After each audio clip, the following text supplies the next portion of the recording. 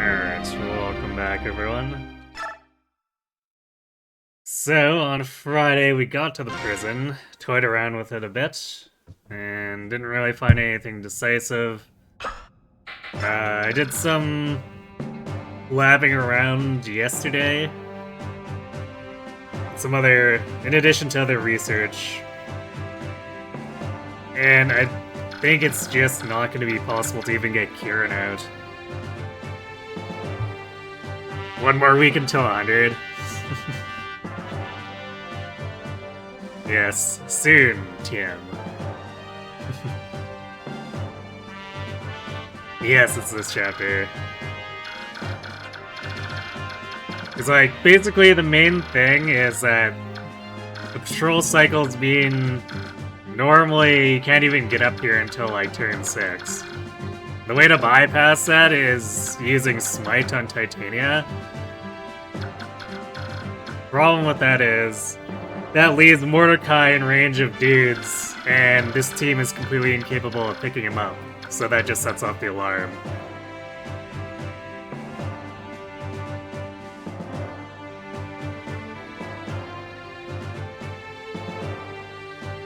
So, the only way to actually be able to pick up Mordecai, too, is with a promoted Oscar, and there's just, like, zero chance of that happening with the way this has to be routed.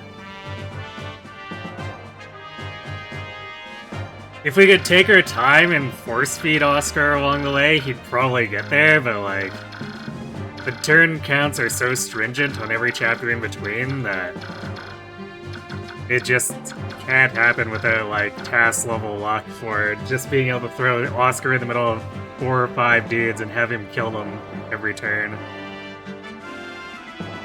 Without dying, of course, too. Caveat on that. And also getting good levels. I think you can maybe see why it requires tasking at that point.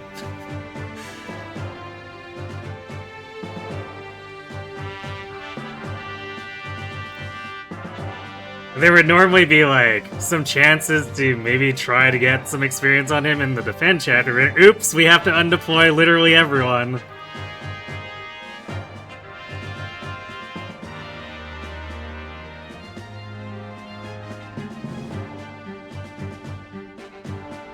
So yeah, unfortunately, the chain of bonus experience shenanigans has led to probably not being able to get a whole ton of escape experience here. I'm thinking we probably get Sephron and Nephany out, and maybe like everyone we deployed here. But even then, maybe not. I guess if with some lucky finagling, maybe we get Braum out too, but I'm not really sure about that.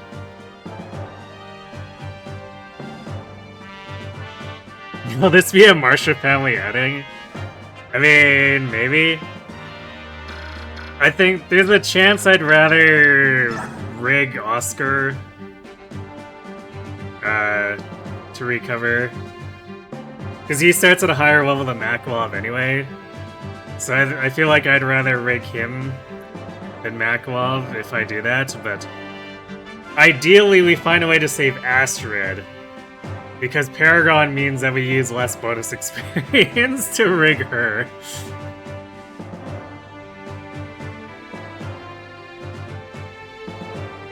Thanks to Hydrate.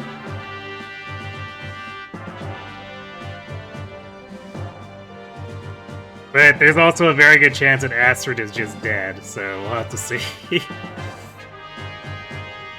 Because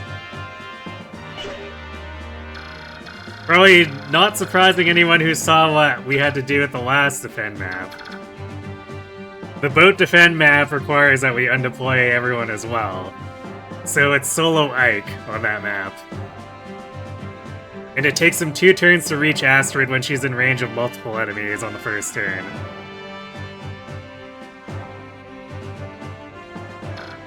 So, yeah.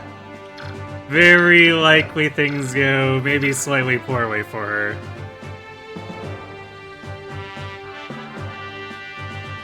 Why is that even a requirement? I have no idea. It's quite possibly one of the stupidest things on the bonus experience list. But it's there, it's a requirement.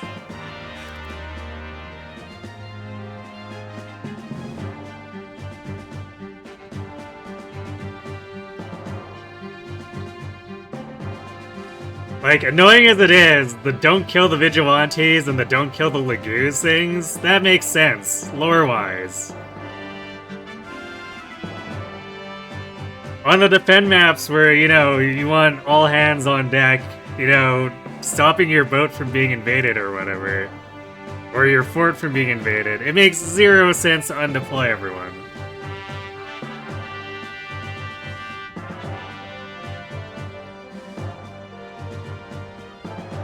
There aren't any rules here, aside from we're just trying to get max bonus experience possible.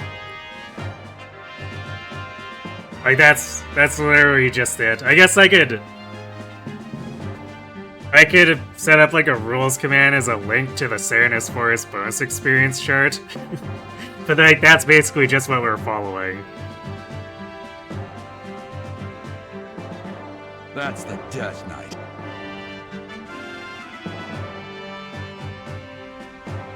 So this will be the first chapter where we can't make all the side objectives for the bonus experience, because it's just going to be impossible to do this in 12 turns and get everyone out.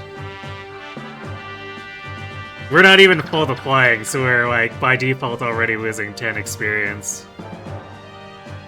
But the way this garbage is set up with the patrols, there's just, like, no way for us to make a full player deployment out.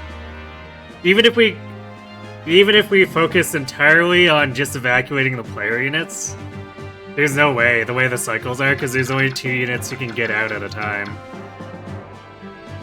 I guess technically 4 if we're carrying people, but that's still gonna miss the cycles, especially since the last 2 slots would have to be filled with 6 move units, which are just like, they're not getting anywhere. Someone at IS was probably just having fun by trolling.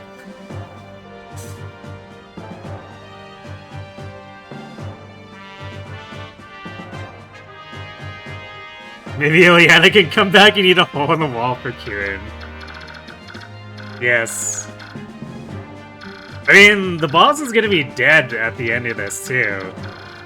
So, like, surely, even though Kieran won't join us, surely he can just figure a way out on his own. Their chain of command is dead. Surely he's not that stupid, right?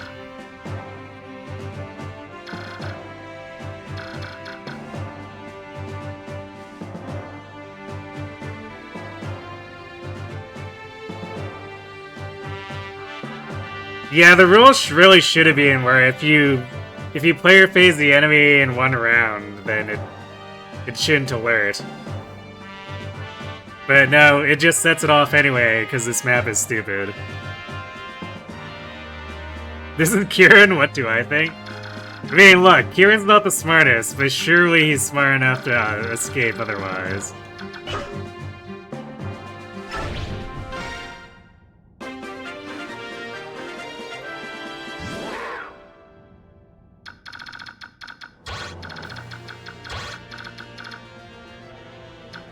So yeah, I think what we're gonna do is just plan to escape with Sephiroth and Nephany, and then as many of the player units as we can.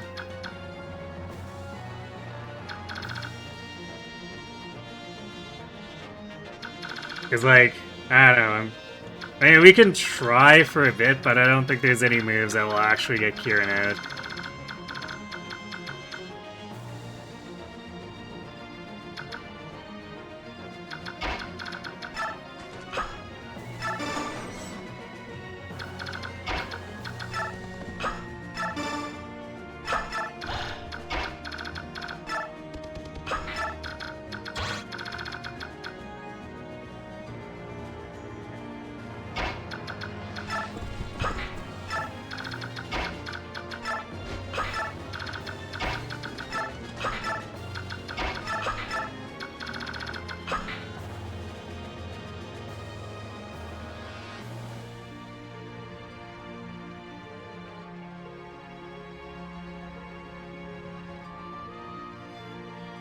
You do get why loudly stabbing a man alerts the whole prison?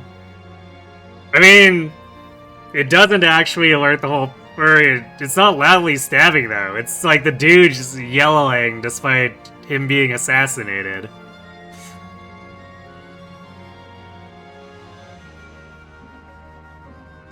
What happens with Sephirin since he has to get out? He ninjas out on his own, regardless.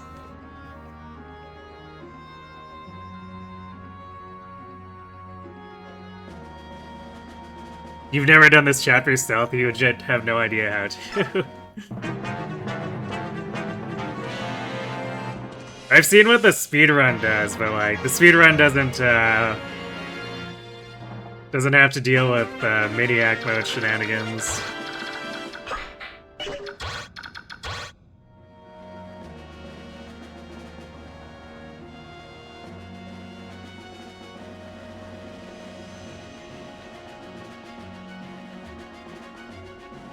It's Serbia matters.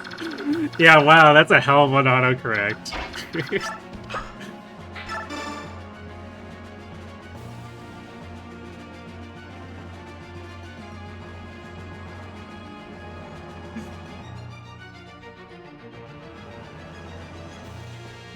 Stealth in my Fire Emblem game. I know, right? Really dumb. But yeah, basically... If we had promoted Oscar, what we would do here is set up Titania here and then Smite, and she would barely be able to get out of range of this guy next turn. But the only way that works is if we can pick Mordecai up, because this guy will see him otherwise.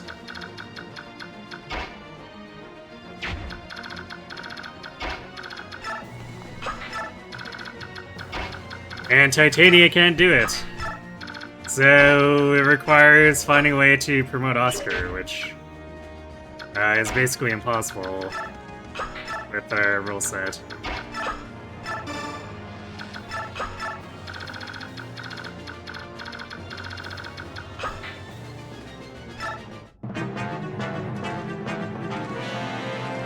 To be fair, it was done well in Conquest. Conquest doesn't have a stealth map. If you mean Rev, the Rev map is god-awful. Absolutely god-awful. There's no excuse for it.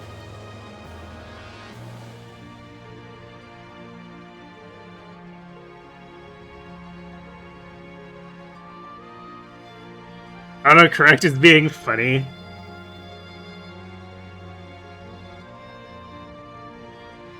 Bringing Azura isn't a stealth map. Or... No, it's not a stealth map. Like, that's just an assault. Like, Korn doesn't even know that Azura is there. Korn's just leading an assault on a fort. And Azura happens to be in the back for whatever reason.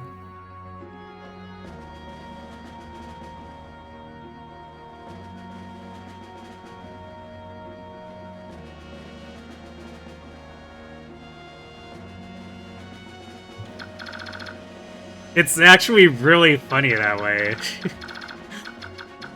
Because Korn's like, oh, Azura, what are you doing here?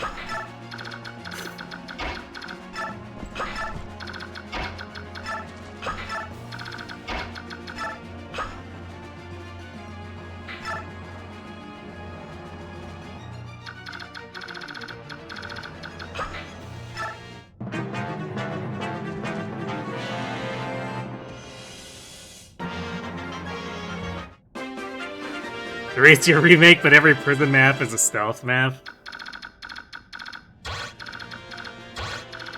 I don't even know how that would work.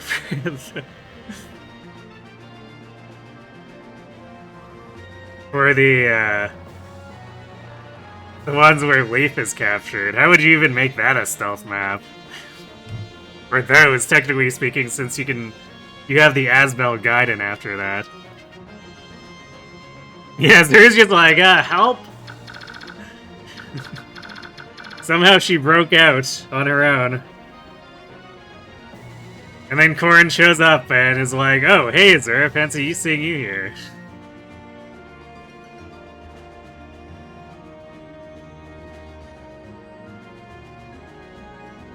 You find it more hilarious when Corey's like, stop everyone, it's the invisible people doing everything. Yeah, Kieran clearly doesn't sound like a lunatic there.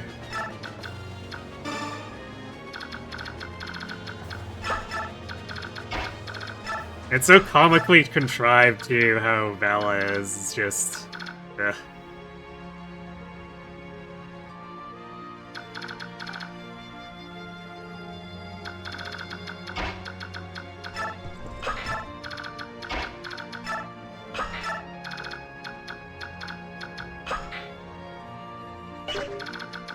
Oh, I was gonna... Well, surely that's not an issue. If it is, I mean, we're still muddling through things to see if we can actually... to prove or disprove my assumption that Kieran is just stuck here forever. So if we accidentally set off the alarm because Lethe gets trapped, it's whatever. But I should probably actually trade her the Lagoon Stones off of Mordecai so that she can get out later. She's gonna untransform before map ends, and that's gonna be annoying because that decreases her move by 2.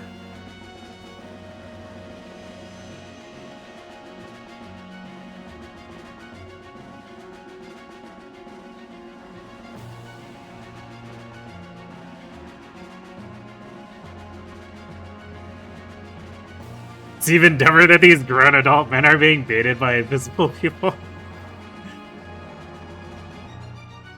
Yeah, they hate each other too much.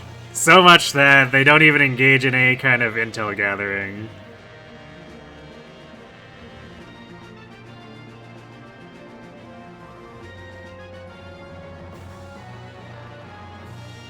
Maybe we should talk about blood packs instead. Yeah, let's not talk about those either.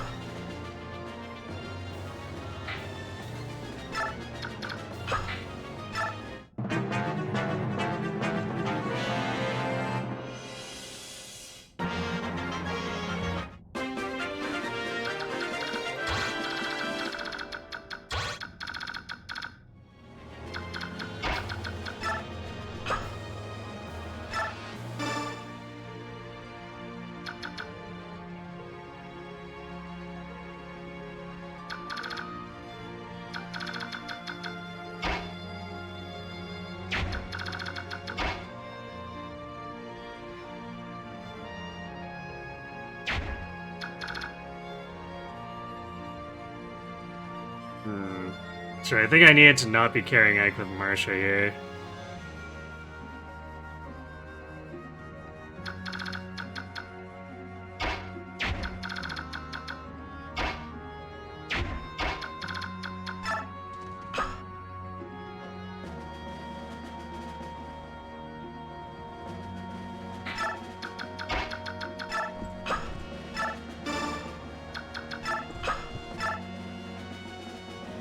But it might not matter.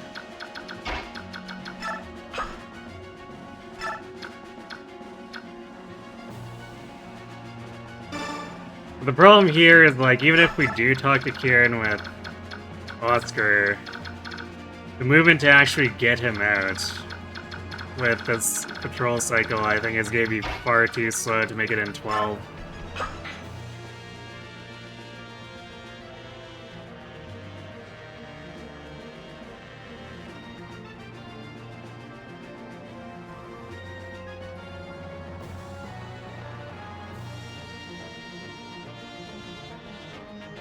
You recently started watching someone's playthrough of Fates with the story parts, and it wasn't as bad as you remembered, it was so much worse.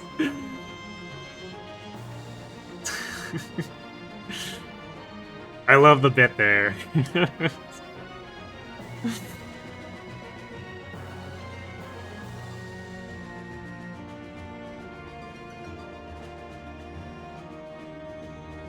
Yeah, I don't think it was the localization problem. I think it was a problem of, they used the wrong parts of the material.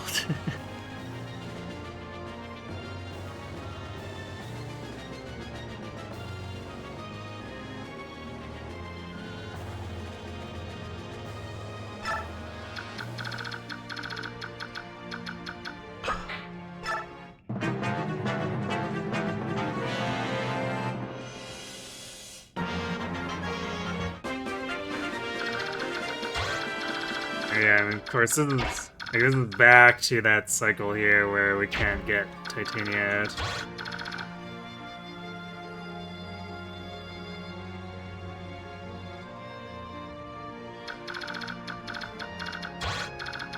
So like, you can do this.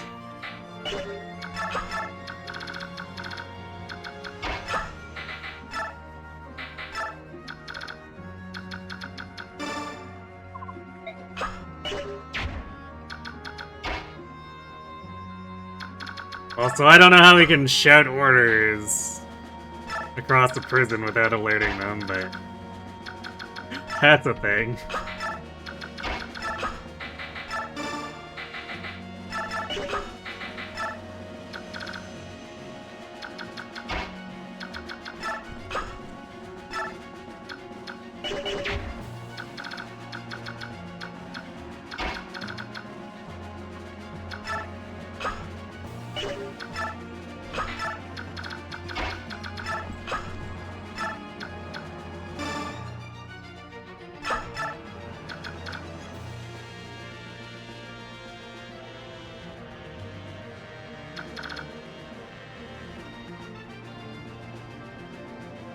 Yeah, I think for this to work, even work in a way that finishes in 12 turns, Ike needs to be with Titania, too.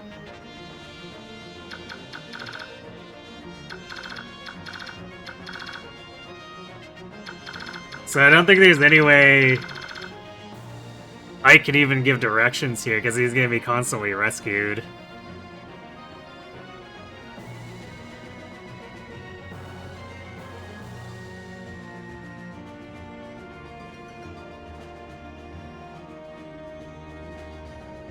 You're still the one guy who thinks Three Houses is a very middling localization. The game has mostly earned its enduring popularity based off its almost completely stellar voice cast. I mean, yeah, because like, I would agree that the Three Houses stories are not very good. So it's mostly the characters and like the persona embleming around them that props it up.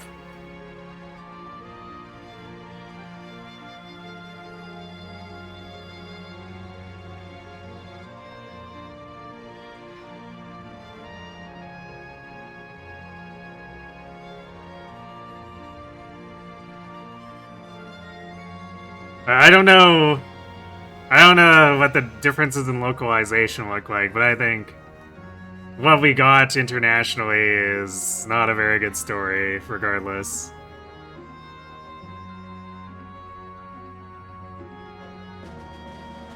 You think Three Houses could have been a lot better if they just cut Golden Deer and used that time to work out or more on the rest of it?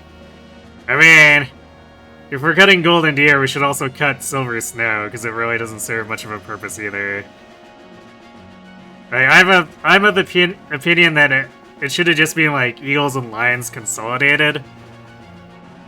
And you either side with Edelgard and conquer Fodlan, or you side with Dimitri and oppose her. And then the students who come along are whoever you actively recruited.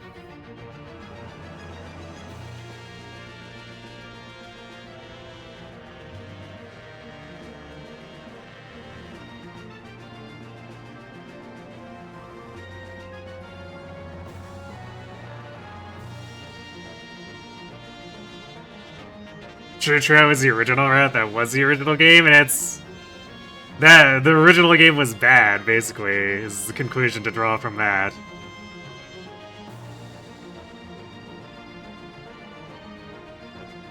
But like, Unfortunately, Quad doesn't have... Well, I mean, he sort of has relevance, but I don't think it's enough because of the way that the deer route is. It's supposed to be like the truth route, except the game really doesn't tell us much. Like, I recently watched someone go through it, and Rhea actually divulges a lot less than I remember. She just kind of stopped short, and yeah. So it's not even like a real truth route, it's just the game gaslighting and debating the player.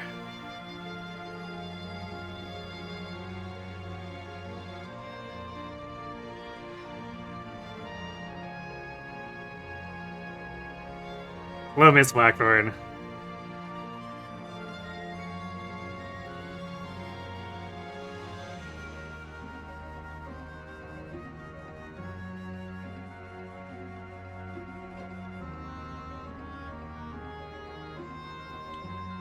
Yeah, I mean, the major thing is that, I think with Young Girl, Kaga at least tried to do some, more in-depth character writing. Whether or not that succeeded, depends on the character. But, there are a few that actually turn out well enough, I'd say.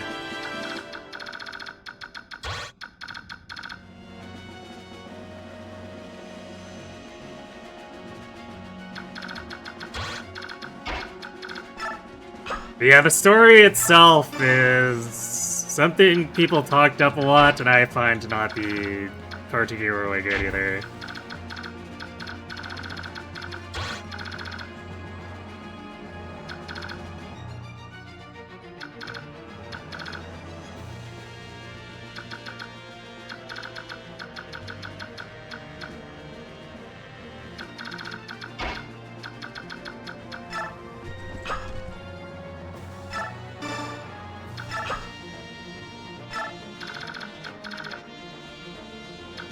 Yeah, look at this. What the hell is Kieran even supposed to do here?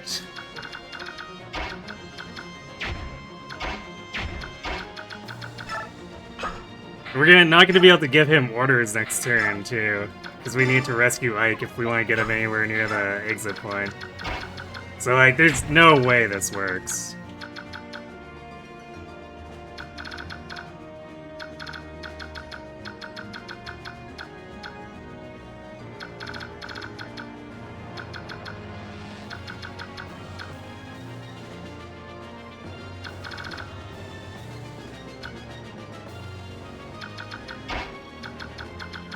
Can we even get Ike out here, carrying him with Mordecai?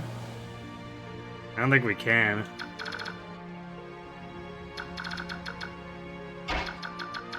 Because I think that guy's gonna be in range of seeing.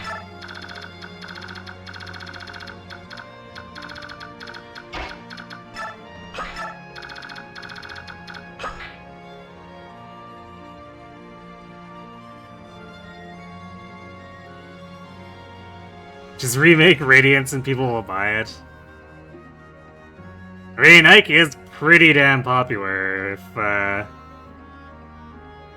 his enduring placement in Fey polls isn't any indication, but I think IS might be a little gun-shy on that just because of how poorly Tellius sold in the actual GameCube and Wii eras.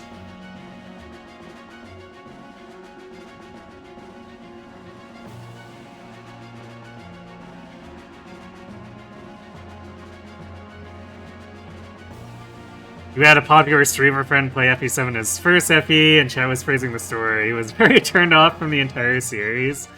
RIP.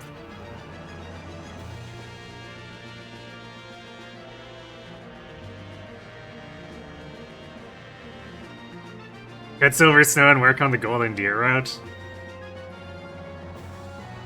I mean...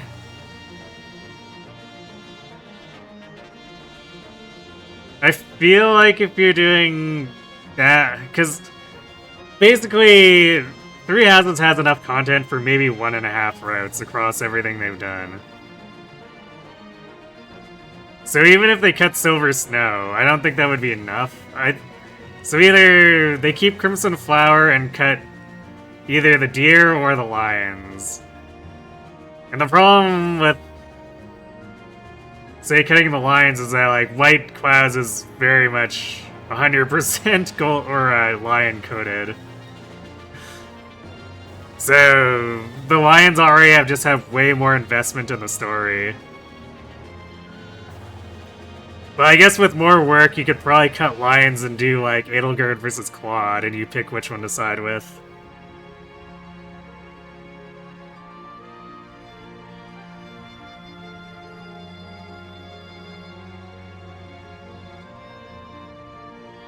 Most people in chat realize they were being a little nostalgia blind over FE7's story. Yeah.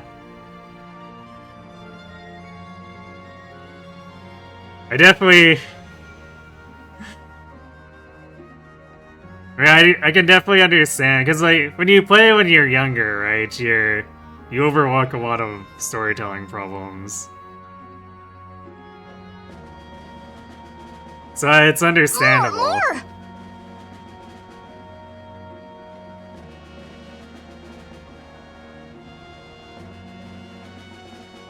Hey, thanks for the follow, Venusian Wolf Zen. Quite the name.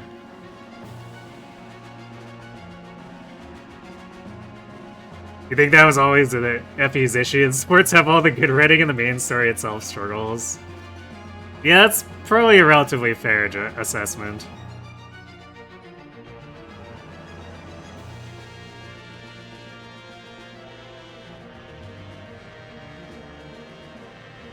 As long as Dimitri can still be a random murder hobo. Yeah, I mean... You could make... Actually... I guess what you could do is you could cut the route, like cut Golden Deer, but don't cut Claude himself. So Claude can be the third faction. That's kind of doing other stuff in the background.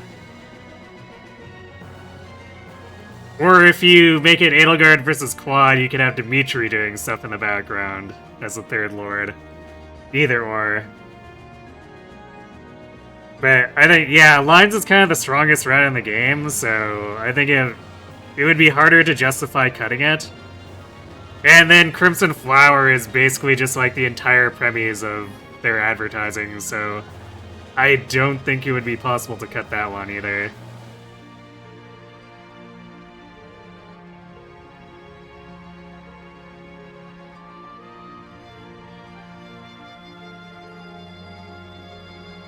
You saw the idea where you cut three houses down to 2 routes and Claude being an ally in Edelgard, right? Yeah, so it's similar to what I was thinking.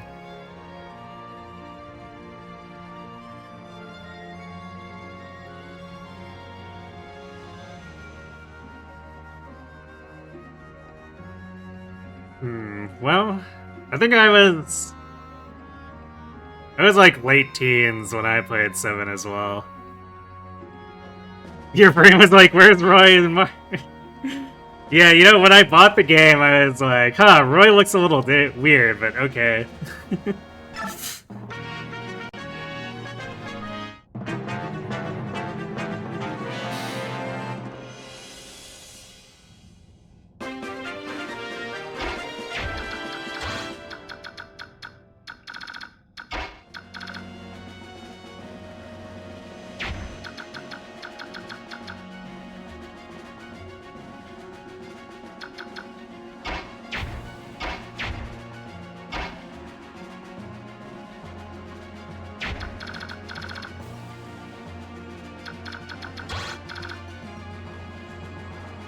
Yeah, I think Oscar is even just, like, trapped here.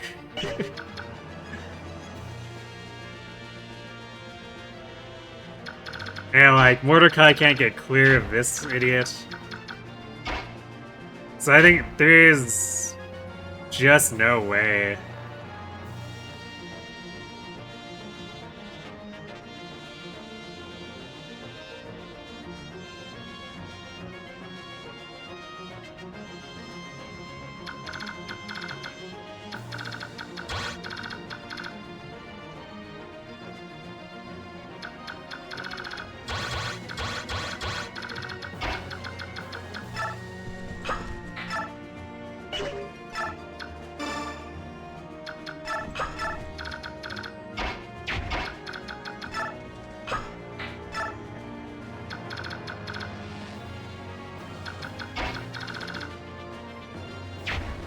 Yeah, the way these patterns are, it just makes it so even a 9-move unit can't do it without being smited.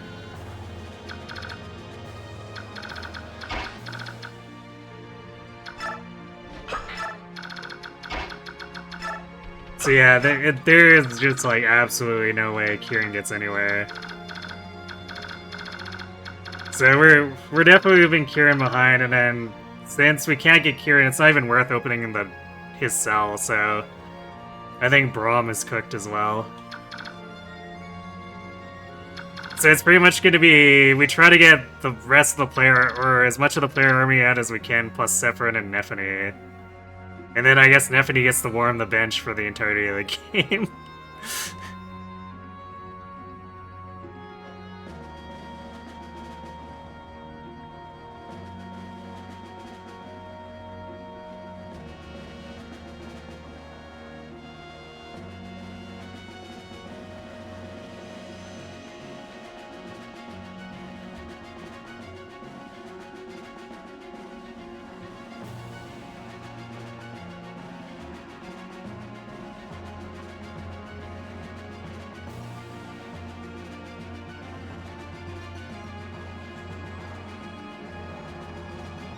Yeah, I would agree. Awakening doesn't have a complicated story, but it's a very charming game.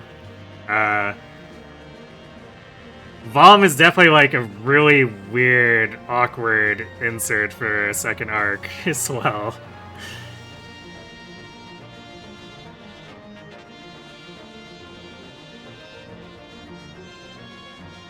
You're older than everyone and you're mad about it? I mean, I don't think you're much older than me.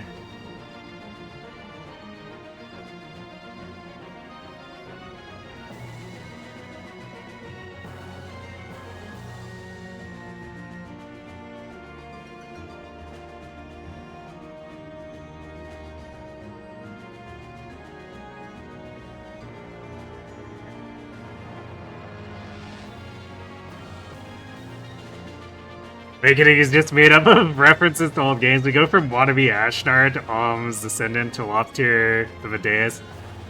I don't know if it's wannabe Ashnard.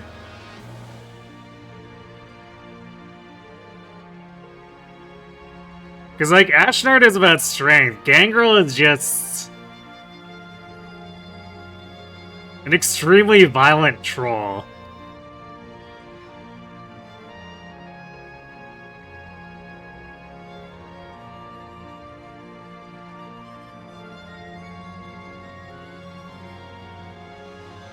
Like, I would almost say Gangrel is probably closer to Reeve.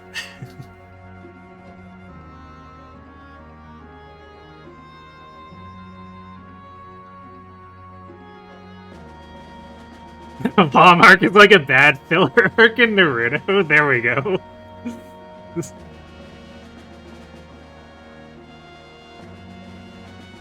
We are ancient together. I guess so.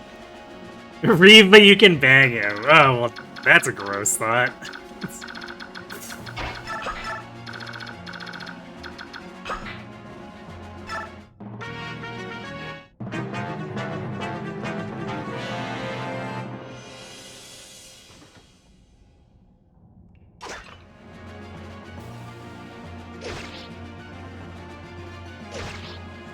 Yeah, we definitely have a bit of an ancient person's club going on in this stream.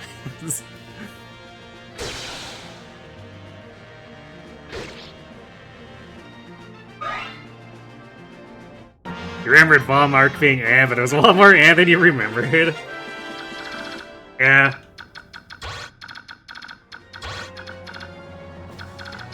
Can understand that. I definitely... Oh, these guys body block the boss too, so that's funny.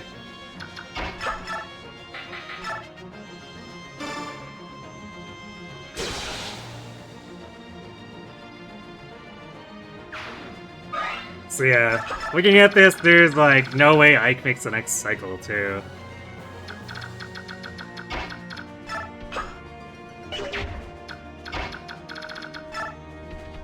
So yeah, Ike has to go with Titania. There's no way we finish the map in 12 turns unless it's bulk and Titania holding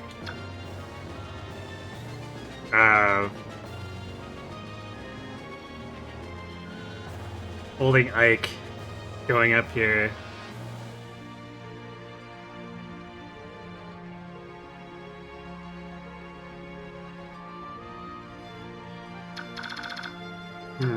I wonder if we could, like, min-max this a little bit where it's Titania, Ike, or Titania holding Ike, Volcor holding Mists going up here. Because then we could have Mist heal for a bit before bailing.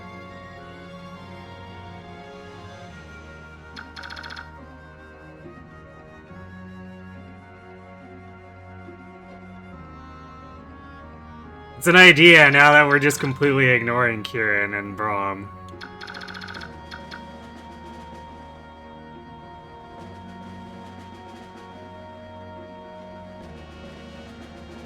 Alright, let's go back and see what we can do now that we've decided that Kieran is, in fact, just forever living in that jail.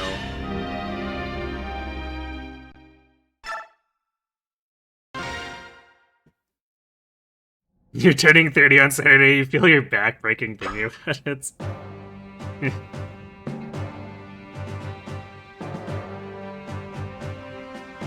Understandably, I guess. The stress of the thought can be worse than actually turning the age.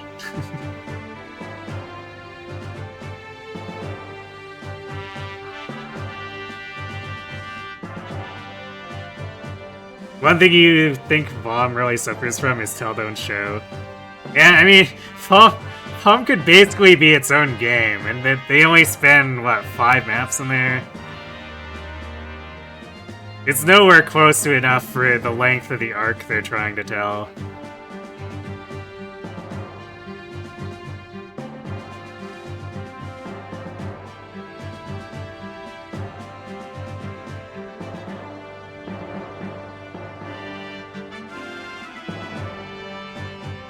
Yeah, Walhart is actually a dark reflection of Crom.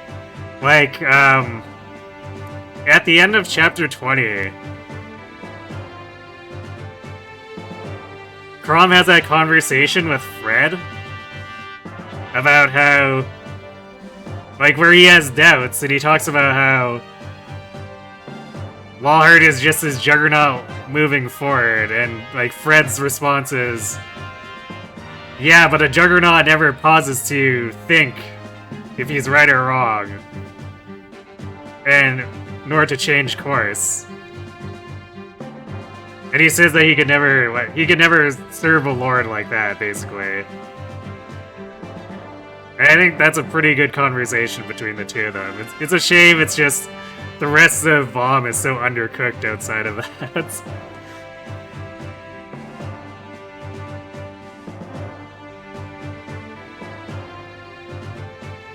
Because, like, at least with that bit, at the end of the day, it's demonstrated. Walhart is basically just this dude who goes around wrecking shit. Without really thinking about if he's right or wrong, he just wrecks shit and conquers it.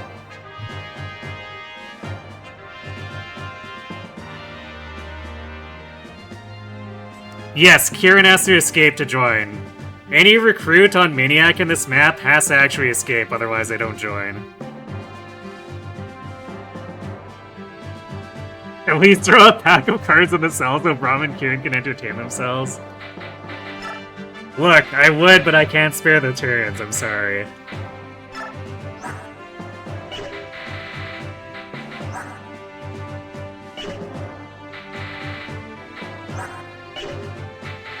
Okay, so Volk should be able to carry Mist.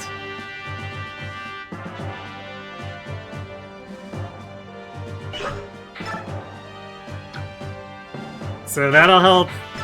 It'll allow Titania to go on the offensive more readily, if she can get some healing.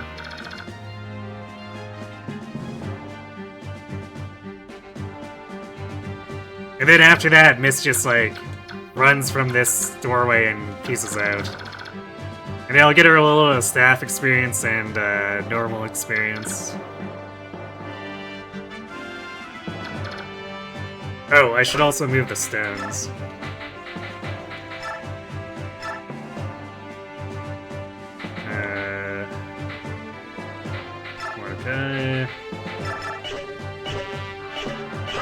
Although we'll have to see if that actually works, because I don't know if there'll be another cycle soon enough for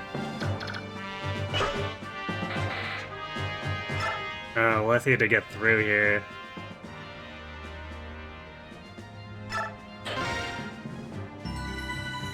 So we might just be wasting gold opening this to pick up Sephiroth. We'll have to toy with it a bit more now that we're changing our routing.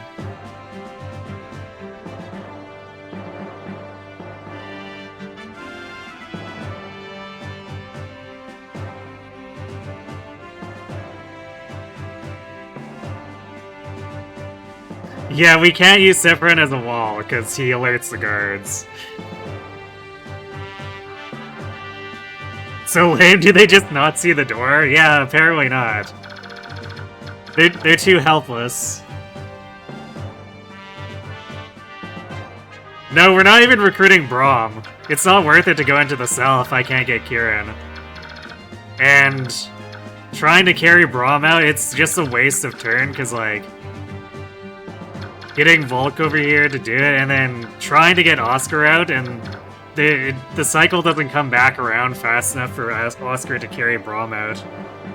So I'm pretty sure Braum and Kieran just live here forever.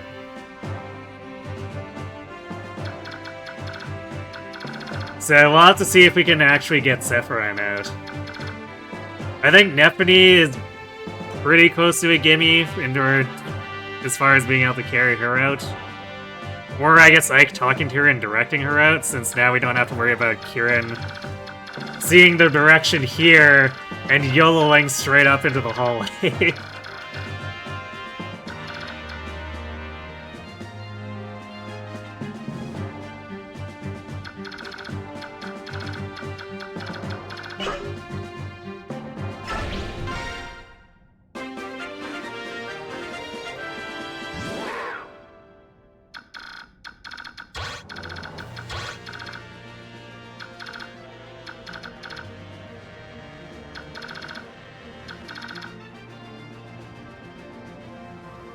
Yeah, the big issue here is that the cycles, these guys cover too much, even for a 9-move unit.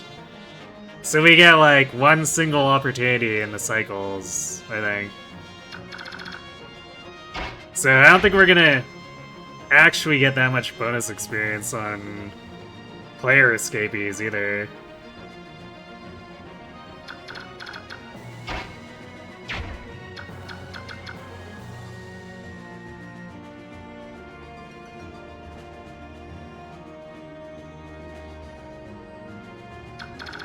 We'll see. Because again, since we changed the routing, we'll need to play around with this a bit.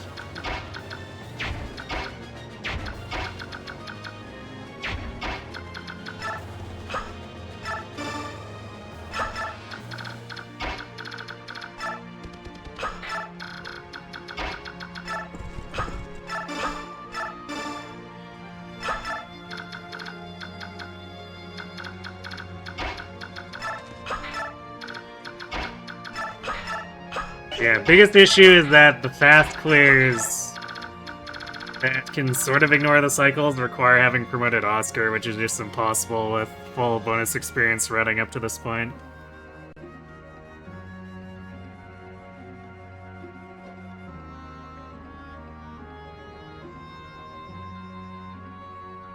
No, we can just leave Sephiroth here and he'll figure it out on his own. Is Kieran really so difficult to move as a yellow unit? I mean, he just doesn't make the cycles is a problem.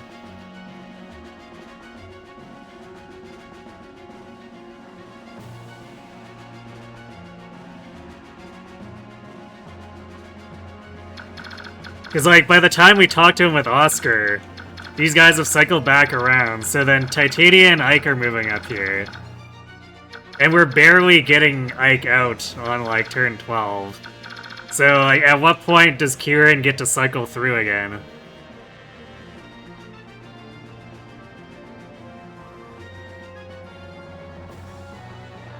It's gonna be basically on what, like, on turn 12?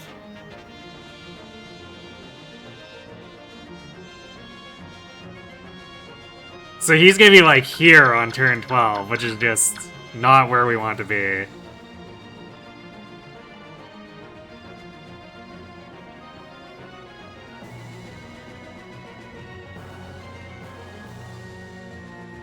I mean, Serenus says that all NPCs count towards it. And since we can carry up these units while they're green and have them count, presumably Sephiroth also counts.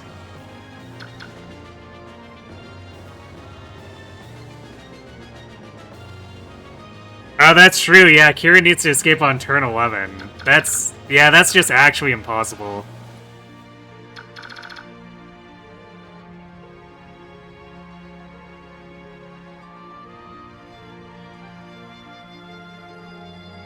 There's no way to get him out fast enough. Like, maybe...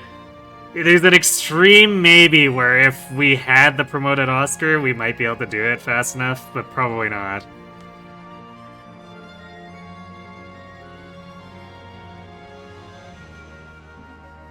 Yeah, we can count at the end to see. Because it'll be either...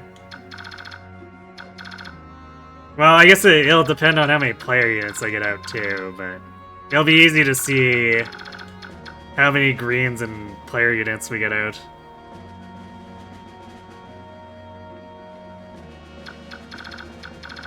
Yeah, we're working on under the assumption that he counts for it. Based on the logic that if we carry, like, Braum or Nephany out while they're still green, that they should count. So I don't see why Sephiroth wouldn't. And he's basically the next easiest one to Nephany. Because Braum and Kieran are just going to be impossible to get out within the time limit.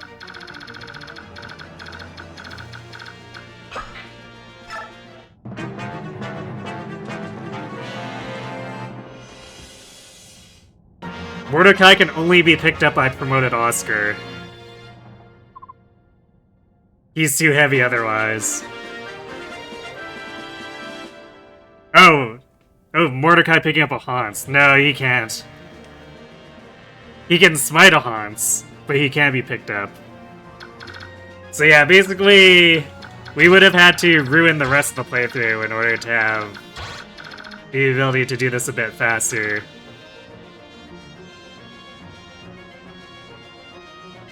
Because, like, we can get up here on turn 3. If and only if we have promoted Oscar. Because Mordecai smites Titania, and then Oscar picks up Mordecai so that this guy doesn't detect Mordecai. Otherwise, this guy will see Mordecai, and then it's just, the smite was pointless.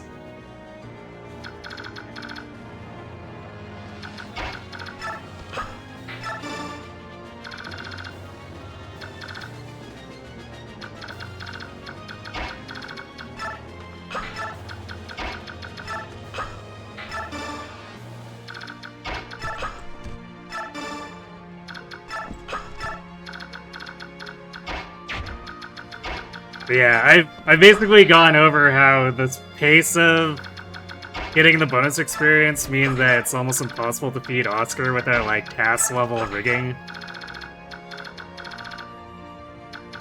Especially since the stupid defend maps is, hey, undeploy everyone who could possibly benefit from this.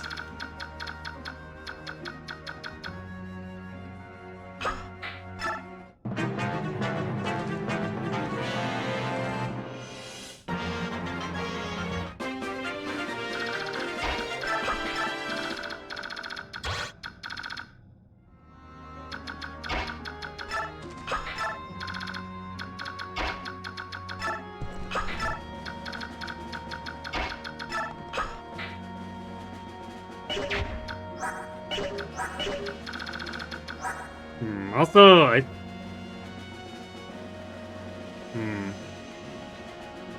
think it might actually be beneficial for Alethi to untransform eventually. Because we could say pass Sephiroth off the turn before she untransforms and move him over here to escape with someone. And then when she untransforms, her weight will go down so she can be rescued by one of the horses. Actually, Technically, Oscar can rescue her while she's transformed. At least I think. Since his weight is higher.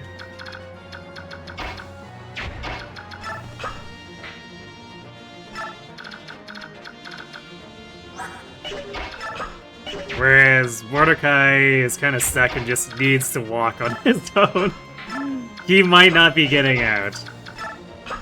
I think Mordecai might be the one, if anyone on the team, who is absolutely not going to be able to walk out.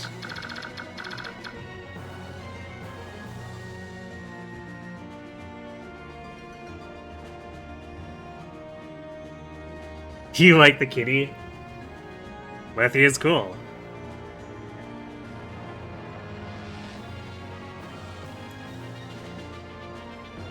To be fair, Saffron could probably fist fight his way out. Oh, probably.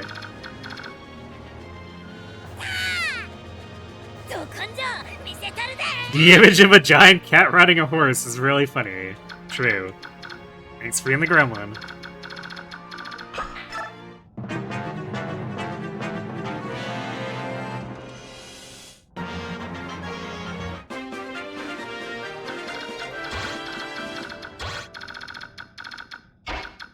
Okay.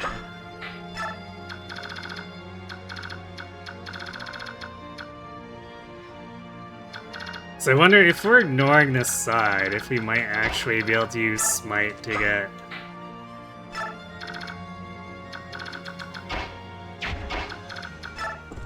someone up over the threshold sooner.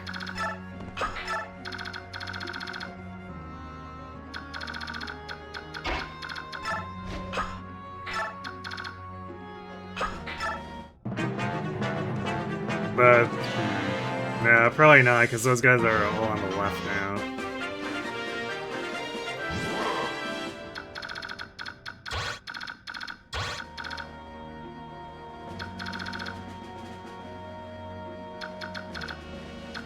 Well, no, because we never... Damn. If we could actually have, like, Titanium position to get smited the turn before this. But this guy moves down here.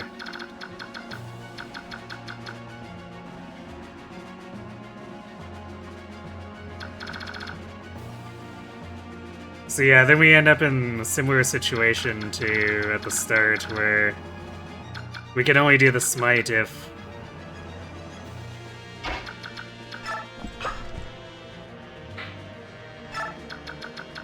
if Mordecai could be rescued.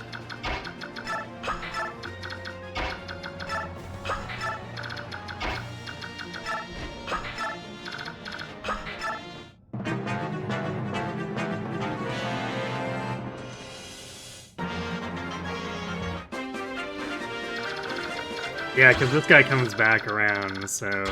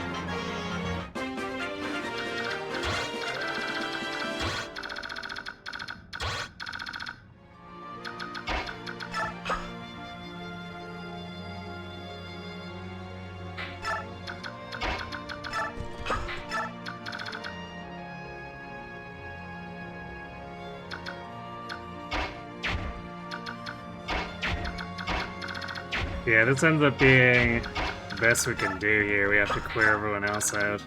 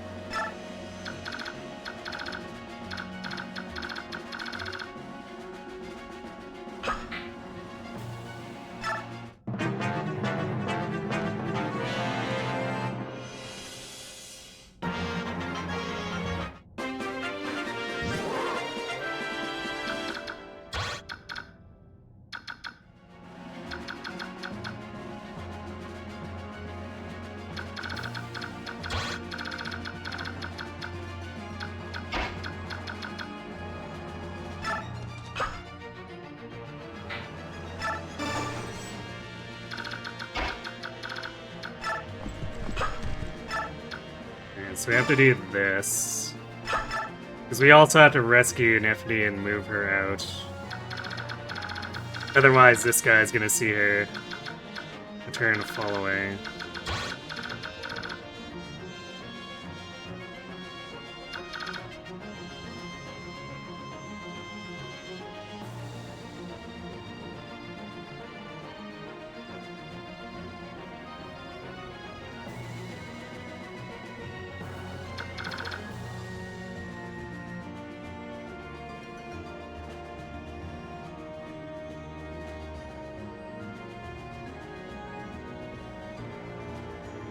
Yeah, I don't know if there's any way to physically get anyone aside from just like Ike, Titania, Volk missed out. Plus Nephany, I guess.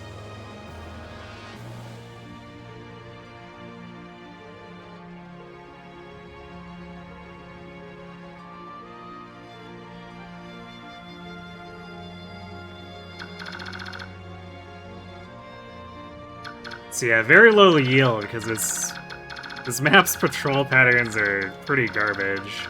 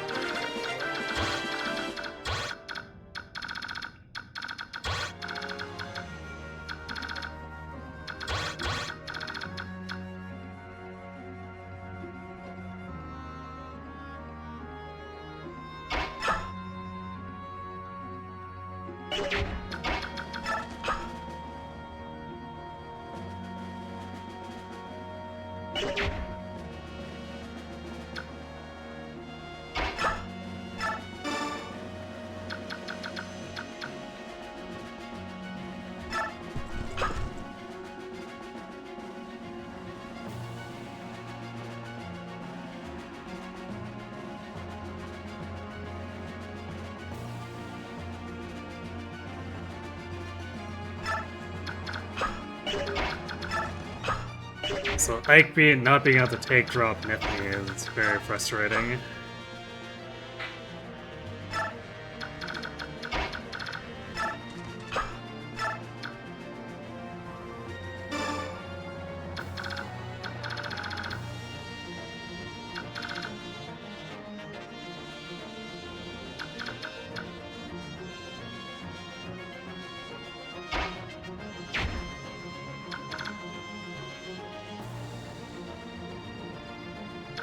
Yeah, I'm pretty sure no one else is getting out here. It's just like impossible.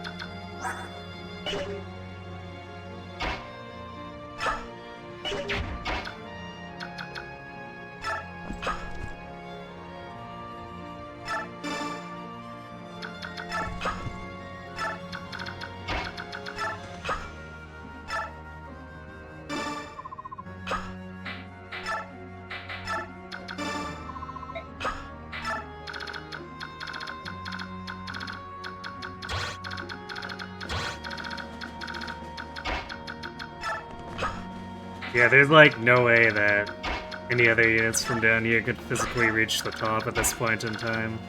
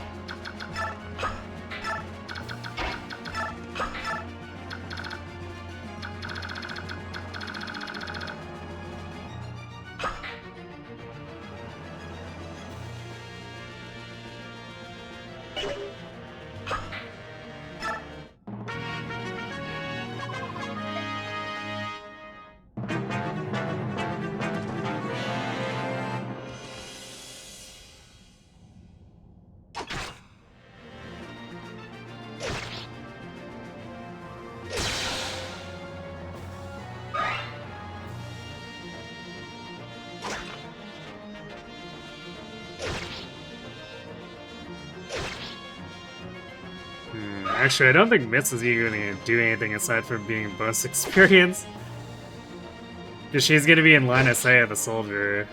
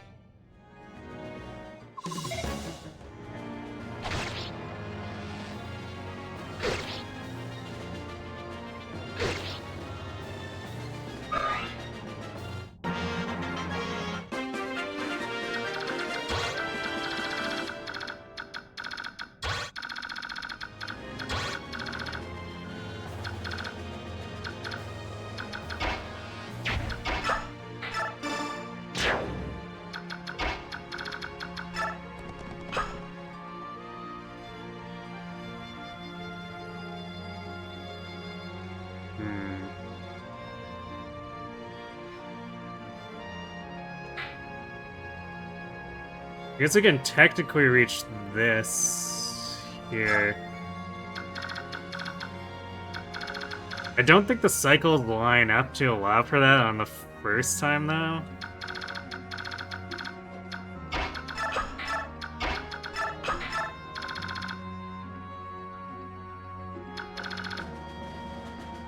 I guess we can test that real quick.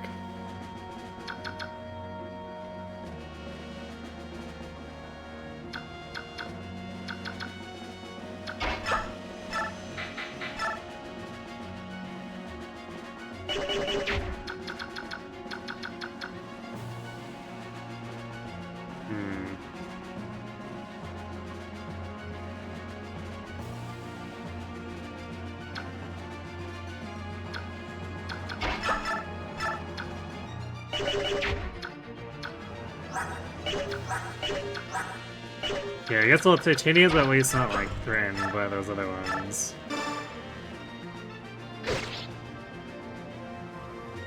So even getting hit here is not a problem.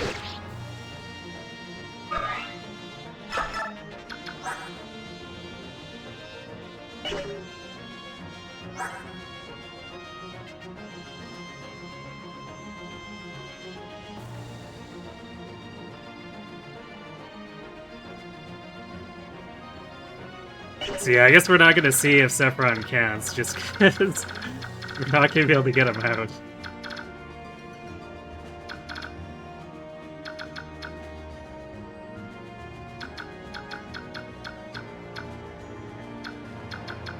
We can only loot this chest. And that's if we're confident in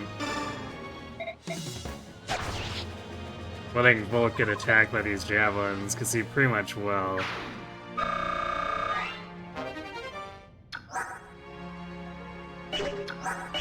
So, 18, 18, 17.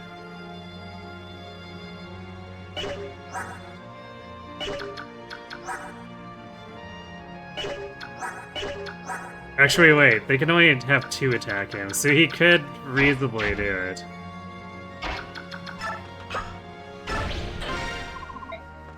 The question is that corner chest anything that's worth grabbing?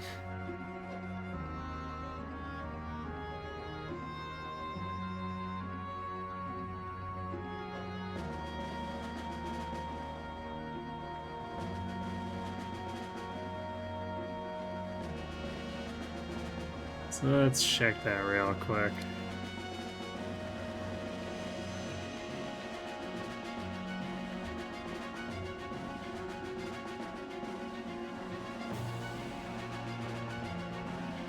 It is a steel lance, which, I mean, I guess for the 50 gold, it's technically Even if we do nothing but sell it, it's technically a good deal.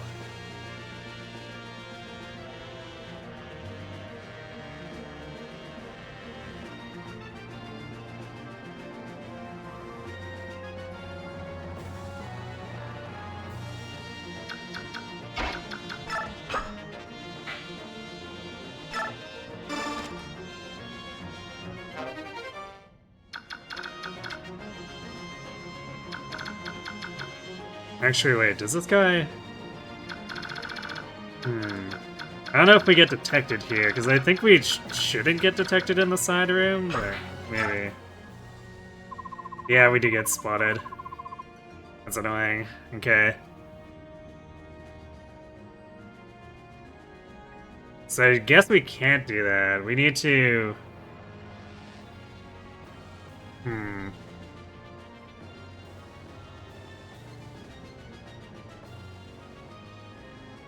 That's actually going to be kind of tricky.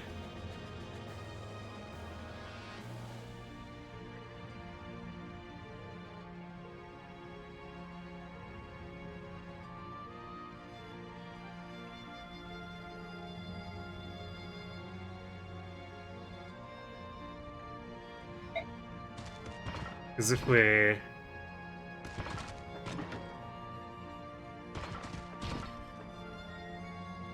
Where Volk is... Is that... I guess where Volk is out of reach. And then 1, 2, 3, 4...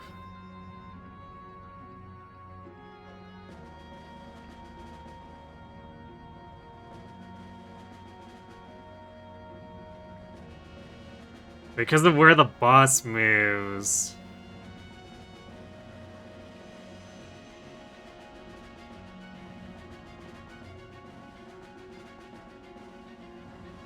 Makes it impossible for Ike to get at him. Because the problem is that if Ike attacks from the top where Titania is, he doesn't have enough movement to escape. And if he attacks from the right, then this guy will see him.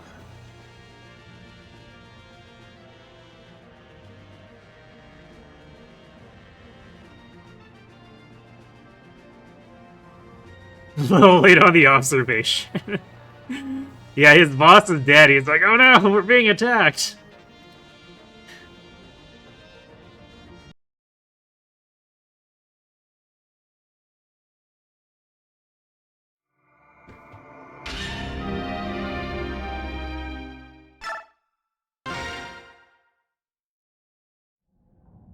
Alright, so Miss basically doesn't do anything.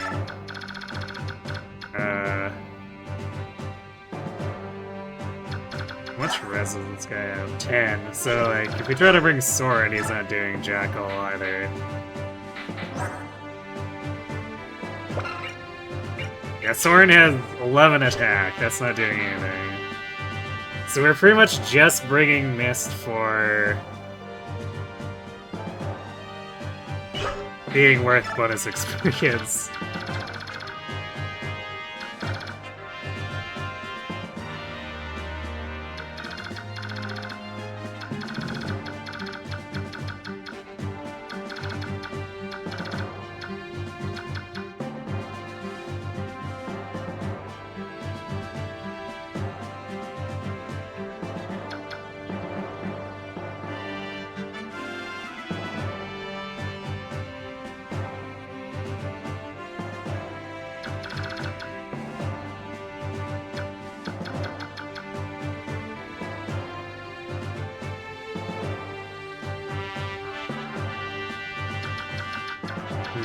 So I might have to try to get Titania further into the room.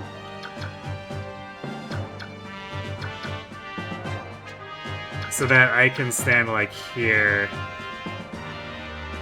to not get detected and get the Master Seal, and then we can leave.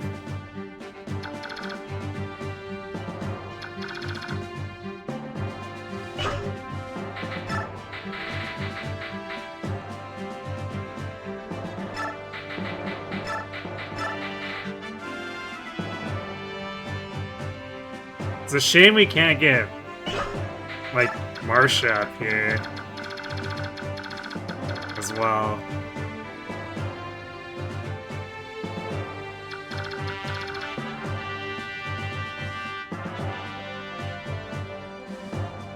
Because her combat would be pretty helpful.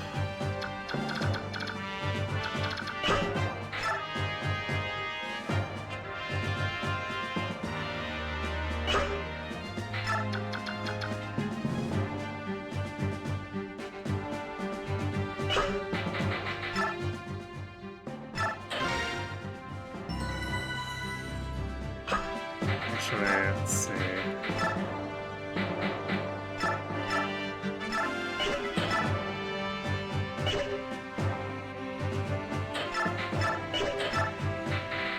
I'm gonna take the 10-use hand axe and see if any of the hammer matters. It probably doesn't. Actually, let's see. Yeah, 7 more attack, that's only, what, 17 damage? And then it breaks. If we still had more durability left, she could potentially just one round Denimil, but it's not gonna be enough.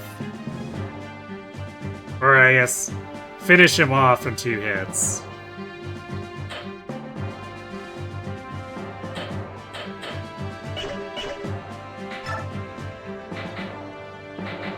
Yeah, we're gonna borrow the Ds too.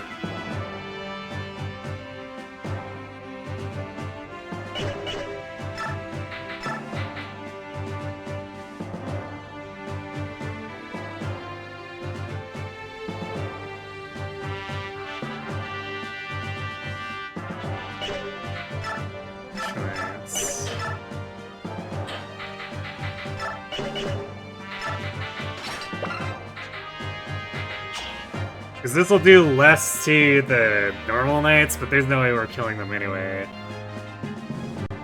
But this will...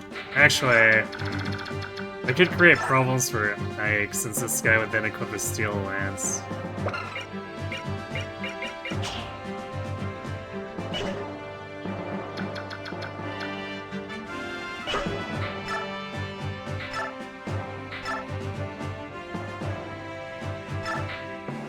So yeah, this is probably not going to help.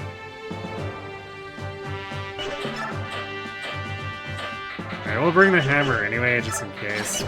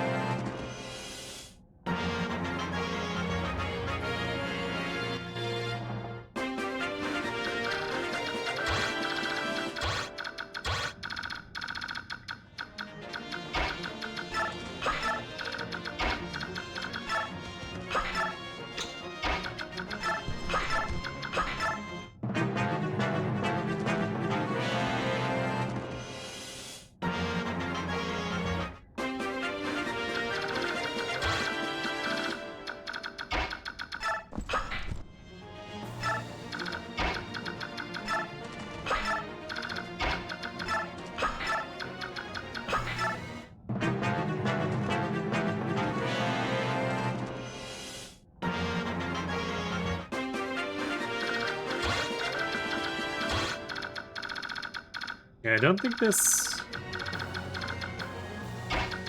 a smite opening on the first corner, although if there is...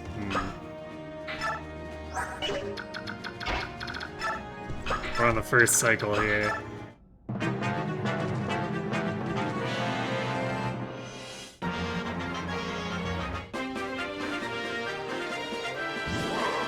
Yeah, there definitely isn't, because of the way this guy will be coming around down this side. And this guy will be coming over here.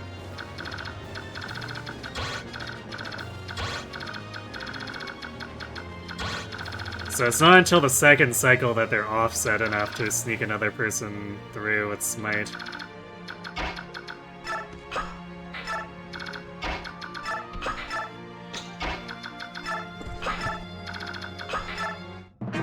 But even then, because that second cycle is so late, it's turn 11 by then, so whoever's there will never make it.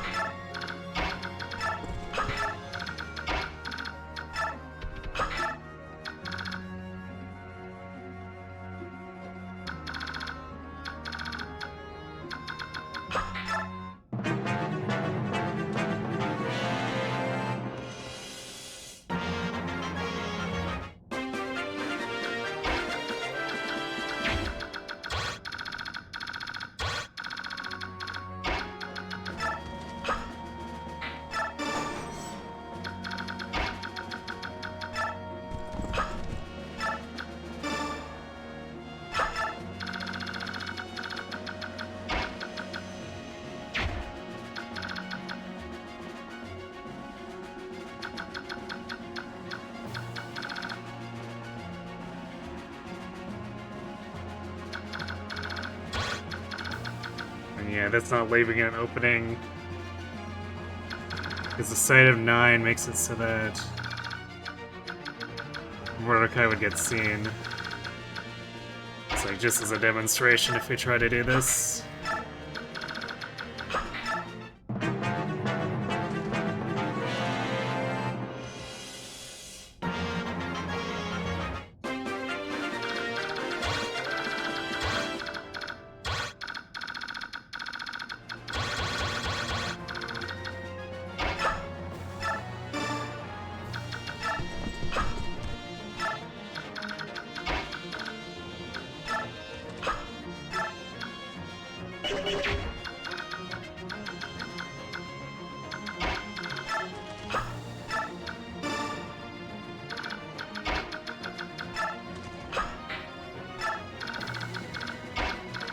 Mordecai is one tile short, otherwise he could go here.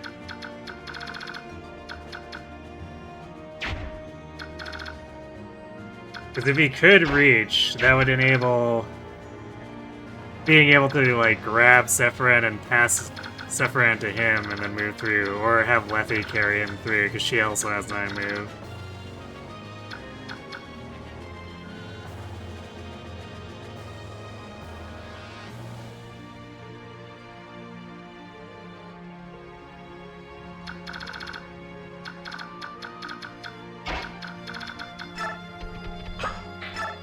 But he can't, so we just have to leave him in the corner.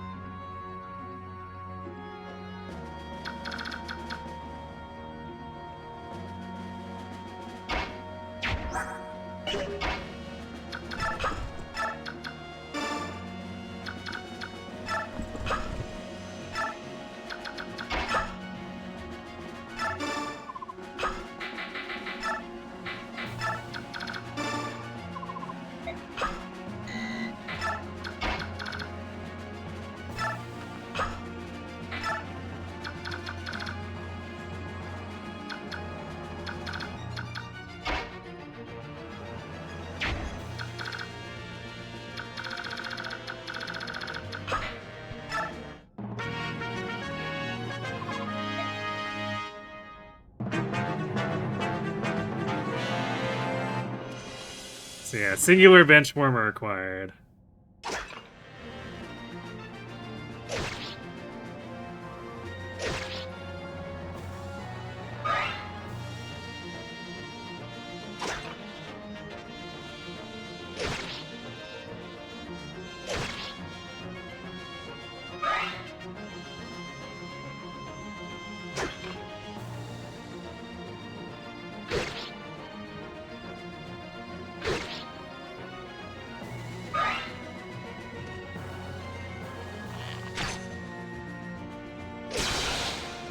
Nice crit.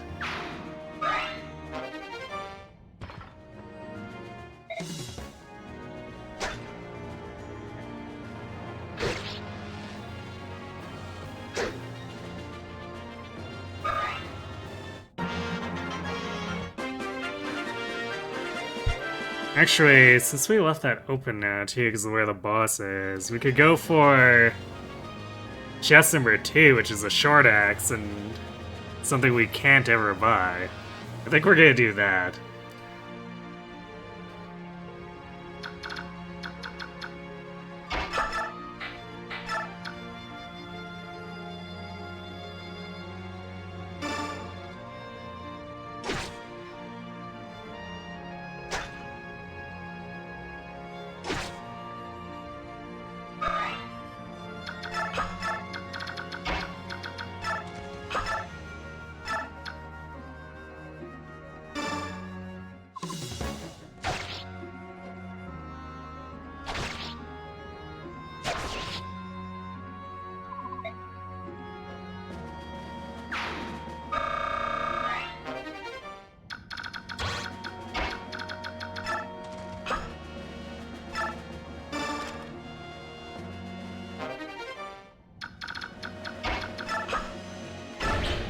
Actually, Ike might see a bit more combat here.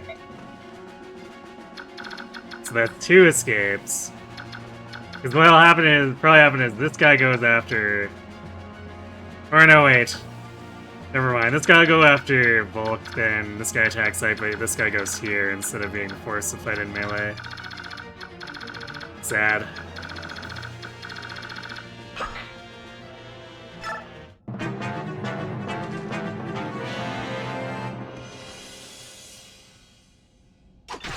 I guess unless that guy decides to just keep attacking Ike in melee instead of going after Volk.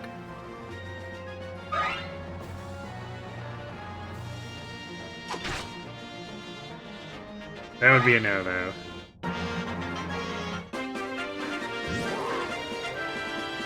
So yeah, turn 12. We're barely able to get 5 units out, basically, because the patterns are so stupid.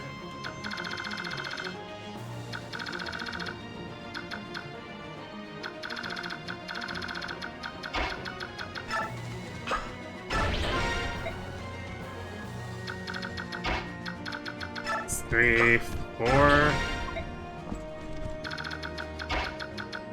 5.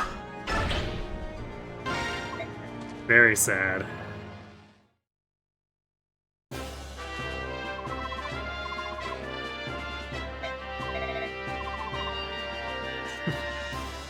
Or Braum. Because I think he normally appears with Nephany in this scene. Yeah, rip Braum. Braum and Kieran just live there. Sorry. That's how it's gotta be.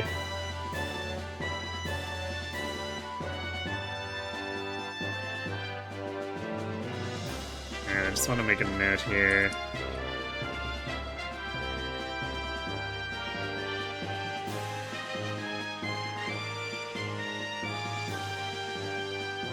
So the best we could do is 4 player characters and 1 NPC.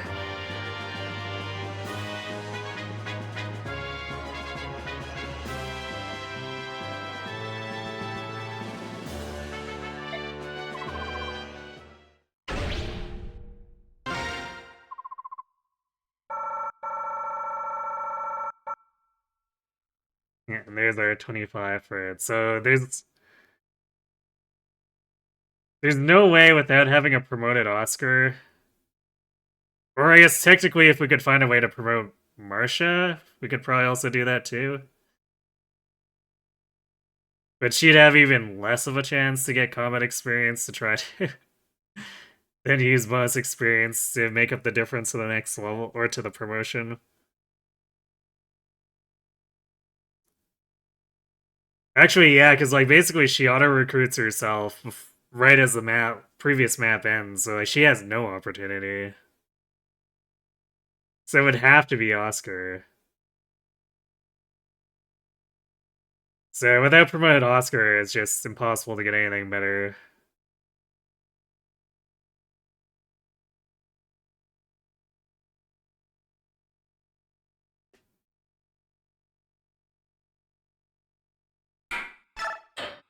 Instead of looking for Ziyark, Meg looks for her father and for vengeance against the Grail mercenaries for leaving her father behind in the cell.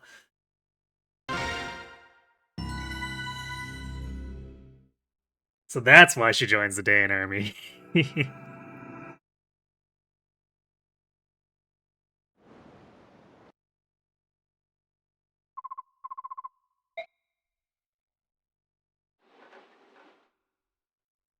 Woo, 90 whole combat experience. Okay, we got the Master Seal and the Short Axe.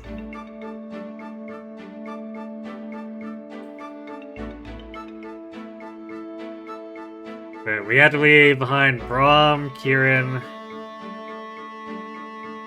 Zephyrin, assuming he actually counts as 5 experience.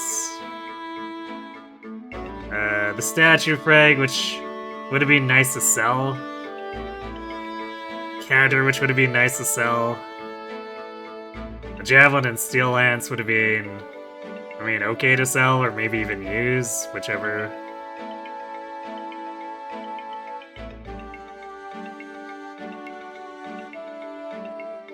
So yeah, making the turn count there without promoted Oscar definitely makes it so we basically get nothing, aside from the bonus experience.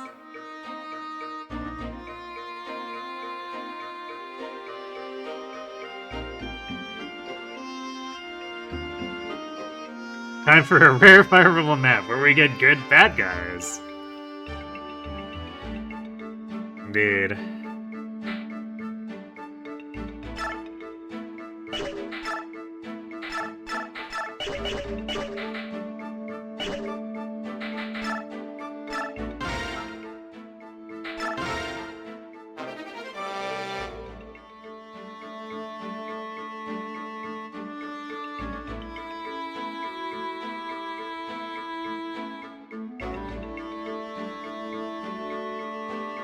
The Vigilantes are just good guys. I mean...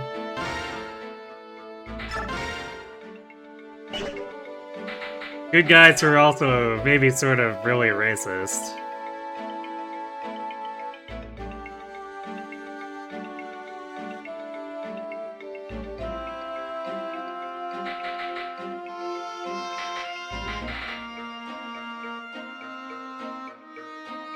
Everyone's racist, it's not news. That doesn't make it okay.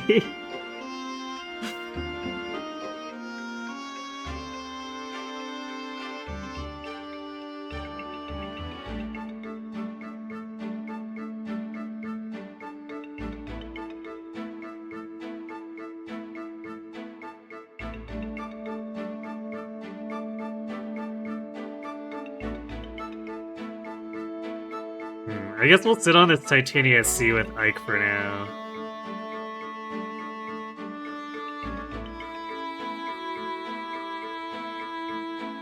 Because I might decide to push the Soren or Racing support further. Well, it would have to be the Soren support if I do it. Because it's not like it's going to help Racing. But we'll see if we end up, like, needing the Titania C as a 5th slot.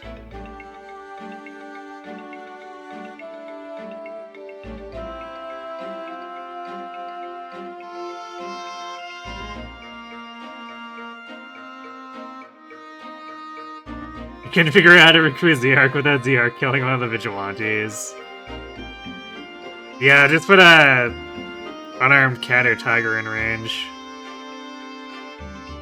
Or untransformed.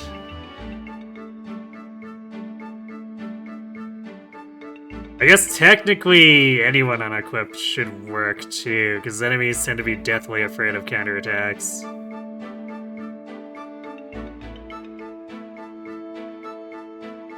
But you can just conveniently do an untransformed Lagoon to double dip.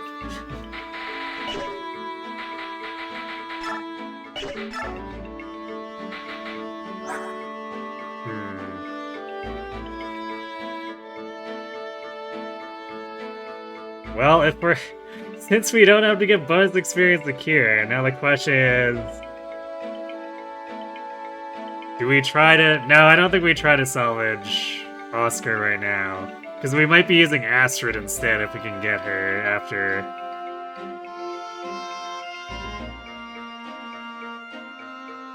So I think we just push Marcia to promotion.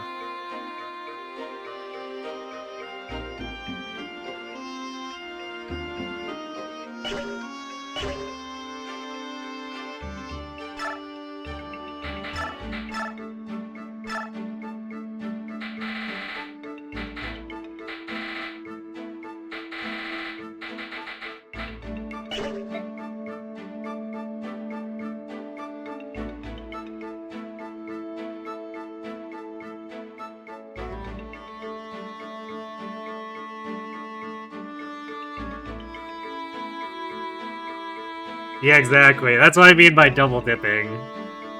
It's easier to have them talk and be the one to tank it. Yeah, we're past the prison. It was unfortunately kind of boring in the end. Because the way the patrols are just gives not really any room for variance.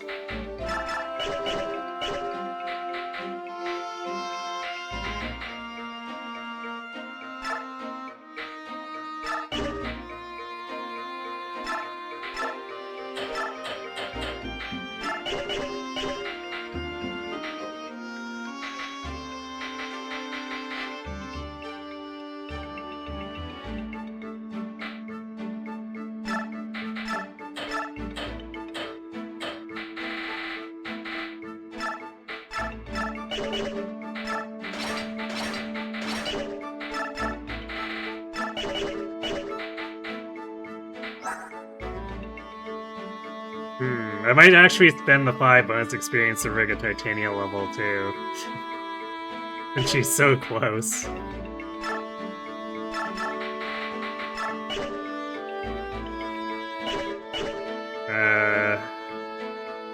Forge-wise, I'm probably looking at making something for Ike.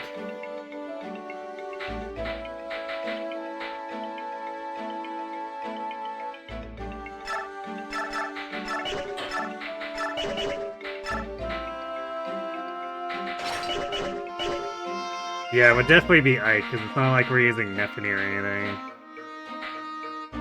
And then we'll have to see if it ends up being Oscar or Astrid that we start putting the rest of the bonus experience into before I decide on whether to do a lance or a bow.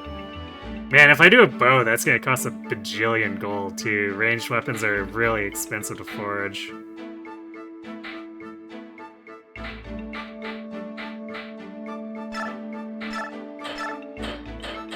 But on the other hand, Astrid costs significantly less bonus experience to get rolling.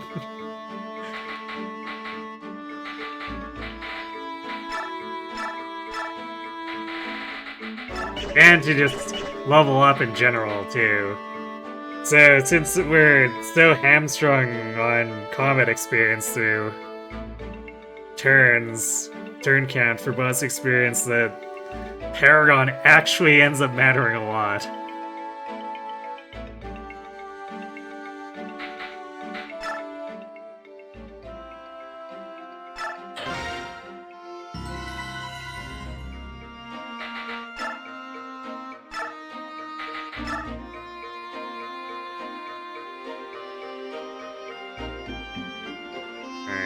So, I think level 16 and beyond is just full crawl now. Let's see, what else? Consult the table.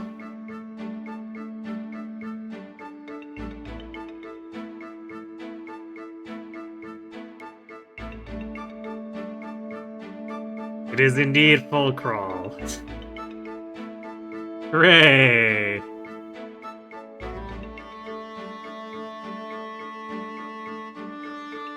Oh, that's funny, because once you promote it, it actually, level 1 is full crawl, and then for whatever reason it goes up to 8 for level 2.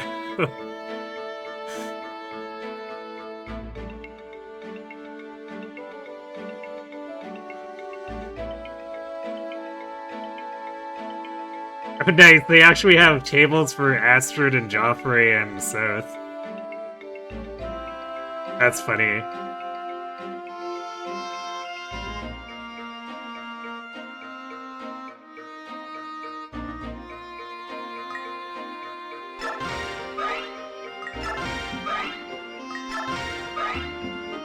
Alright. Who's ready for 5 turns of this? Or 5 levels of this.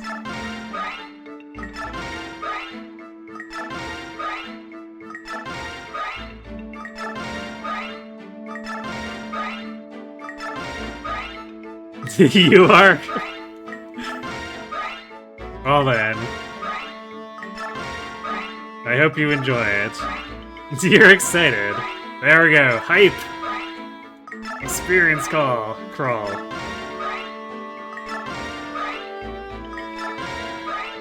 Very precise inputs. Why, thank you.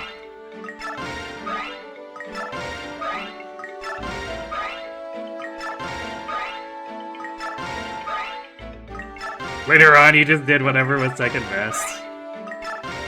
Yeah, right now we're just being mega misers. Because we need to save as much as we can so Marcia gets promoted and then we have some left for, pushing Astrid or Oscar up. I guess maybe at some point it becomes both? Question mark? Actually,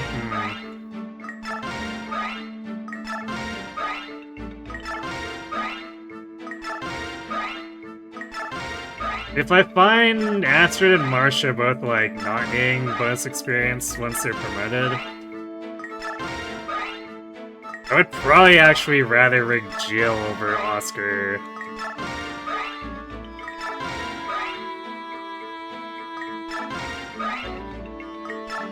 The longer we wait, the more hype Marcia's level up.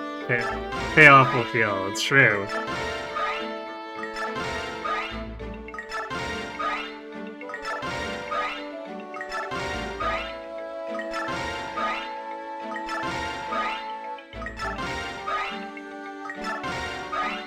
It's definitely gonna get very funny and messy on the Raven map, the first boat map.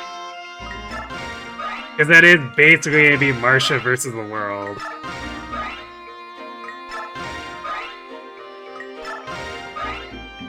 Jill will be helpful with Harm, and Oscar will be helpful with Tanith. Yeah, Tanith will probably be going with Marcia at this point, since we lost Kieran.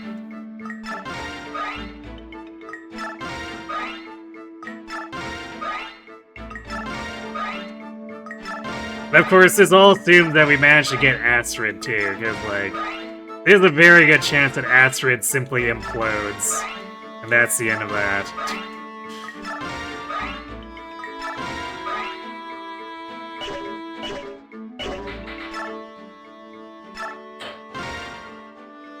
So there's a chance we are only doing Oscar anyway. Could rig Tanith's levels? Yeah, I mean, we could do that. But, I mean, by the time we get Tanith...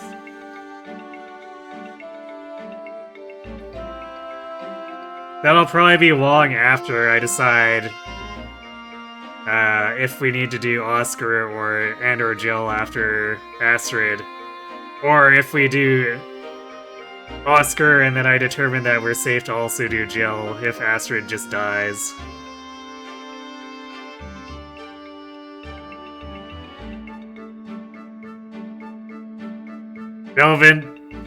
Relatively low invests at Marcia 2 if I still have the energy drop and Draco Shield lying around. Well, about that, we're probably not getting most stat boosters, because the turn count requirement basically requires us to skip most chests. Like, the boat defend map, solo Ike, we're probably not getting any of those chests. I guess if we manage to get Astrid, Gatry can sit on the defend point and I can try to get some stuff, but...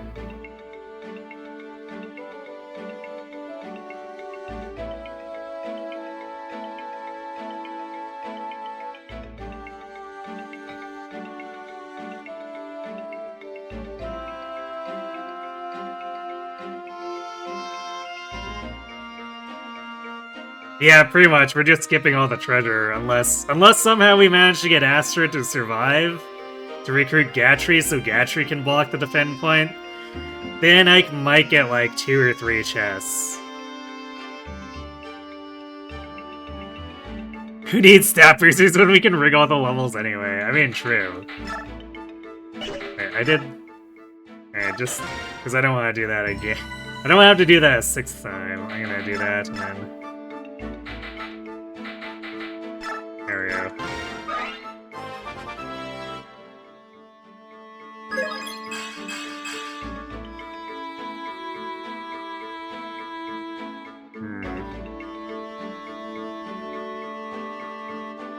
I think I'd like to see...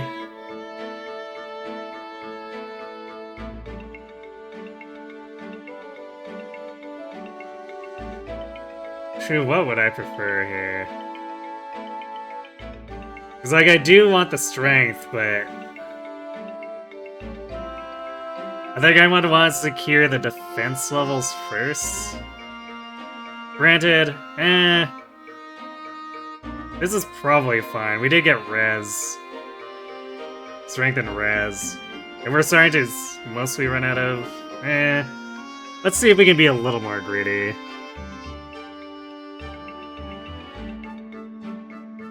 Yeah, I probably should try to rig some luck in if I can.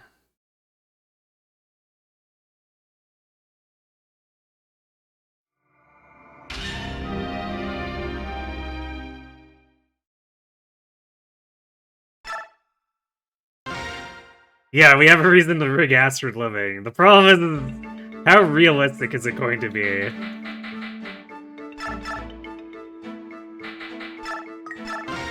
We won't know until we get there. We have to get through this map and the next map first. Well, there's some luck. We missed the hit points this time.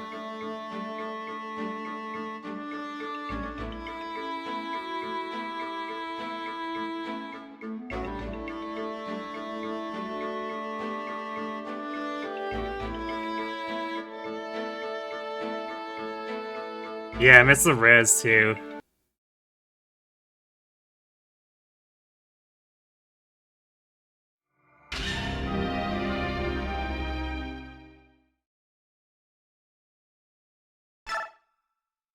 If she's going with 10 athletic, we should be okay on a void, so might as well hammer it into the ground. True. Also, it helps to, you know, have a dodge just in case she does take a stray hit.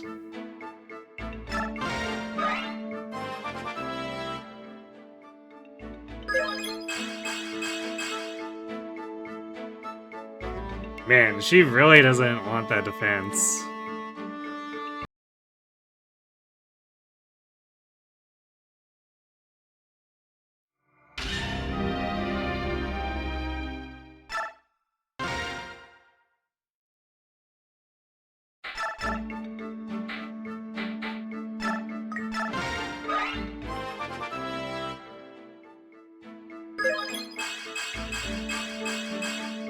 There we go. That's what we're looking for.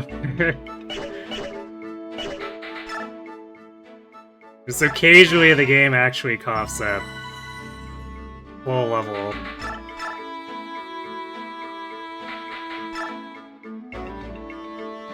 Mighty Martian, dude.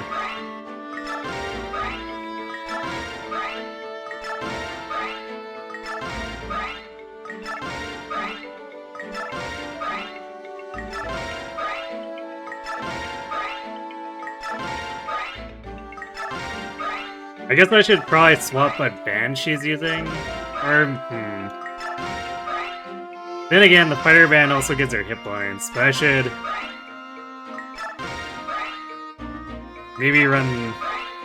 maybe start running the Pegasus band, actually. Because that's luck and res, isn't it? Let me double check that.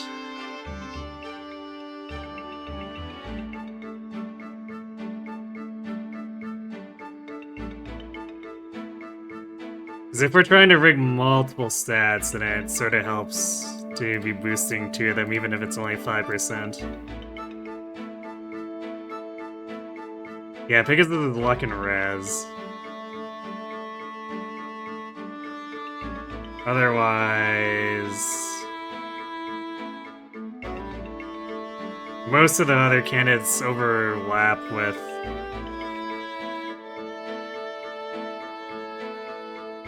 stuff that she already has capped out, or we sold them off.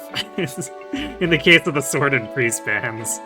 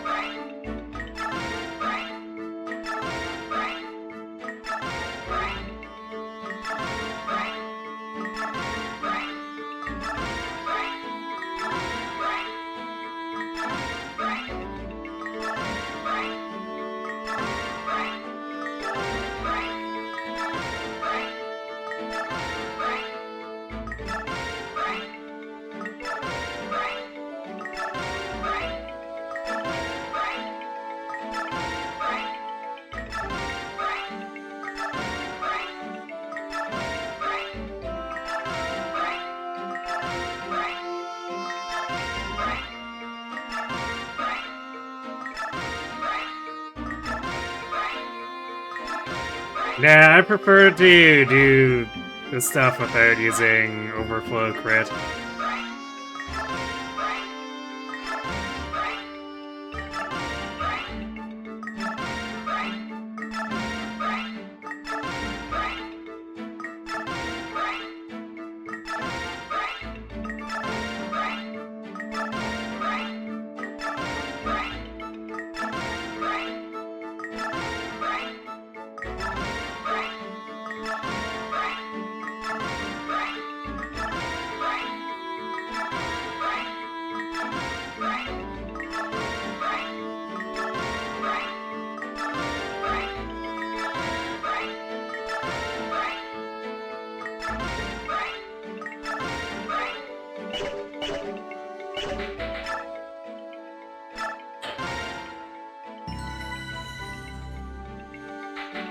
Oh wait, I should also change her band.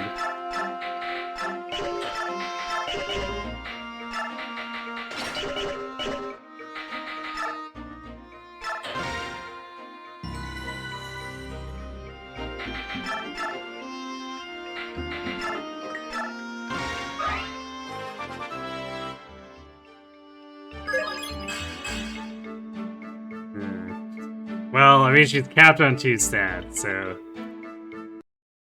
it's getting increasingly, or these levels are getting like increasingly less impressive.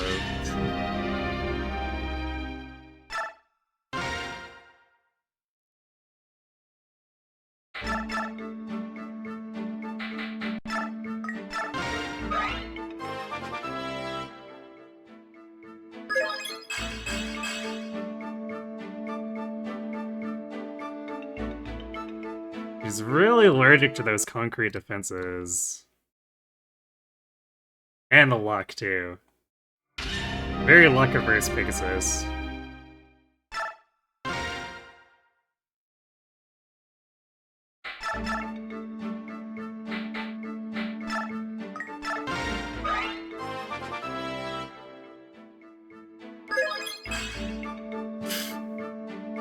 nice level.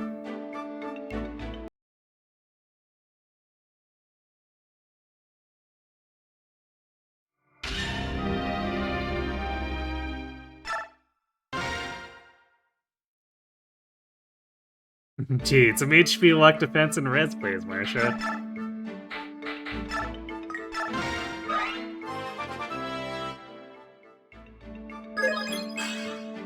Nope.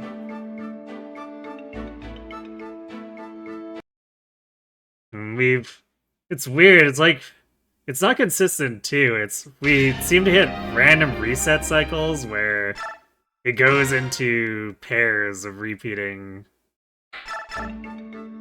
levels.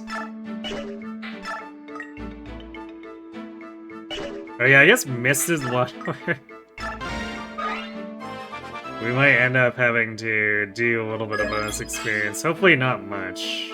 Man, defense is great, but defense on its own is not good enough.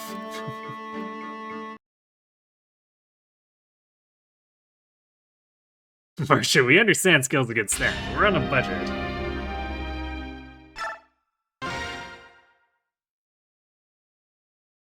Because we technically only have so many turns for Mist to do things.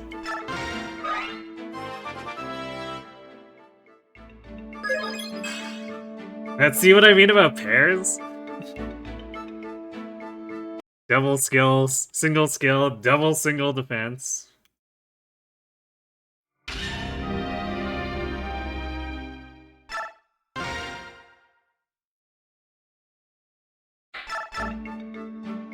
Yeah, I'm pretty sure I can't arm scroll Mist either. Actually, out of curiosity. I'm pretty sure I can't. That's like... Yeah, she can't. Actually, I'm not even sure if you can do it in Radiant Dawn, even though you can equip it. I'm not sure if you can even do it even with it equipped.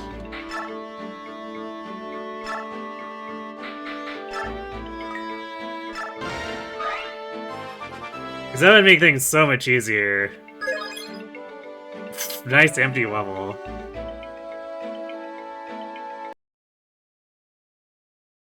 Because if I could get Mist to D-staves and then immediately arm scroll her to C, then I could use ward grinding to get her a ton of experience. Which I can still do it, technically, eventually, after we burn through, like, most of Amend staff.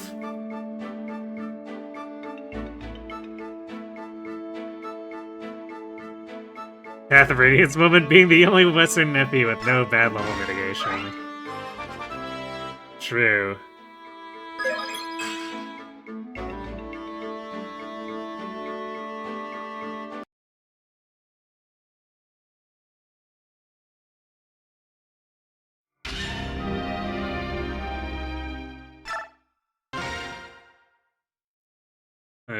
Fortunately, I guess bonus experience allows us to strong arm things for extreme challenges like this.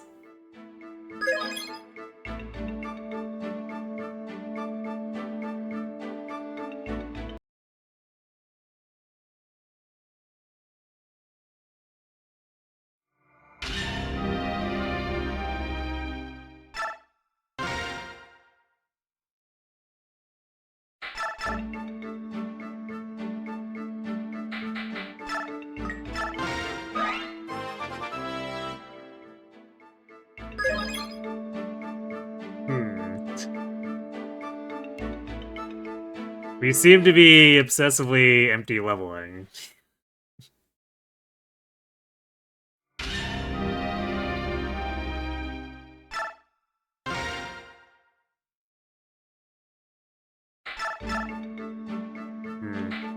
Also, a chapter after this, I think I'm gonna have to really... Because there will be, like, a handful of ravens that actually reach the boat. Yeah, definitely need better than that.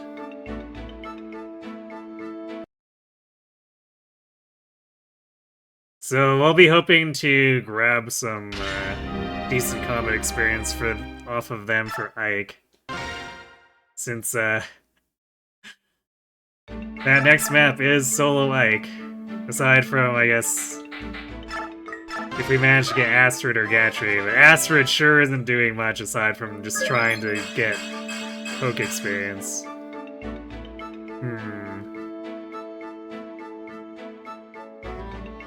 I mean, that was everything except for luck. I think I'm good with that, because that's both concrete defenses.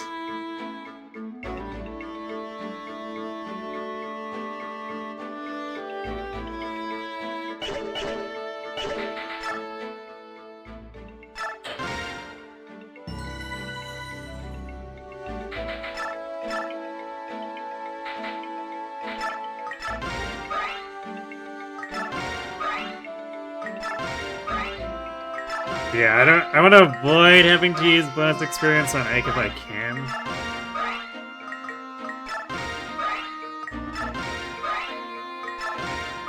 But if I have to, I guess I will, to make him actually survive. That said, he does have 13 defense, which is pretty okay. Should be enough to survive. If he's holding the platform, just spamming vulneraries, he probably survives decently there. If he's going for the treasures, things might get a little scarier.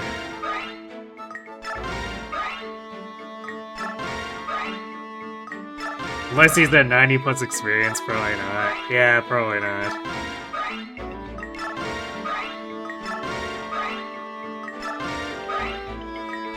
Unless we're desperate. If it looks like he just absolutely doesn't have the bulk to survive, then we might have to do it, but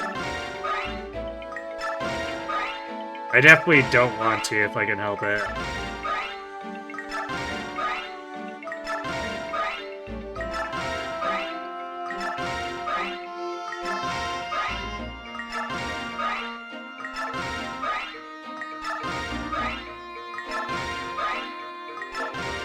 I guess thankfully, Path of Radiance enemies don't hit super hard.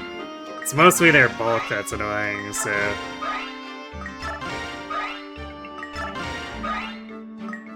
"13 defense might just be enough to just sit on that platform and thumb his nose at everyone.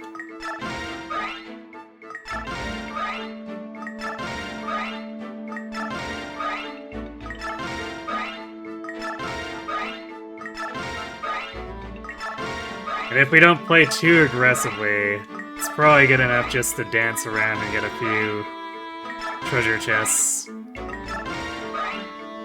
They'll probably just be the ones on Saniki's side. I can't imagine him being able to push 3 to the top with how overloaded those boats are.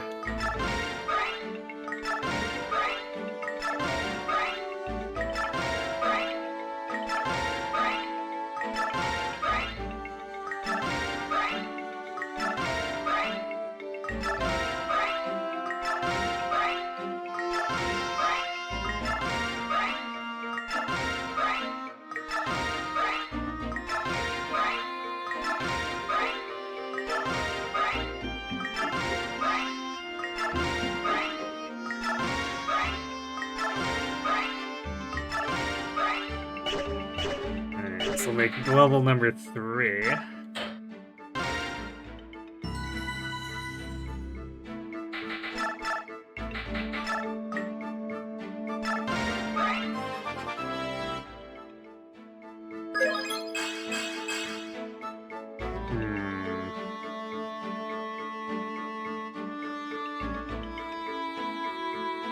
I think I'd want at least...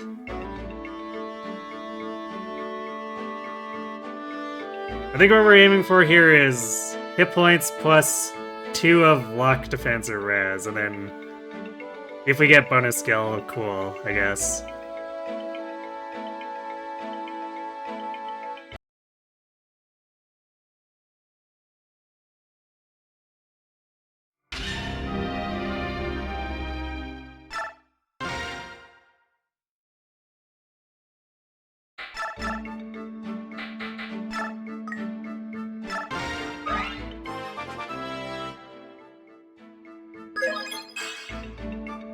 Just magic.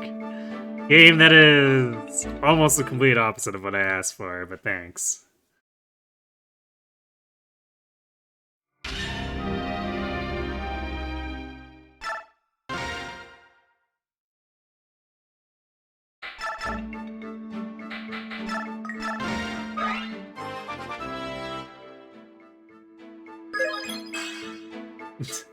Yeah, it really is just coming in pairs, except for that weird empty level set, which was in a trio.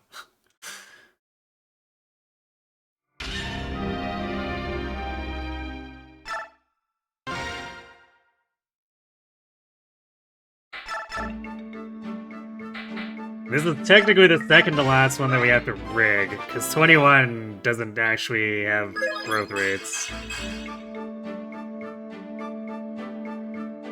So that one will just be mostly the annoyance of crawling up one experience at a time.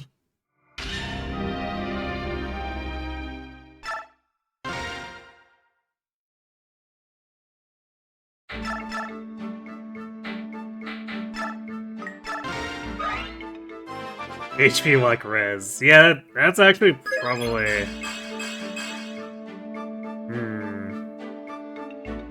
Well, it did give me the hit point luck defense.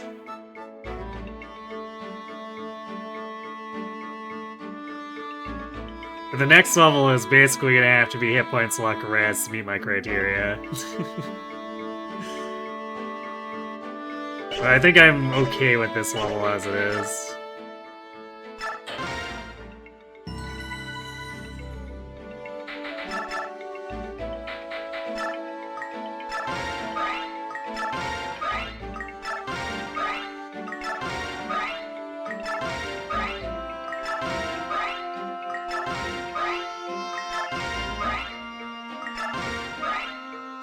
Hey, Jirate.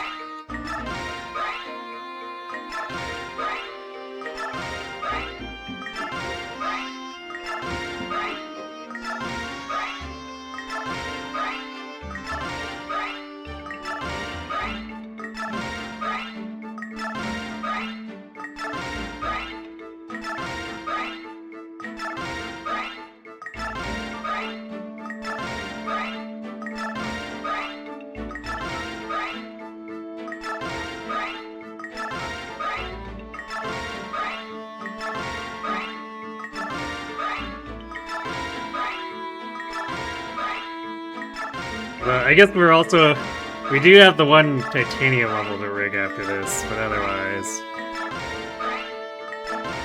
Then we build Ike's Forge, and we go into the map.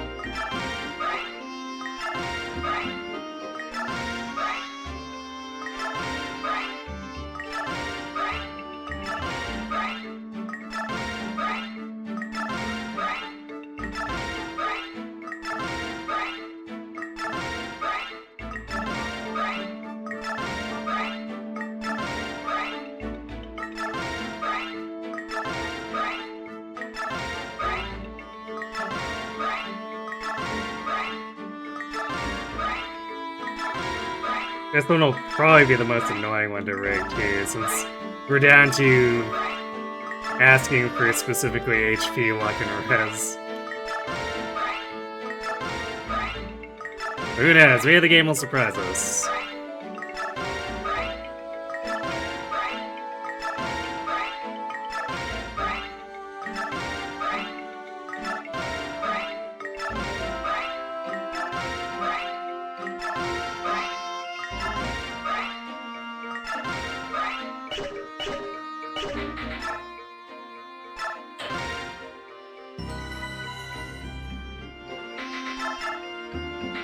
This is definitely reminding me of the number of things I dislike about LTC stuff, though. Oh, there we go. We got it with the bonus skill. Alright. Game was like, yeah, alright. I'll stop trolling.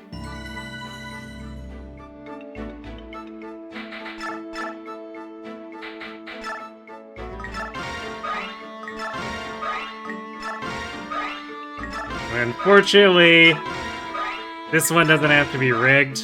Good growth level. Unfortunately, for maximum bonus experience, we still need to crawl it. Yeah, we got it right away.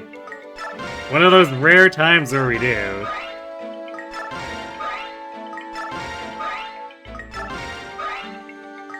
We got the bonus skill too, so she has 4 max stats. Not too shabby.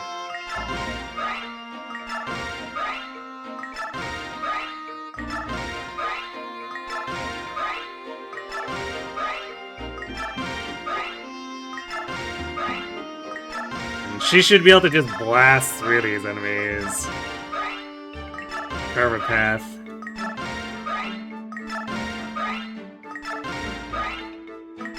I think, if I remember correctly, there's the physic we can steal here, too. So we'll need to escort Volk over to try to get that.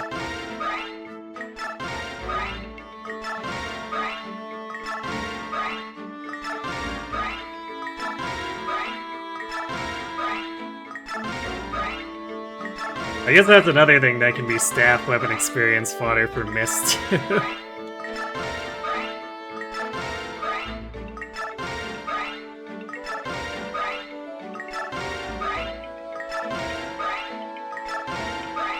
Although we probably don't want to burn too many of those as opposed to the ward, because the ranged healing can be actually way more useful.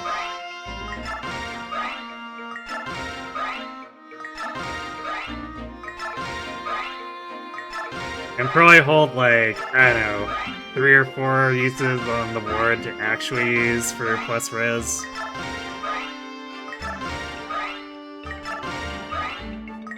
It'll depend on where Mist ends up, experience-wise, I guess.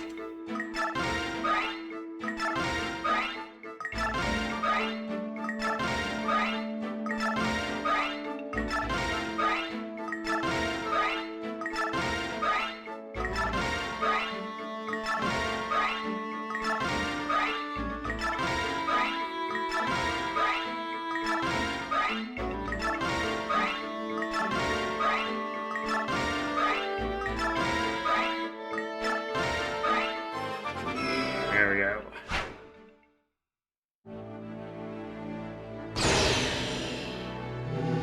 This is why the Path of Radiance boost experience system can be very silly. That's why we love it, right? Super Martia, go! Pegasus, power!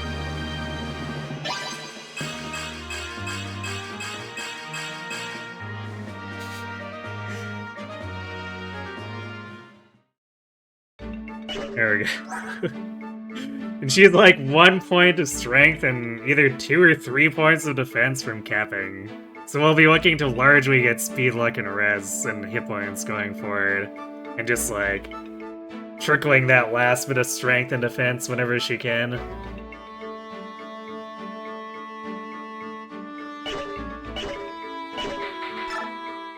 Alright, Martia project complete. So, for Titania...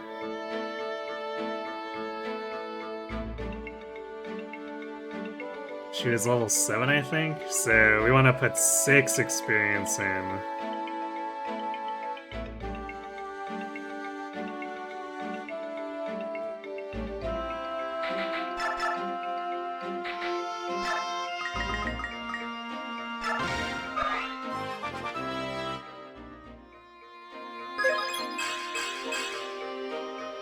No, we can do better than that.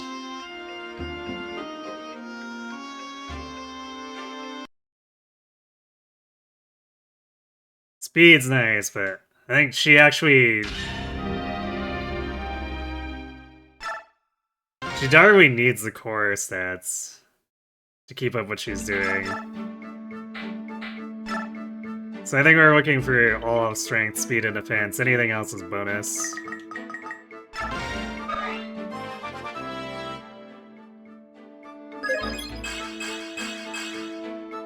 Pretty close, but that strength is gonna really start to matter so we need to make sure we get it.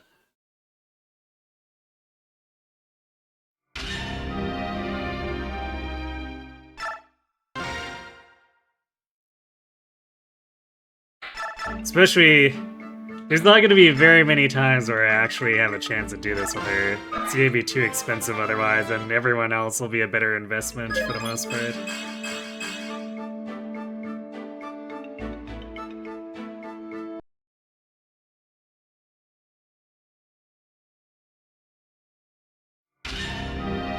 Just need... Well, I was gonna say just need Titania to hold the line until we get the next other paladin online, but like ideally she does stay just like fully relevant.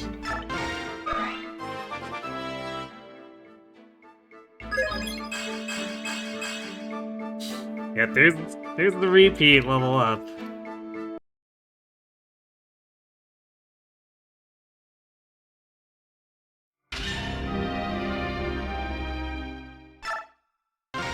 Wonder, is a funny old game moment? Funny old console moment?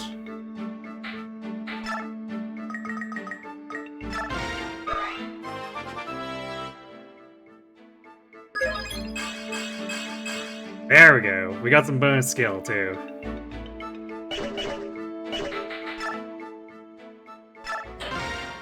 Because I know GBA has that thing where when you reset, it goes back to the same RNG seed.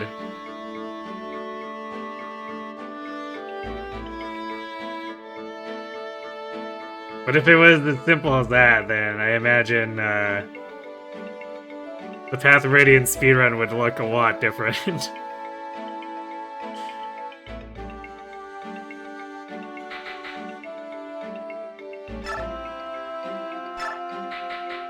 Alright, also, I guess I should have mentioned before while we were doing the rigging that if anyone wants to redeem for a name for the sword... Oh my god, this is so expensive. Actually, I'm having second thoughts on spending this much money. Yeah, it's a $8,000 sword. But, like, we need Ike to be functional, so I guess we're gonna have to do it.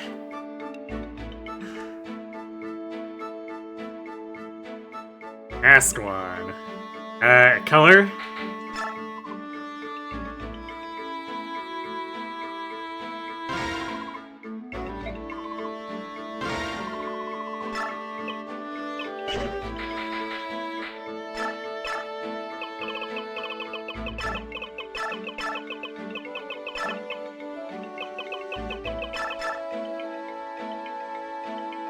Red, okay.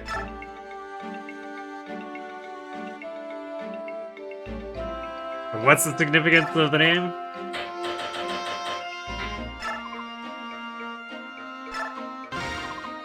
Alright, we're gonna have to use it sparingly. It's there now, I guess.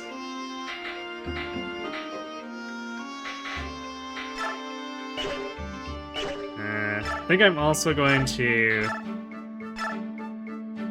Especially now that... Oops, not that.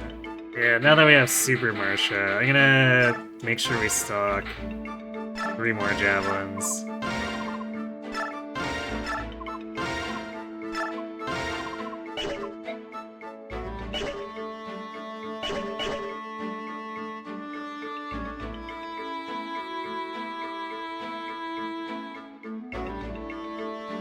Is an Ascalon a famous mythology sword or something?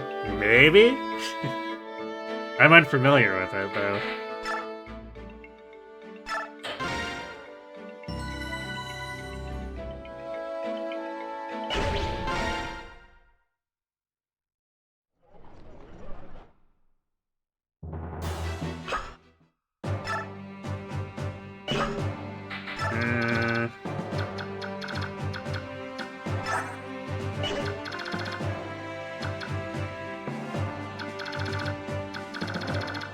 I'd probably spend Zhark up. Or not Zhark, Mordecai up to get Zhark. And we'll... I should probably Actually, let's see. What's... He has 13 defense without... Oh yeah, these guys do nothing. So yeah, I was like, maybe I need the Bjork guard on Mordecai. No, no, no we don't. Not at all.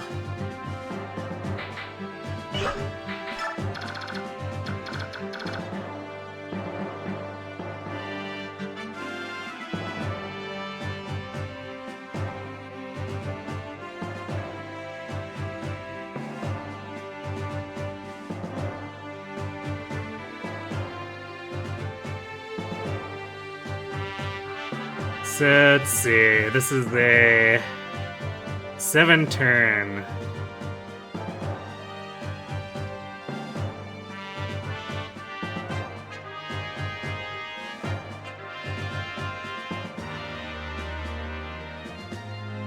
Man, this is gonna be kind of annoying, isn't it?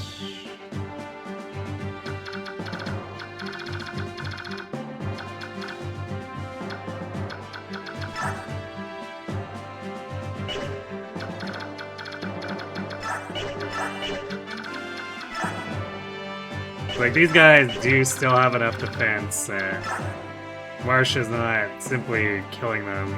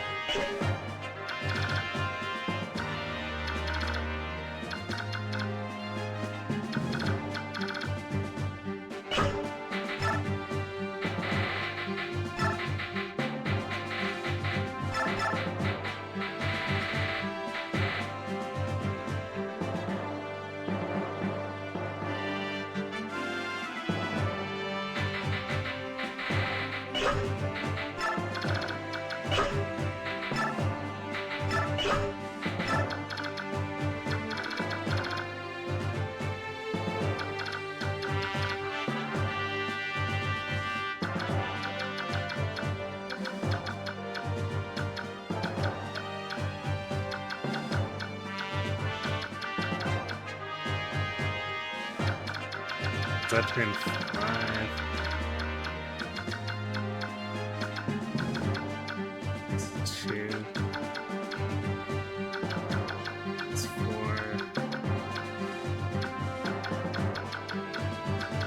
So with some shoving, he gets there in 6 turns. But Ike basically has to be going forward the entire time.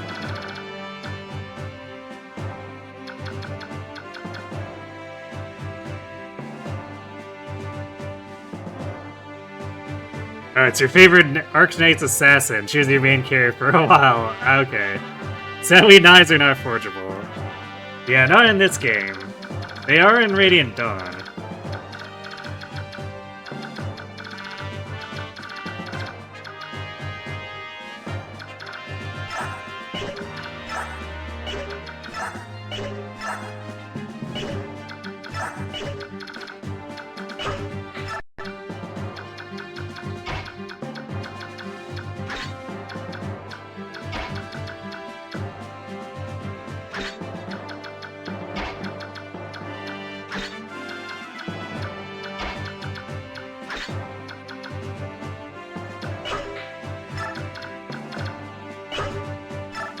Actually, you know, we can probably still deploy Oscar here.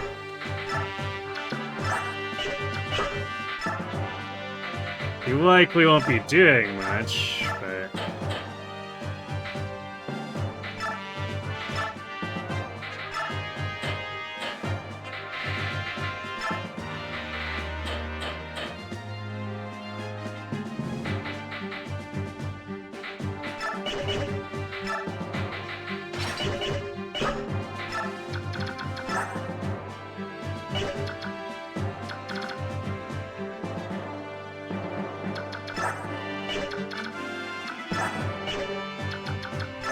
In the very least, you can do, like, rescue drop shenanigans or whatever, so maybe buying some extra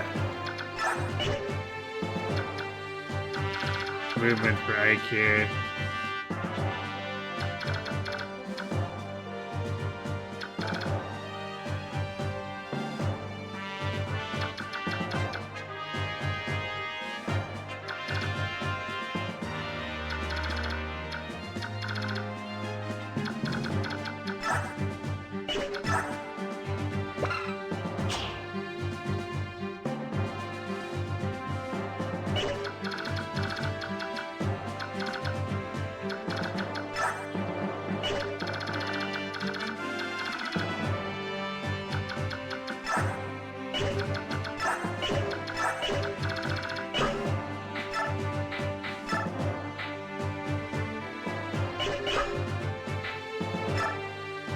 So, what are the treasures on this map?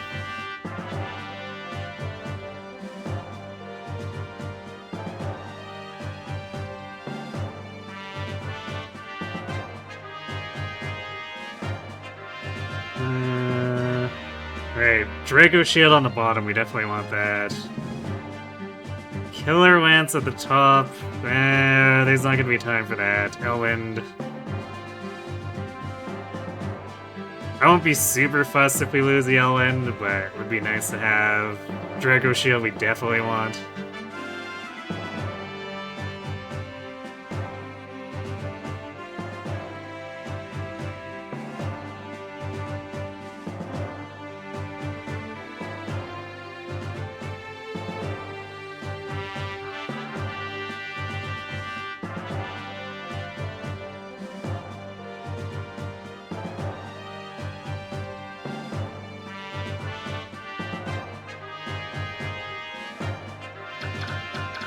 So probably the most annoying part here is going to be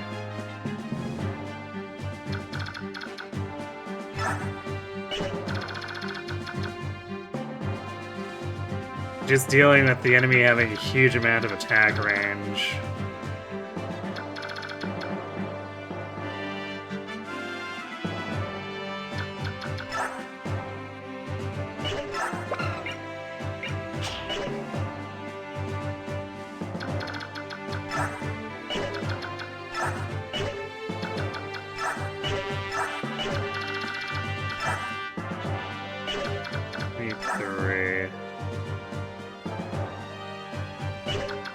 Most of these enemies just straight up die.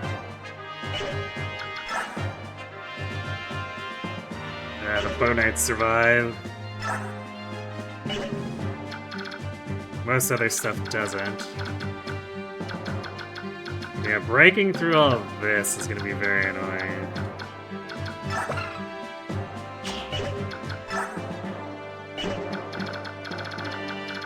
It's why we have Super Marsha, but also...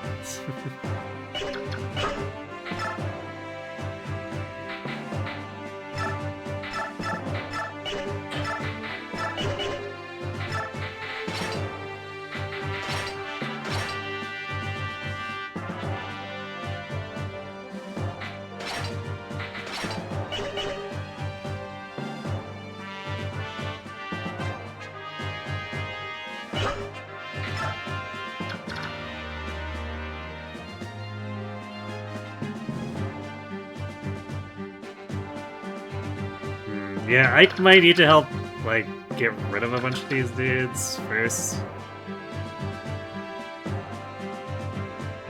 And then get rescued by Oscar to move him forward more quickly.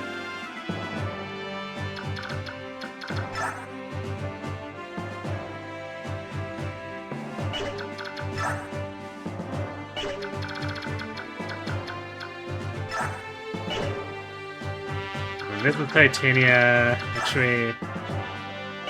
Man.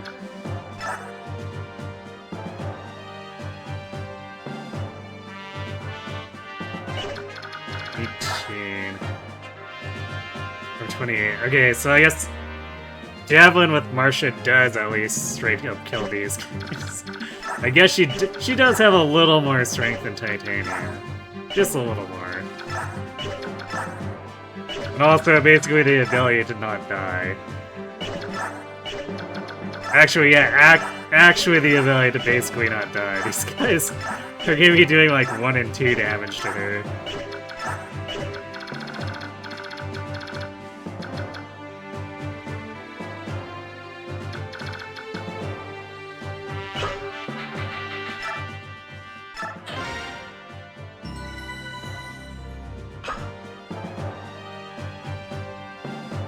If they were forgeable, they'd have the same cost increases as Fire, most likely, given the stats they both have. True. But at least if you could forge knives, you could have funny memes. Like, making all your mages promote to having knives and going around shanking stuff.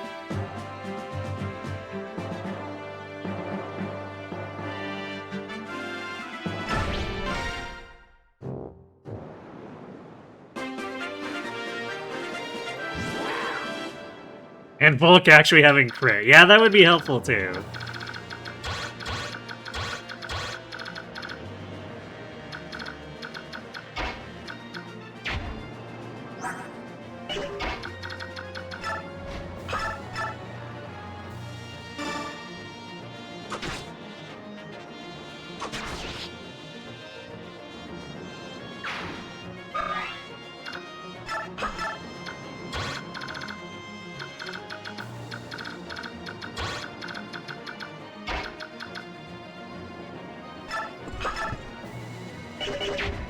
Are these guys?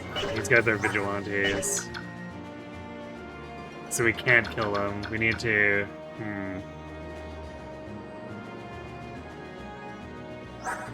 That's actually kind of annoying, because these guys are in the way.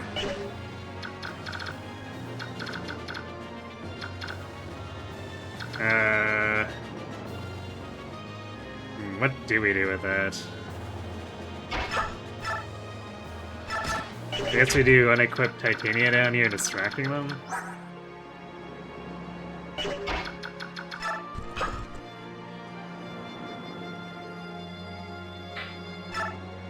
So we want to make sure to block that so we have a safe spot for people.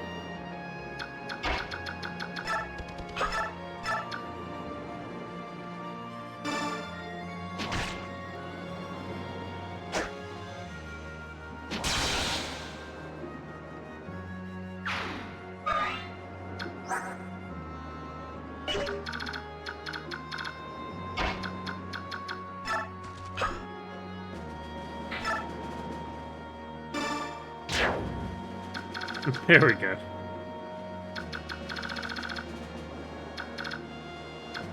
Just shove the vigilante out of the way.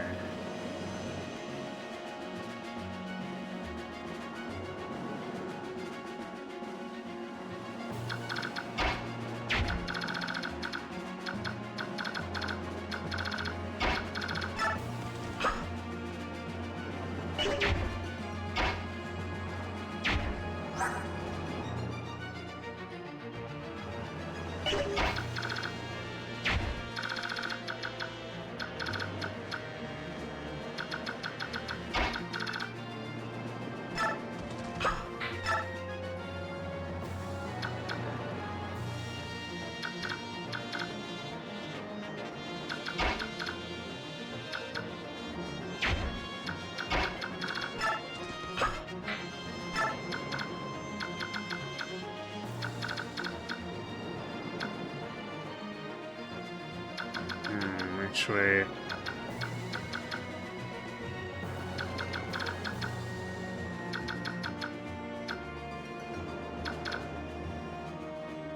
Actually, looking a little messed up over here.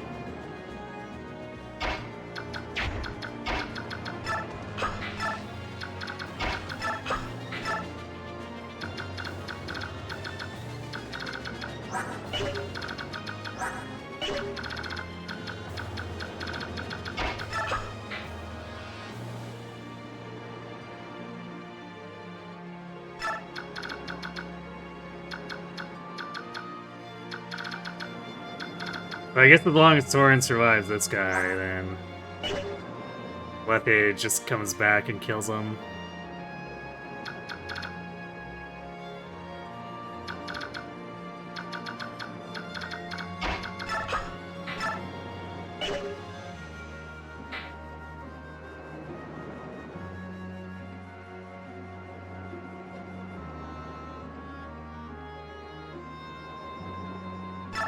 Yeah, we're training Mist. Because she's our only mounted healer. Well, eventually mounted healer. So we need to at least get her to level 10. And then I probably, since I'm going for the Black Knight to make sure I recruit Nazer, then she'll be instrumental in actually winning that fight.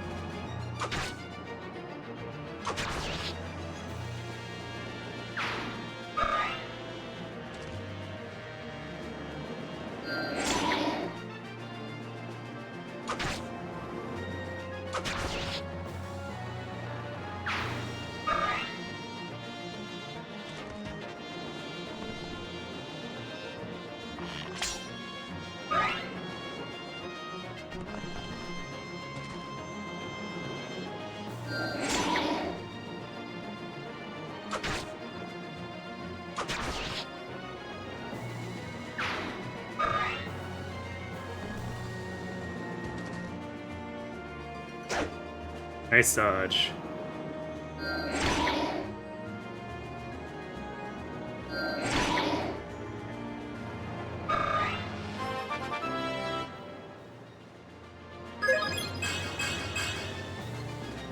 Speed on Soren? No magic, but I guess that's fine.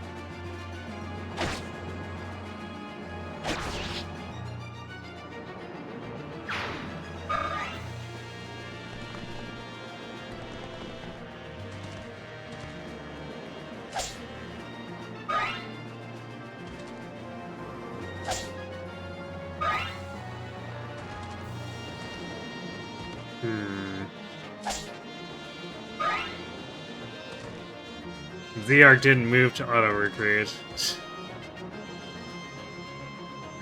We might not be able to recruit Z-Arc. Which, I don't really care too much about Z-Arc, but I kind of want his killing edge.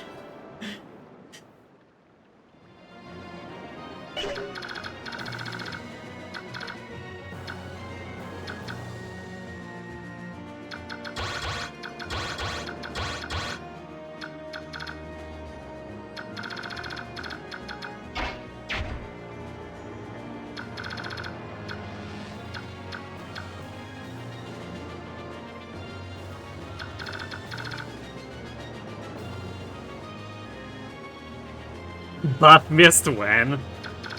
Yeah, I don't think we're gonna get anything resembling Mist being buff. Sorry to say.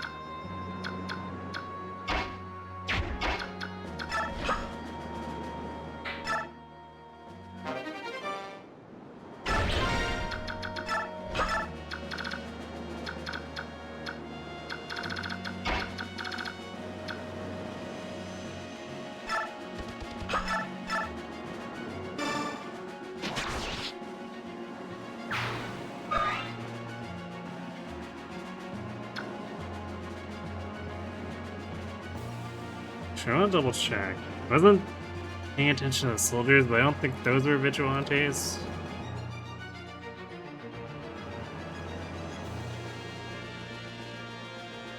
Or were they? I'm second guessing myself.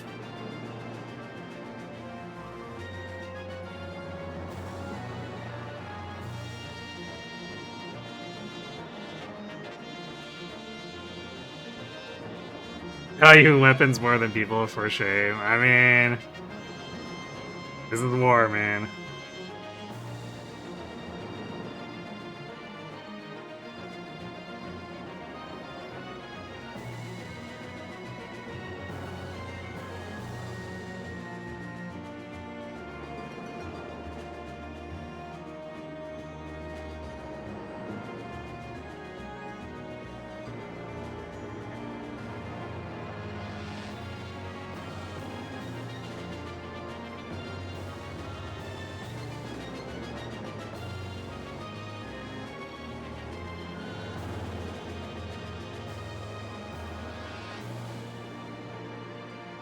Okay, there were only 5. I thought there were more, so I guess that makes things simple, because, let's see, we can count, I think. Because we got this guy and this guy. And then these wimps here. Yeah, these other mercs are actual enemies. So yeah, those soldiers are definitely not vigilantes, because 1, 2, 3, 4, 5 accounts for all of them.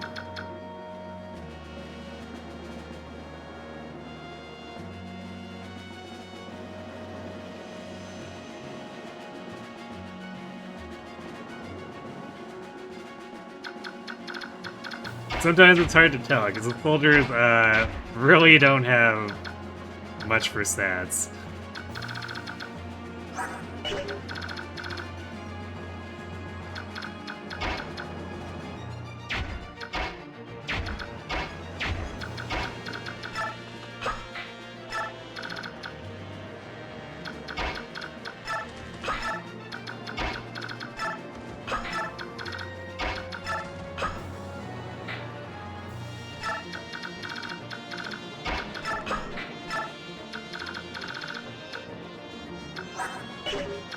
So I guess now Mordecai just lives here.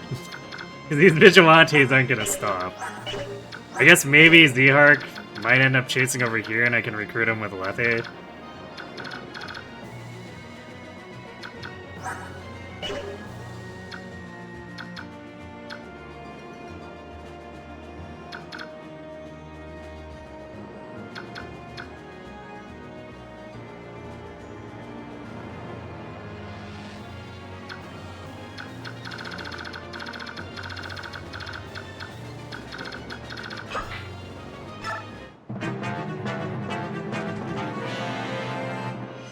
Please hold your applause to the end. He's freeing the gremlin.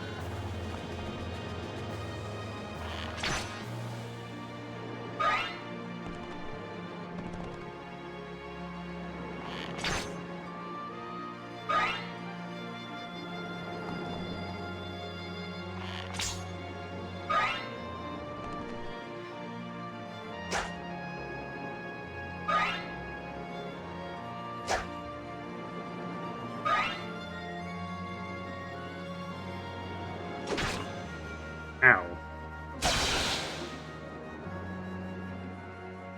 That's definitely scary.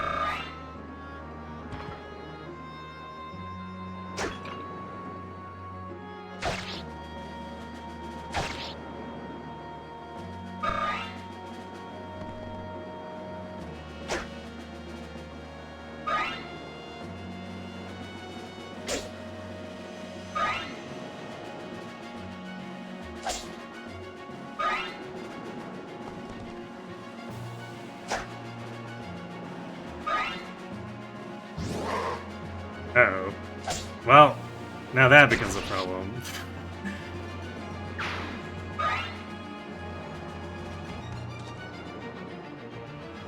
Yeah, well.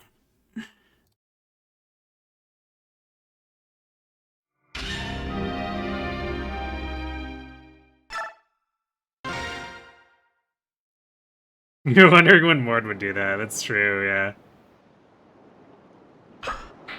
You do be getting angry.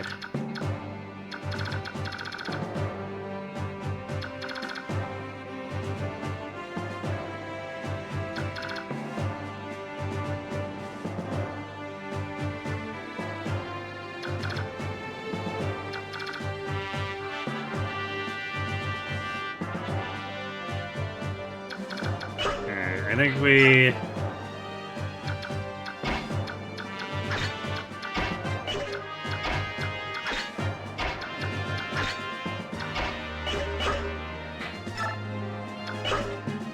I might just leave Riz here.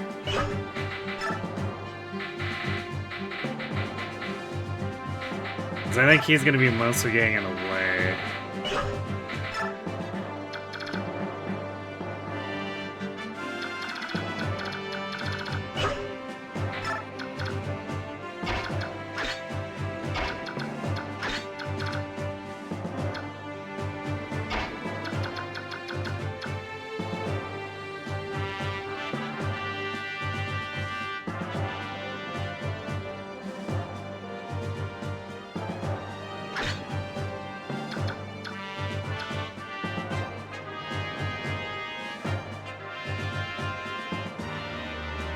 So we're probably better off just like trying to ignore these guys as much as possible.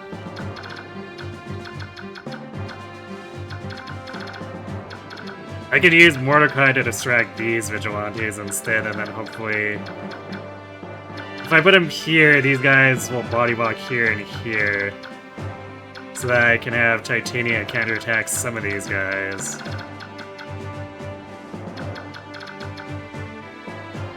I'd only let him distract them for a couple turns, but that's all we really need.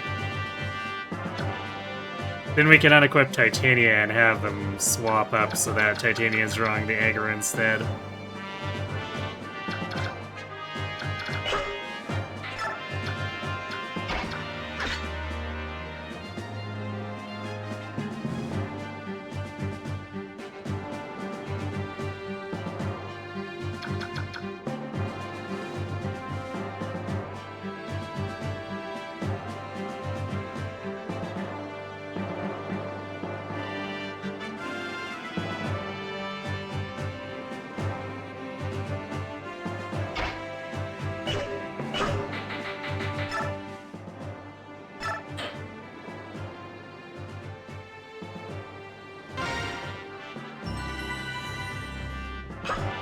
Yeah, Black Knight House chapter.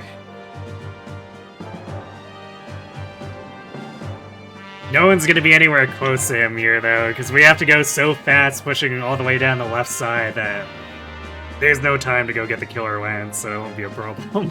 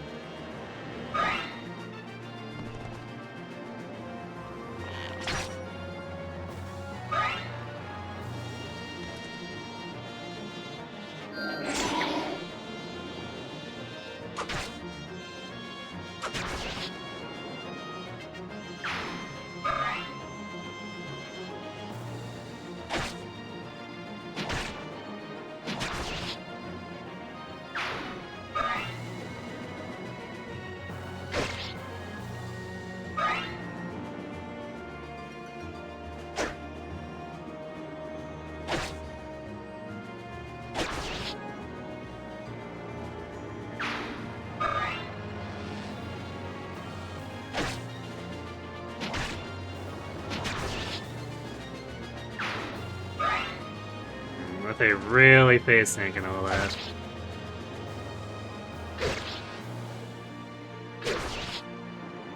There we go, this looks better.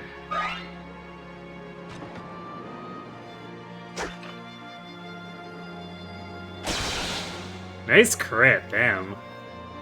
Bye-bye, enemy knight.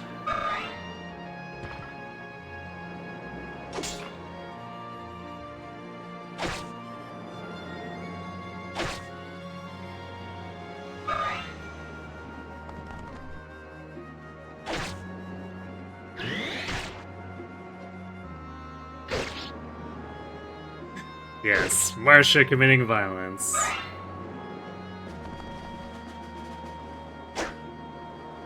My only concern now is that...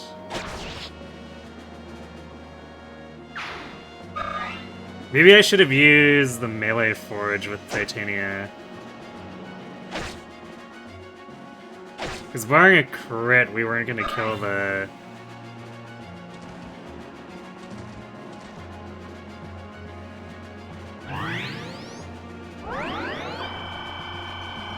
we weren't going to kill the Bow Knights anyway.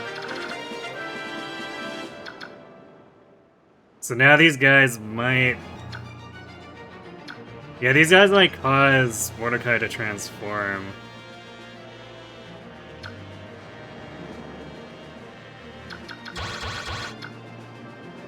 Because this guy goes absolutely last. So these other guys will probably cause him to transform.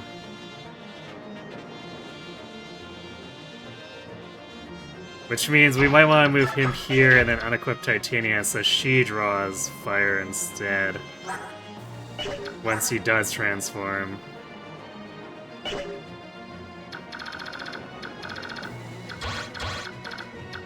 Okay, I guess these Vigilantes also don't aggro.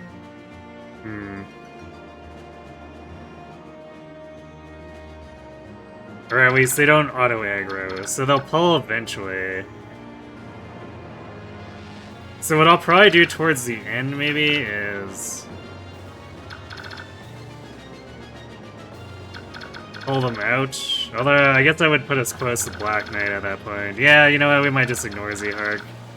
Killing Edge would be nice, but not that nice.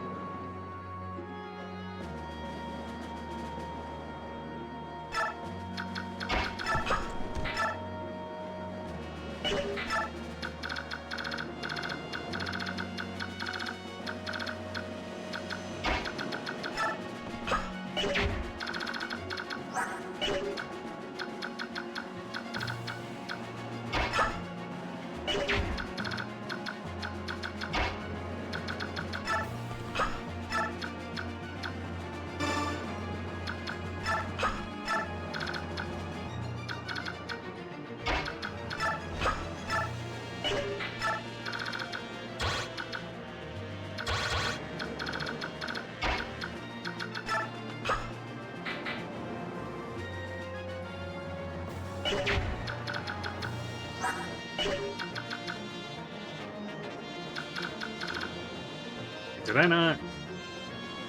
Oops, I don't think I actually... I meant to loot that and I just got distracted. Or did I? Well, if the thief wrecks it, I guess we'll just consider this a... test here on how the enemy reacts to Titania and Mordecai.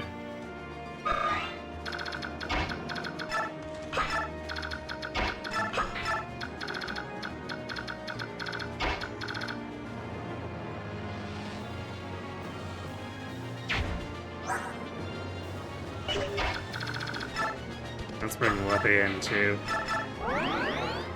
How'd the prison go? Fairly boringly. The patrol patterns are really garbage, so there's actually not much variance. Nice 50 watch streak. So we were only able to get Nephany plus 4 player units out, because there's literally no other way to do it without having a promoted Oscar.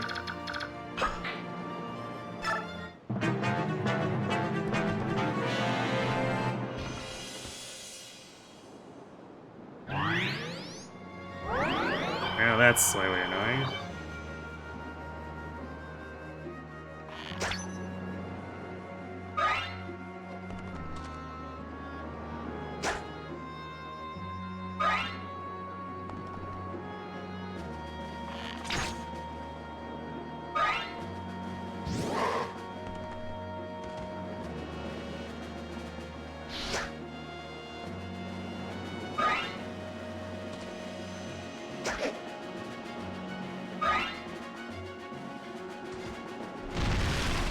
Yeah, I didn't loot it. That was silly.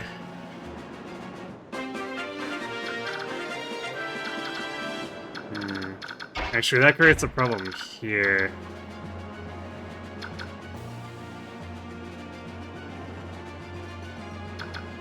Where... let's see, I guess we shove this guy out of the way.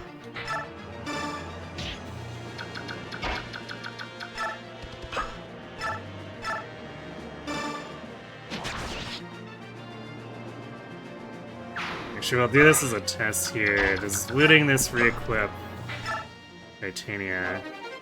It does not.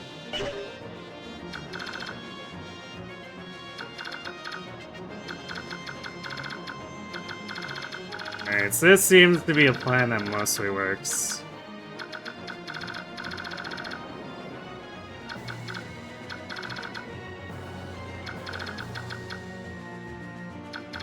So let's do this again and have Titania with Forged Axe instead on the first turn as well. Yeah, rip Kieran. I mean, I was pretty convinced that we weren't gonna be able to get him anyway.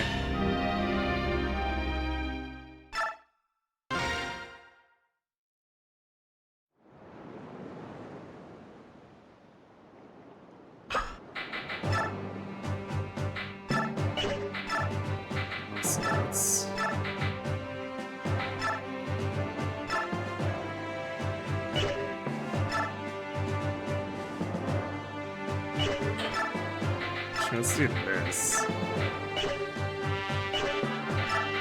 Because we can use that two-use hand axe somewhere, maybe. Or, actually, do like this. Because what we can probably do is use the hand axes to attack, and trade them away with Mordecai.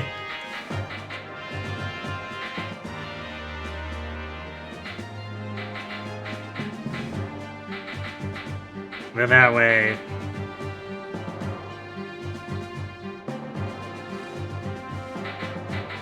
she can get attacks in too once Mordecai transforms.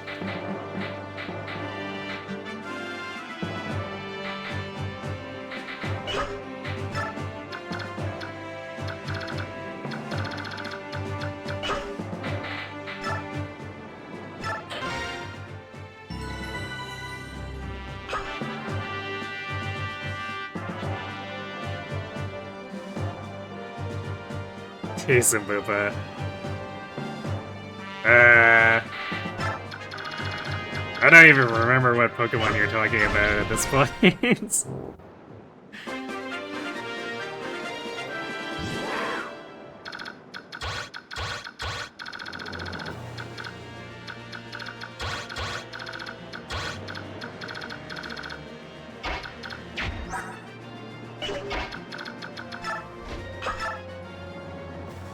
Sure, we can probably use this one. It's not like we use all of 25 uses right now.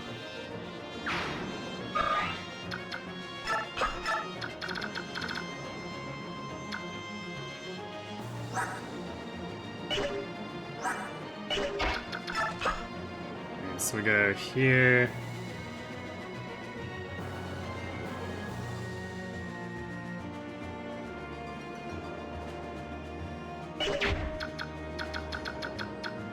Actually, you know, we can also smite this guy and just grab this house on the first turn.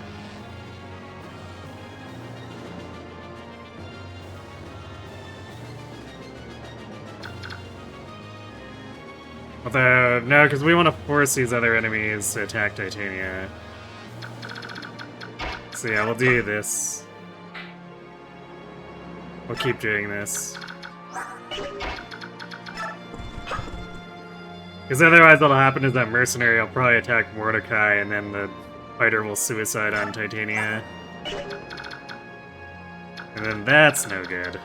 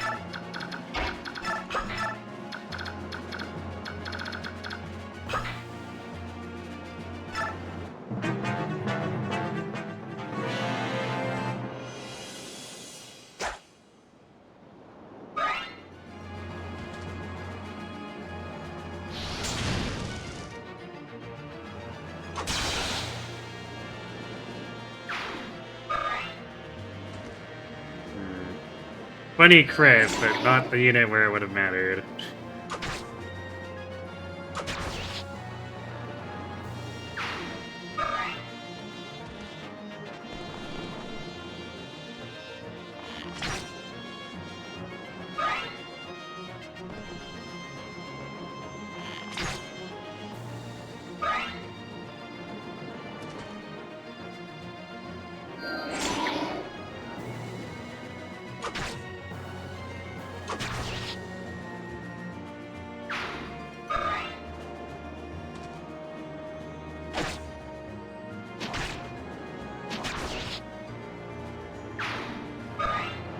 Well, they're still doing a little bit of face tanking.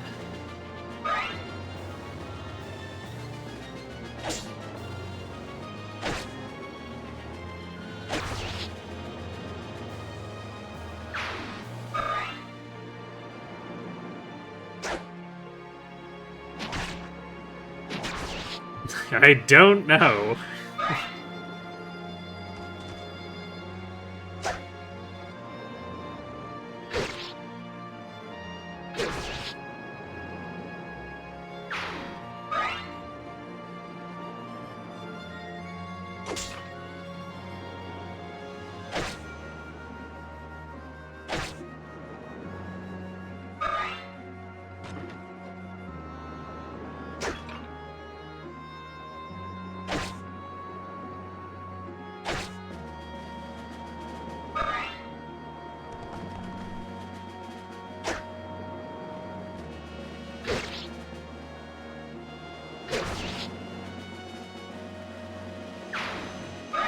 There we go, that looks a little better.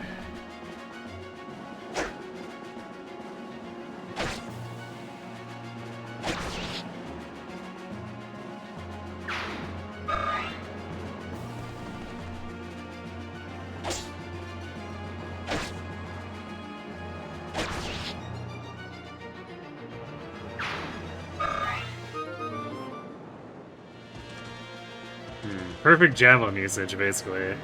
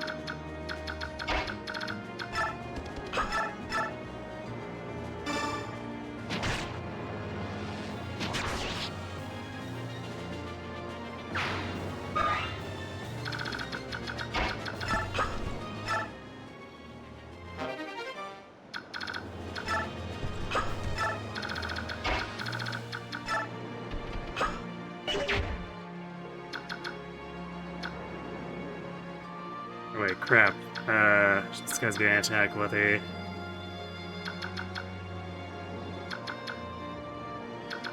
I guess we move... These guys shouldn't be too much of a threat to Oscar, so we can unequip him and move him down.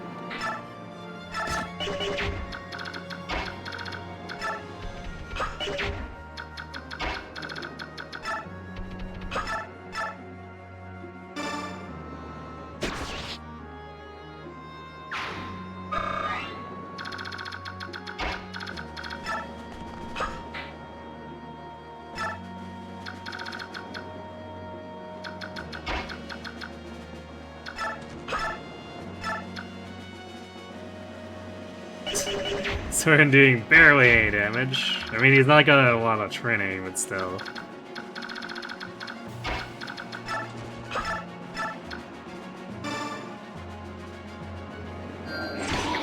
So I should double check where this line is. That aggro's BK.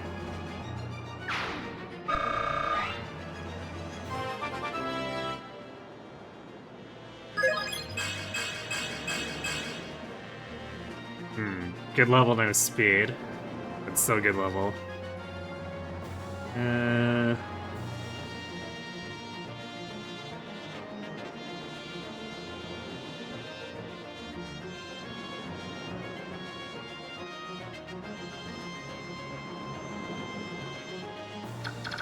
Okay, it's after we aggro the boss.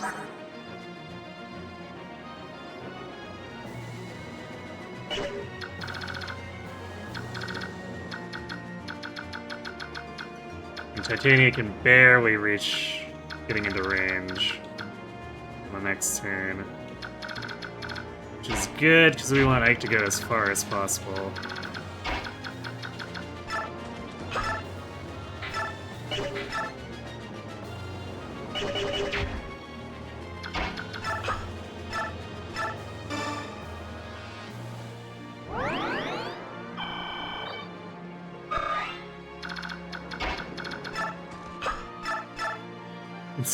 Bulk doing basically nothing here.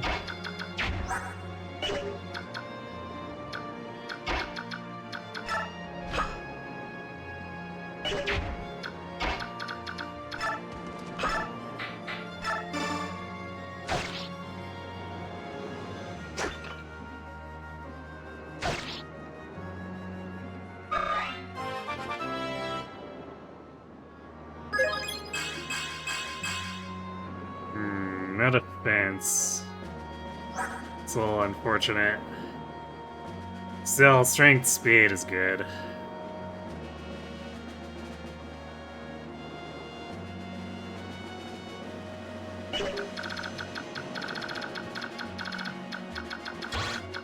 We'll see what he gets off of. I'm gonna see if he can kill Makoya. We'll see what he gets off of that, and if he gets defense there, then I guess we keep it.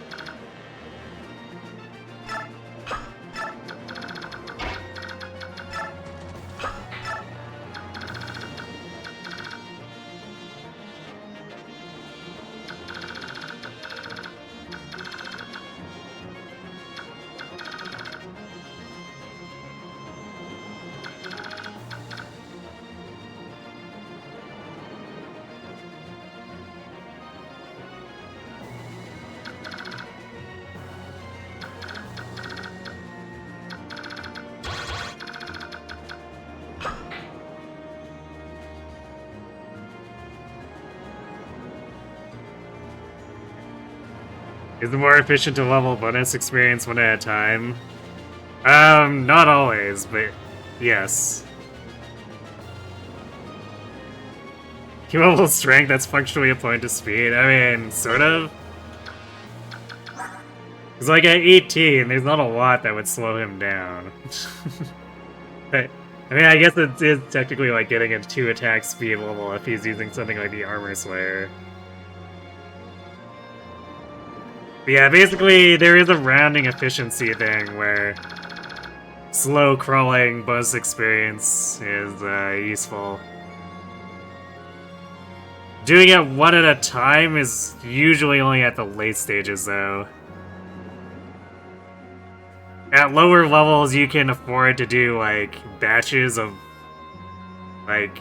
It depends, I guess, depending on the rounding, but...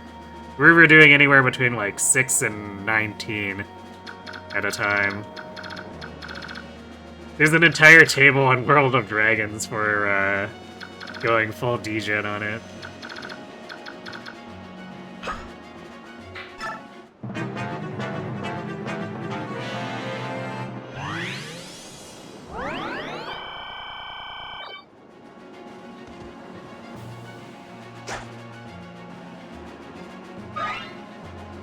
Well, I guess this also gets us experience on Oscar towards if we do end up using him. Oh boy.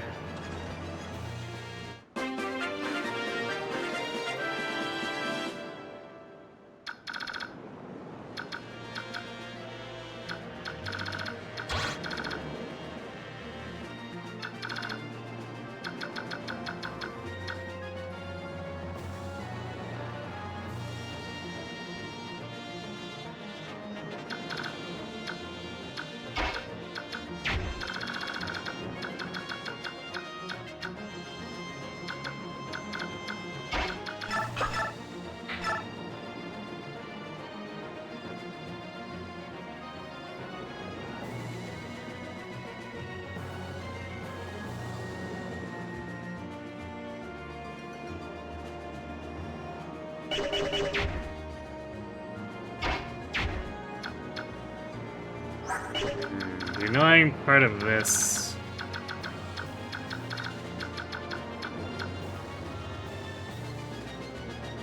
is that all the ranged will end up going after, like... But if we could make a city forward progress, we'd get this in the 7 turns.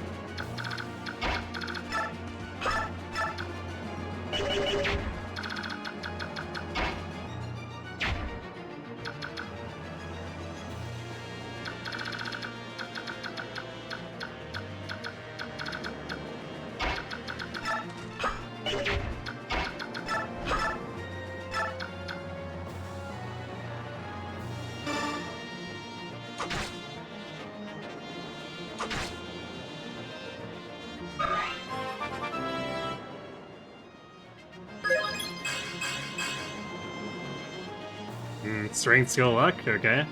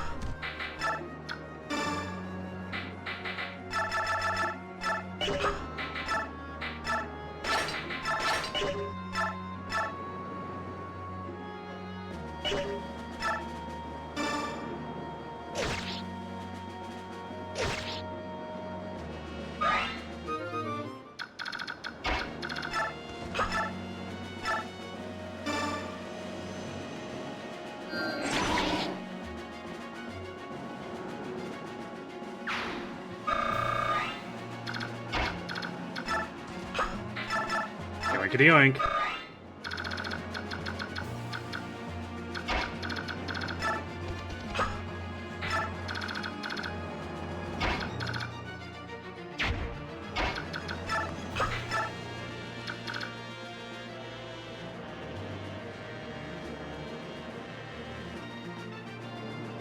It's impressive they even got the US font to fit to begin with. True, sort of.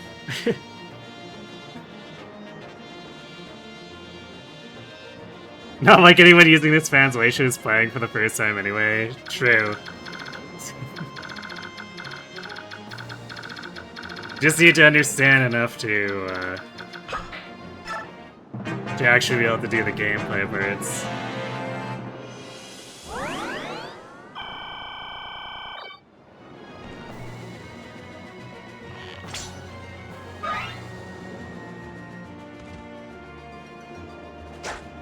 It's annoying, because Makoya might come out, but he's not gonna get counterattack, because that guy cantered into range or into body walking.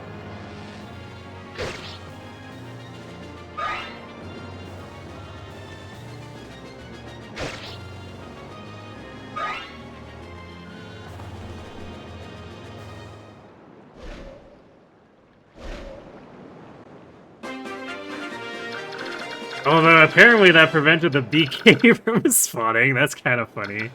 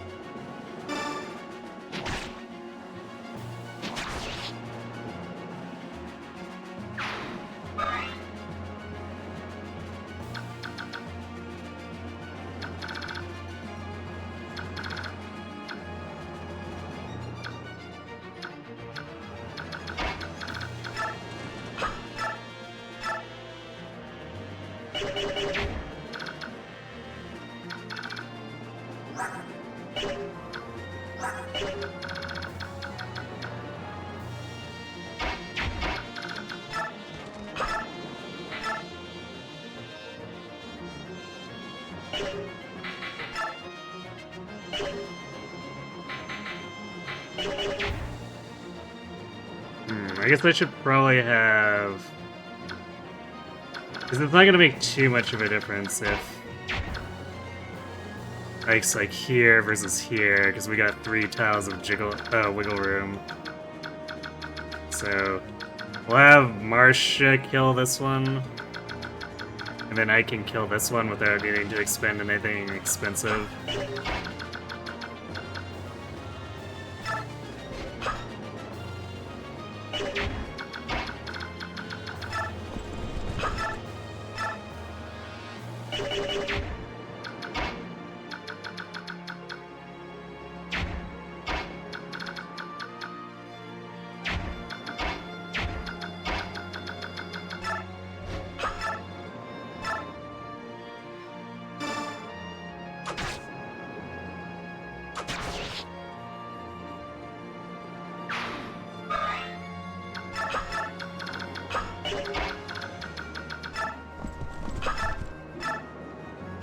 Also, worst comes to worst, if he's somehow short, we have Mordecai's Smite.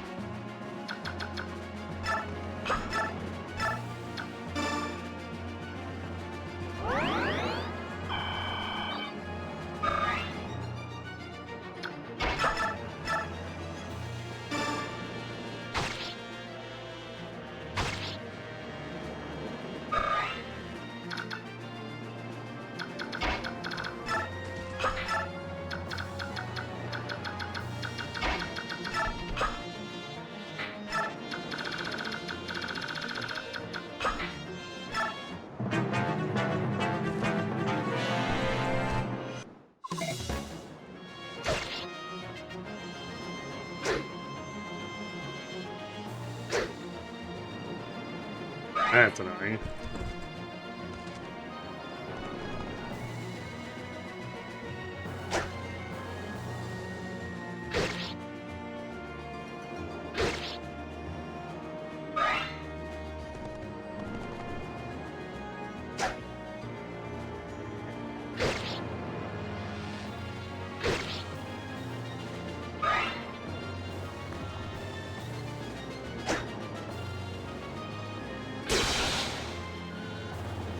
Titania had had enough. She's like, get out of my way.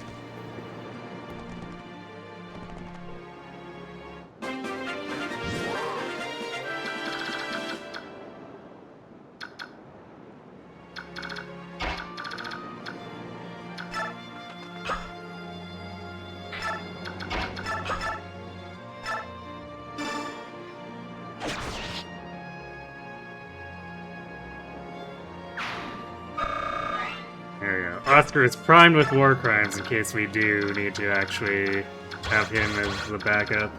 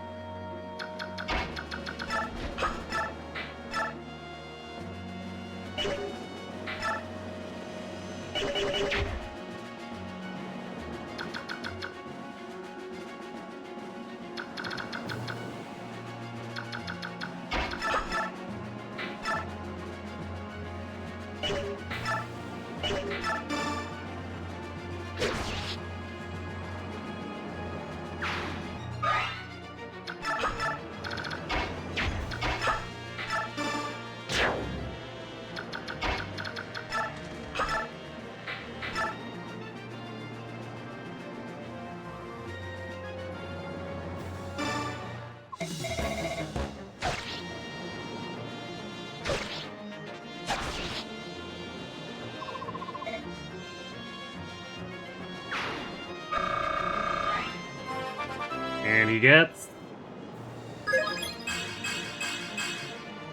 no defense. Rip. We need to not fail to get defense, just because, like, the chapter after the next one is gonna be horrible if we have a squishy Ike.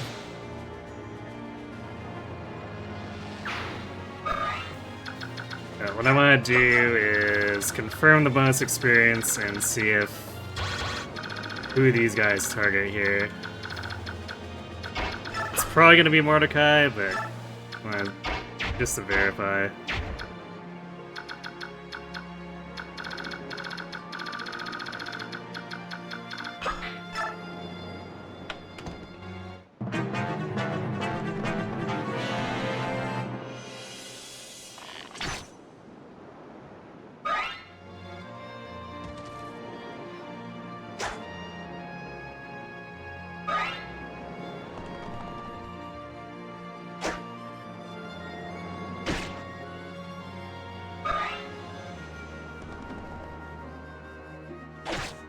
And this guy's only going for Titania because Mordecai is body blocked.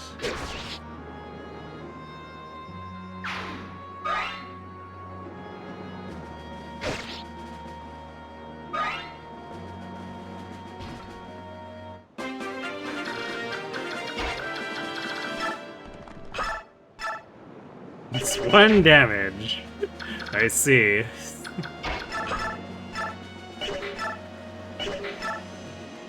Soren and Oscar can't get the kill together. Sadness. Oh yeah, I guess there's no weapon experience progress bar too, so... fun for miss here.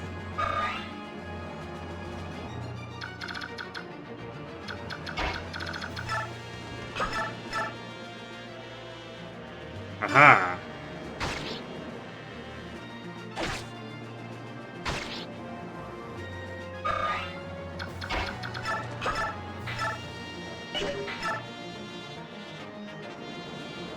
Okay, now Thorin just takes the kill.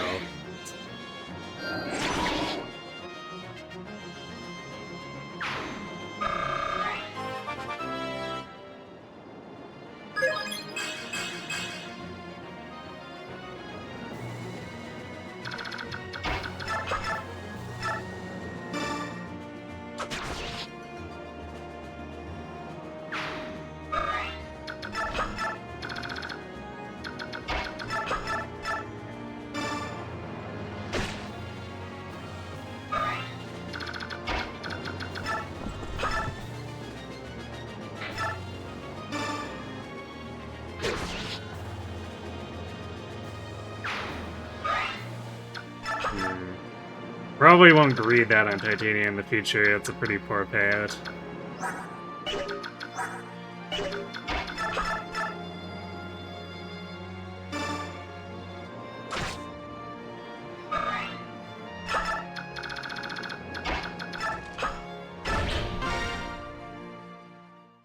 Here's my defense level, of course.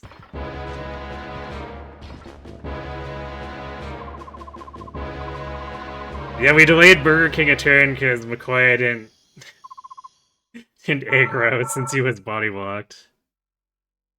Alright, so 275 is what we were expecting.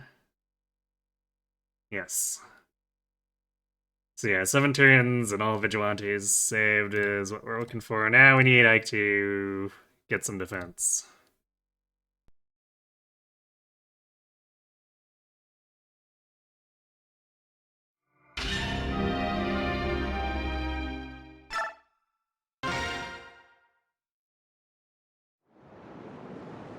I'm okay if it's...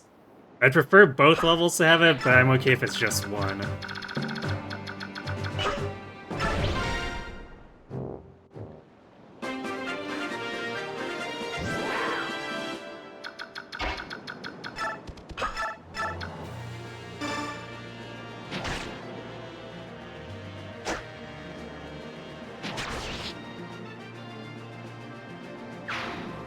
We'll have a little bit of a chance for him to get some with the Ravens.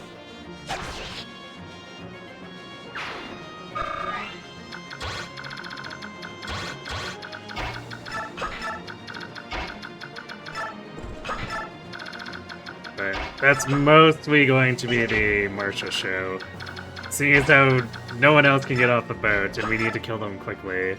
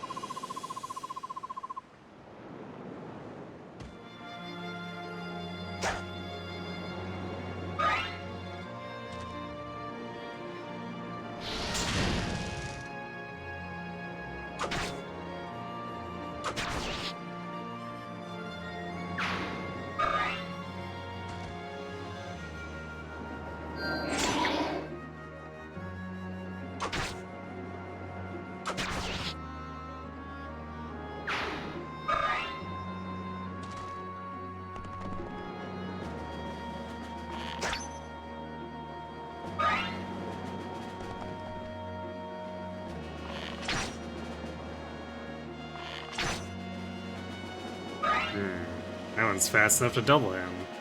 How rude.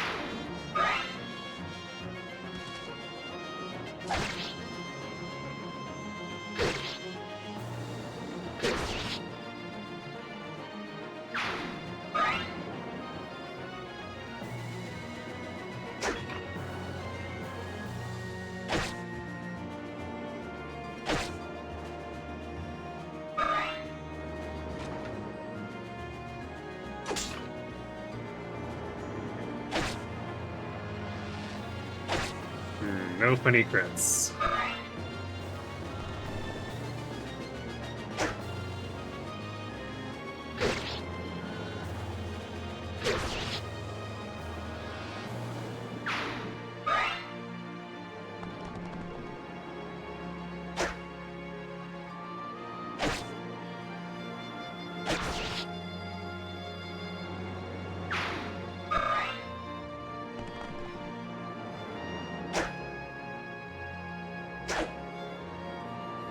Ooh, that annoying miss.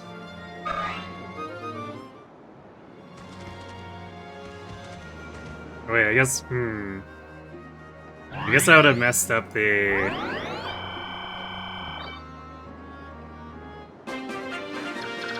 Yeah, I guess we can't use the 17 East Javelin.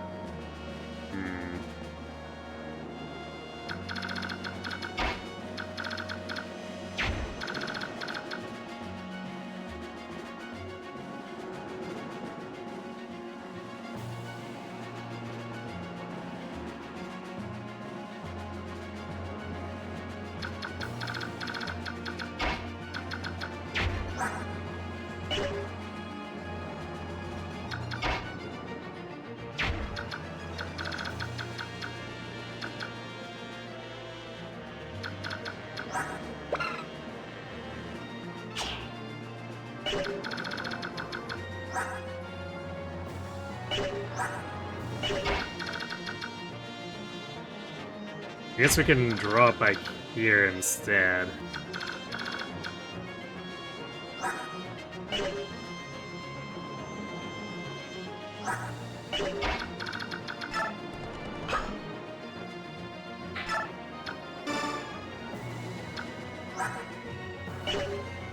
That might actually get him killed, depending. We'll see though.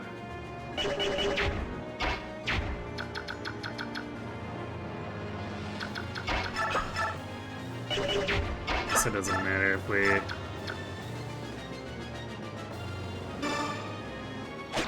do it for melee or not, it's not like these guys are damaging Marsha.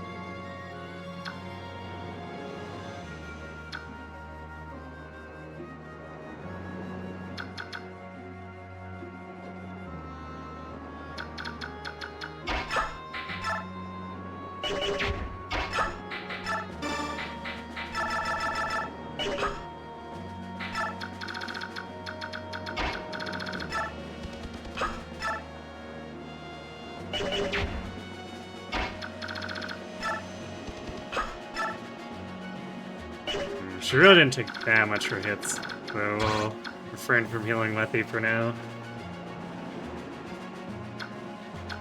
Might be an opportunity for Mist to get some staff experience.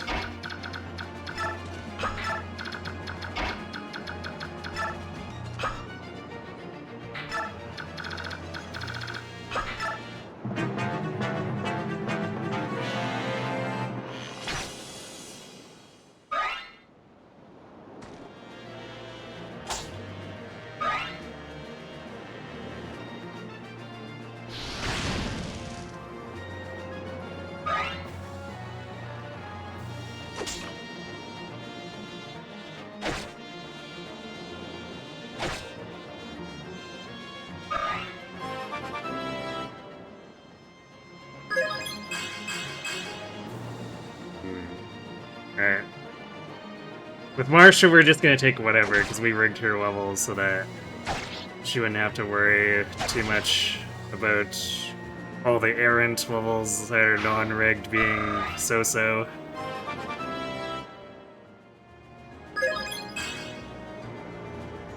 That's a definite no for Ike.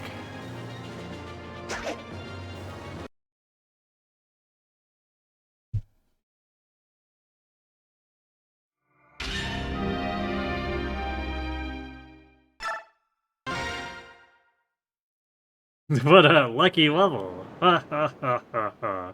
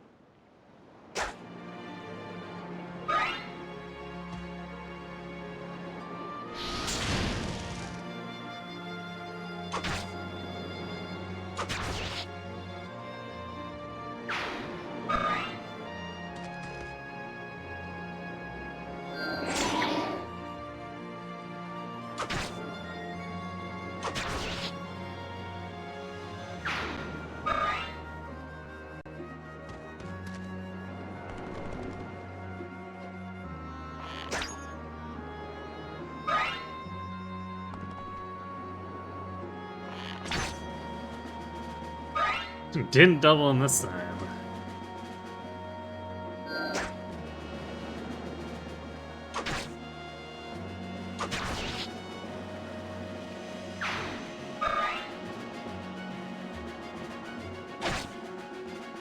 And Leppy just face tanking the everything.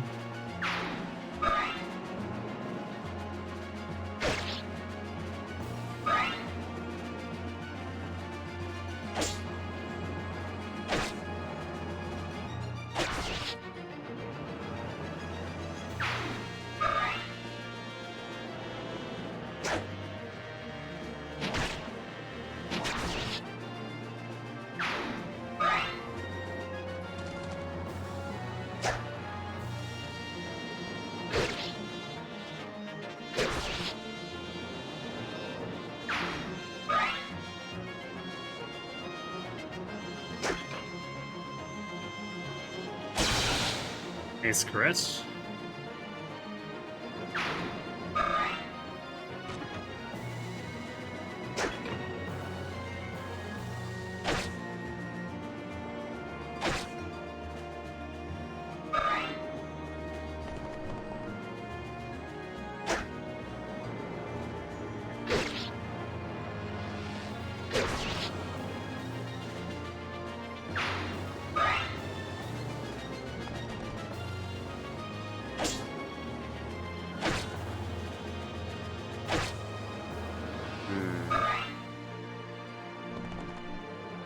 Cav bulk being a little too high. It's the wrong one to crit, Marcia. It should have been the one before if you wanted to do that.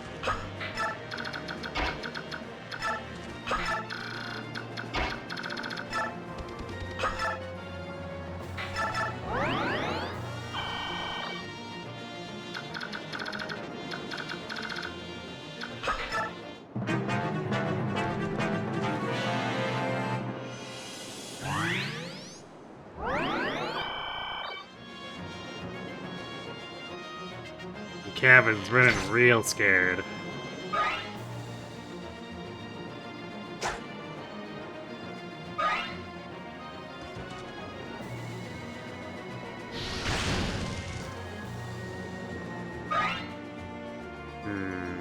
Kind of annoying that guy didn't go south.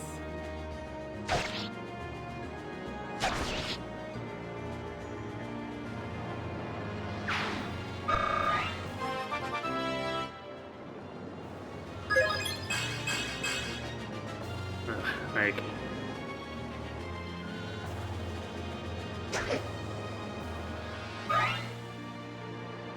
That wasn't even particularly good.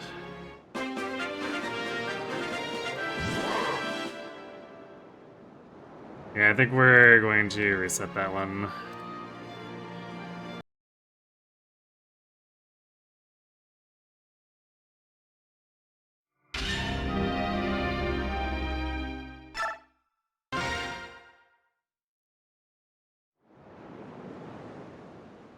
He's just so defense-averse. We give him the night ban and he says no. Alright, we have ads hitting pretty quick. I'm gonna let those run, go refill my water, and then they'll keep at it until I cooperates, I guess. So I'll be right back.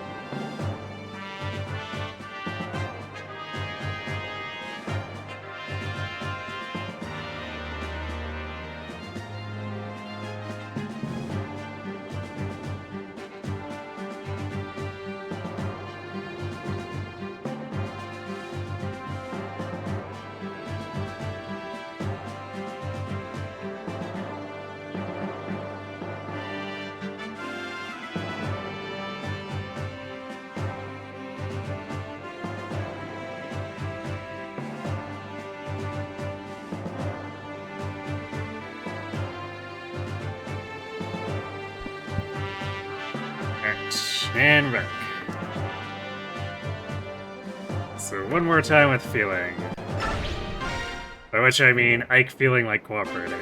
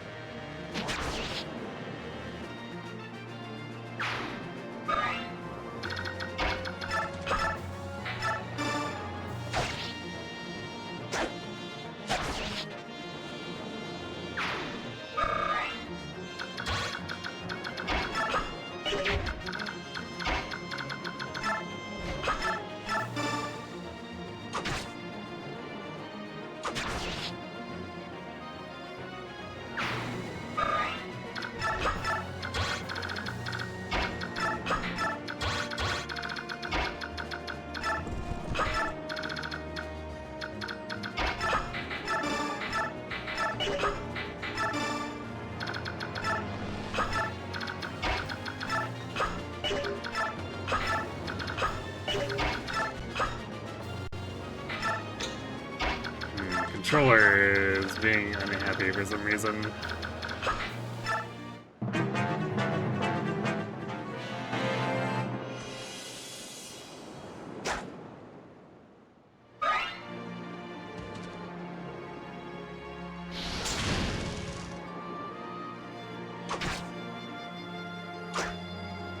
Oh, that's really annoying. How long have you been standing there? We definitely did not need to miss that mage. Because now they're gonna gang up on Ike when they place him down, too. Yeah, Bill. Thanks for the raid.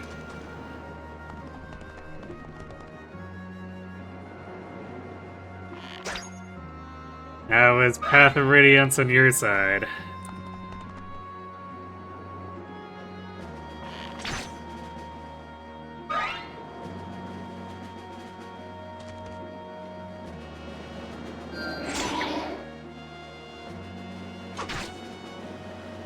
Welcome, Raiders. You've arrived at trying to get Ike to cooperate and gain defense, while also clearing this map in 7 turns. You're at endgame now? Nice.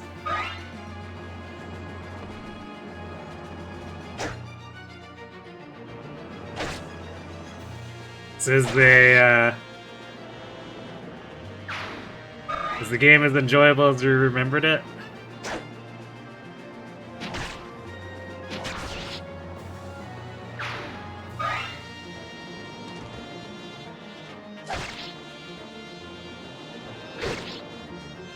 Well, uh-oh.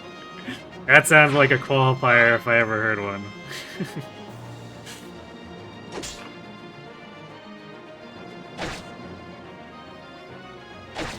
You think hardwood's a bit easier than you expected?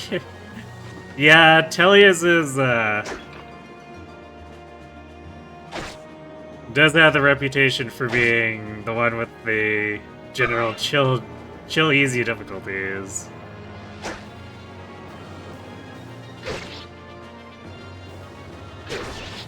Even Maniac mode isn't technically like that crazy compared to other Maniac, Maddening, or Lunatics.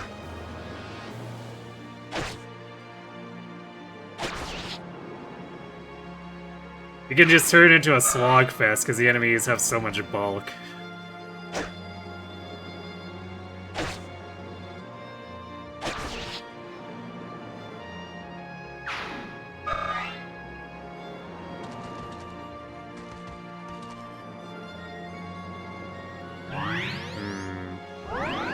Well, plus side is that the armors didn't get healed. But missing that mage was really bad. So that's probably gonna slow things down a lot. Guess we'll see. Also, this mage will end up being able to reach Mist as well. Well, I guess it's not like I took damage.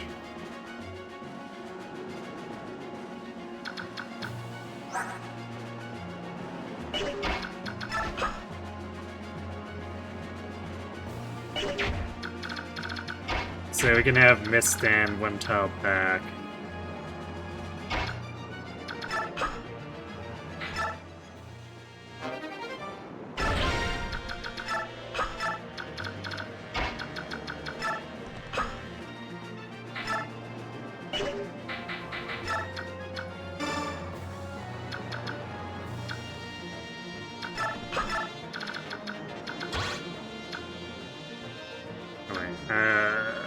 That's actually... That's moving Oscar a little too close. I guess it doesn't matter too much if this guy attacks. Because then Lethe can go in and get the kill next turn. It just means Oscar's gonna take damage, which could be annoying.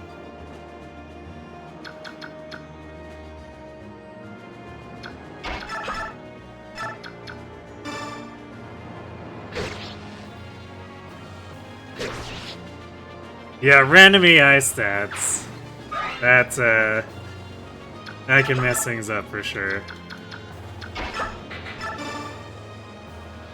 Although it's mostly when they generate extra bulk that becomes a problem.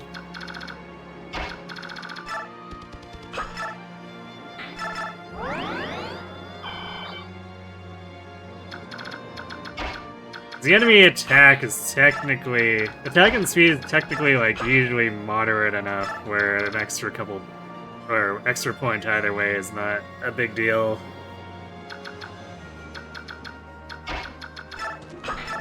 But the bulk is very high.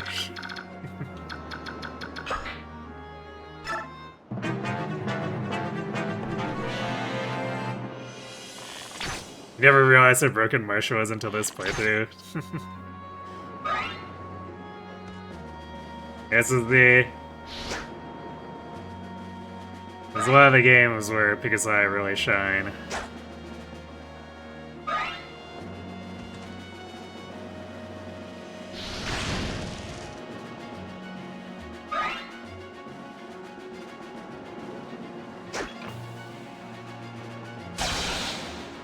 Alright, well, plus side, we're clearing all these armors.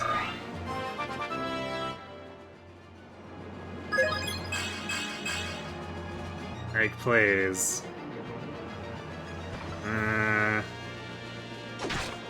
Yeah, I think between that level and the scuffed positioning, I think we just make this a do-over.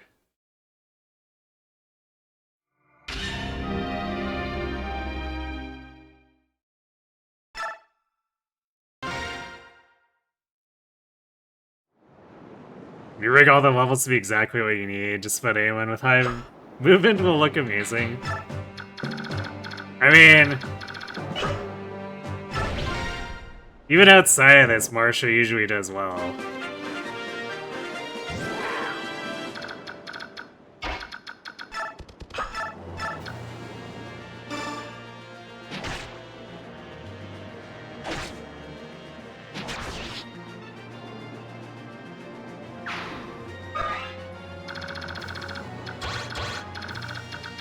And hard mode enemies don't exactly put up much of a fight.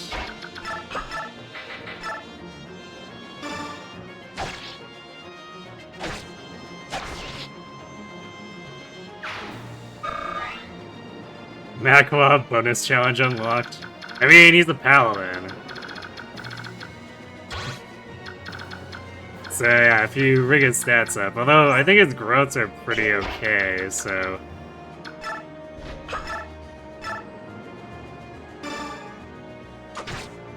He technically does okay if you bother to invest in him, but usually it's like, why, when you've got Kieran and Oscar and possibly Astrid.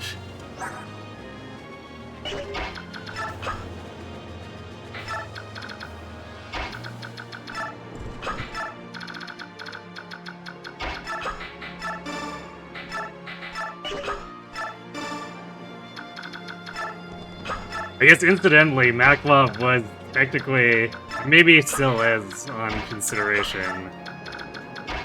Although, I am still leaning towards just catching Oscar up instead. But Because, like, we had to leave Kieran behind. There was no way to make the turn count without getting him. Or well getting him. And then Astrid is very likely getting owned. Since the Boat Defend chapter requires us, for some reason, to undeploy all of our army except for Ike. So...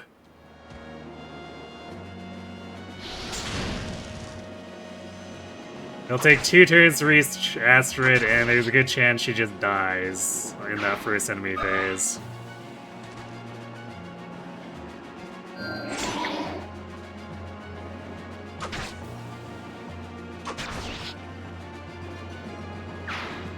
You know, I really want to use him instead if there's a support you want.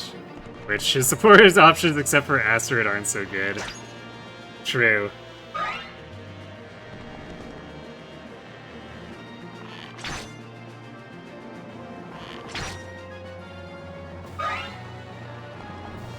So yeah, I mean, he technically works if you need to, but there's so many other options that basically no one ever bothers.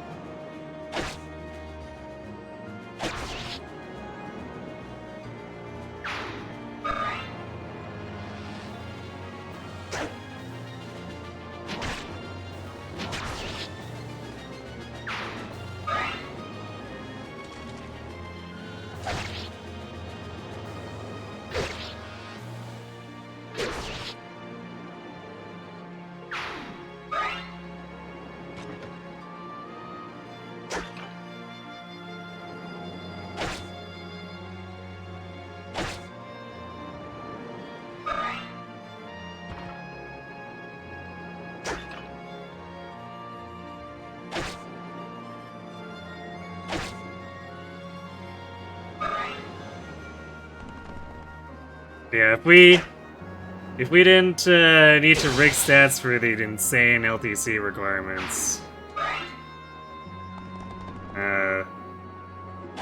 like Marcia would still be more than functional, just not one-rounding all these calves. Which would be fine. We could just sit in the choke point and fight for like 3 to 4 turns or whatever.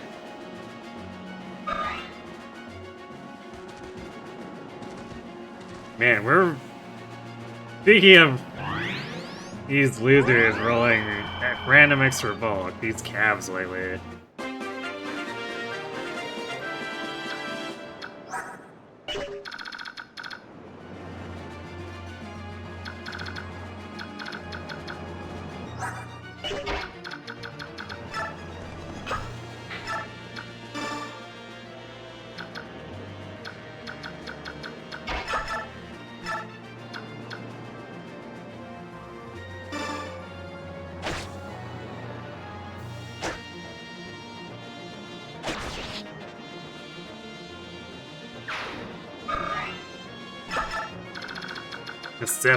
This sort of messes up my movement now, too. Because I'm gonna have to hold Titania back, since Oscar is gonna be preoccupied up top. Well, actually, he could probably still get down in range of these guys, and then just run back up this way instead of up this way. It might not be a big deal.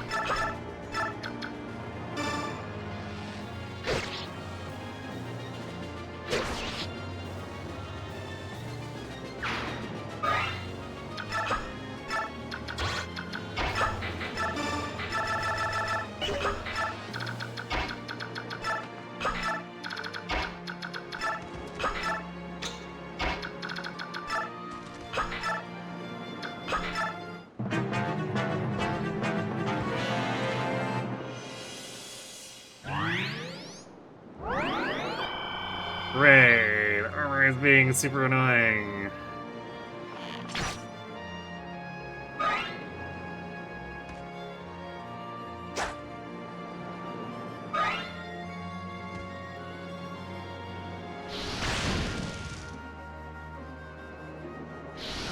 Oh, Oscar is double there. Well, rip Oscar. I guess that guy rolled high.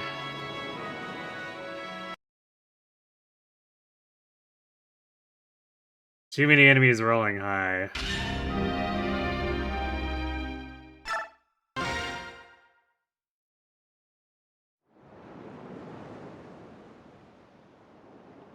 The problem is that the turn count gives us almost no flexibility, so if that happens, it happens.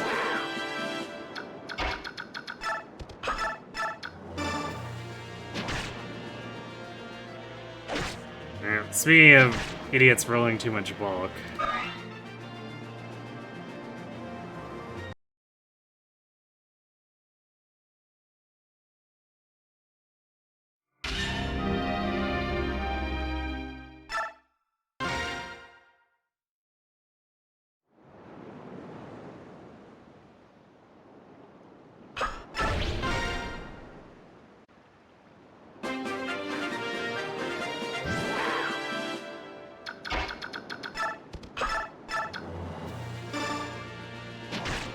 So now we're not even getting to the part where Ike attempts and fails at getting something resembling a decent level.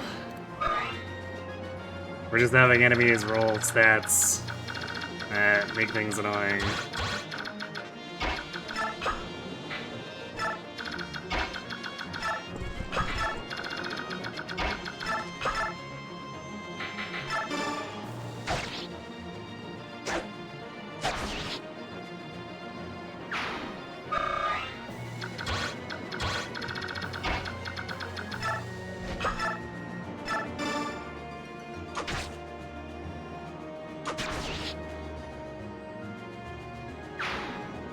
The variance on these is kind of absurd, too.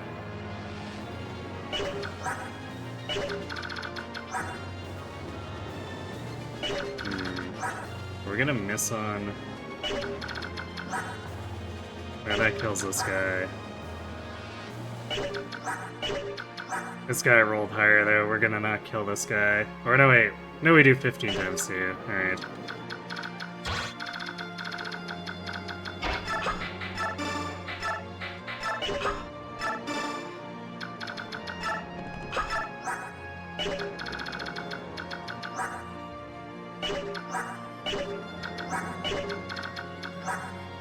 Wow, all those mages rolled high.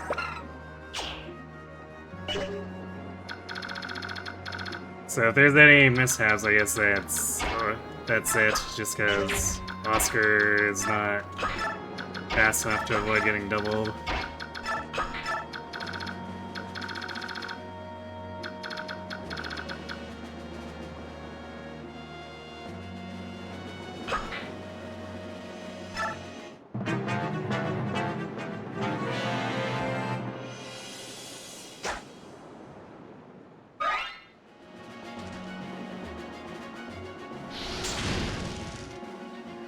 Oh, you're having fun with version exclusives?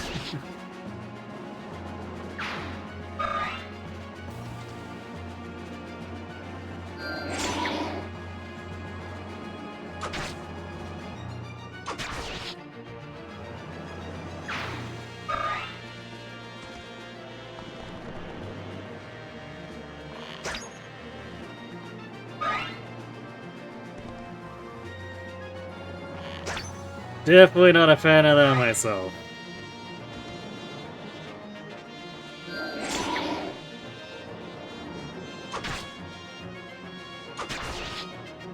Although I guess internet trading makes it a lot easier these days.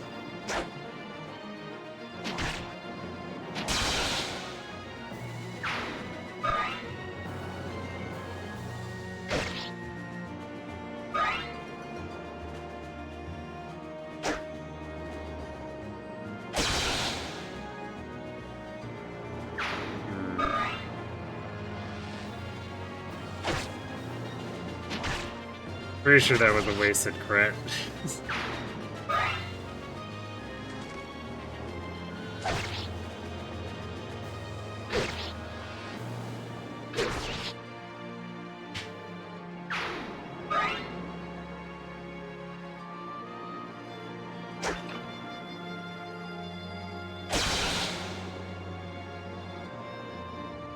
Alright, there's the good crit. Getting rid of that guy.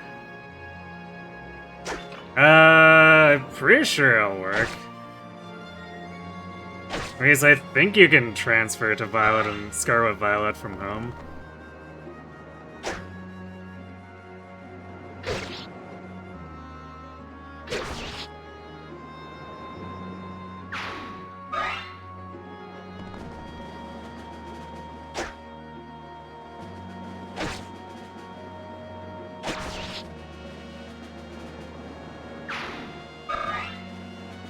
Although, I'll admit my familiarity with home is a bit low, because I don't bother with it.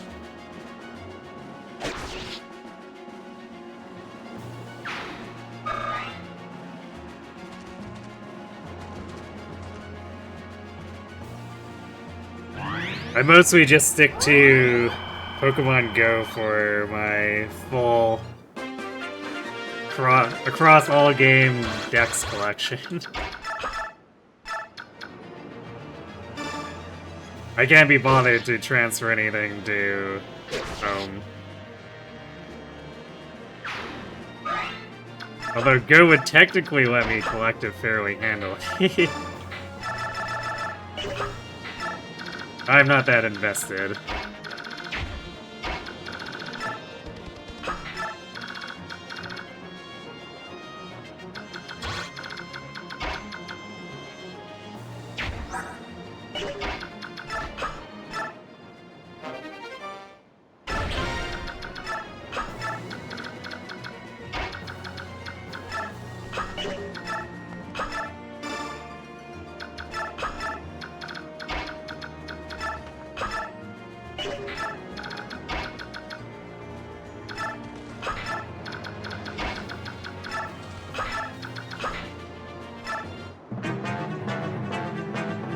You're surprised Go is still around? Why would you be surprised that Go is still around? It's a massive cash cow.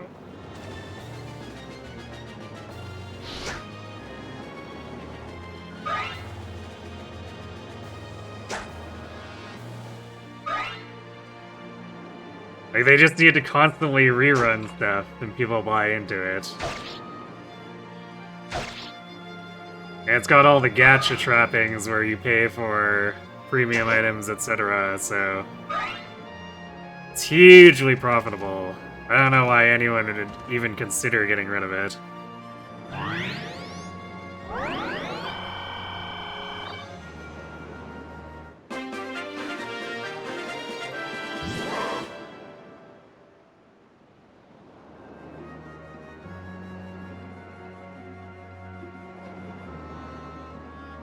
Yeah, I mean, it's technically not as popular as it used to be, but it's still an absurd money printer.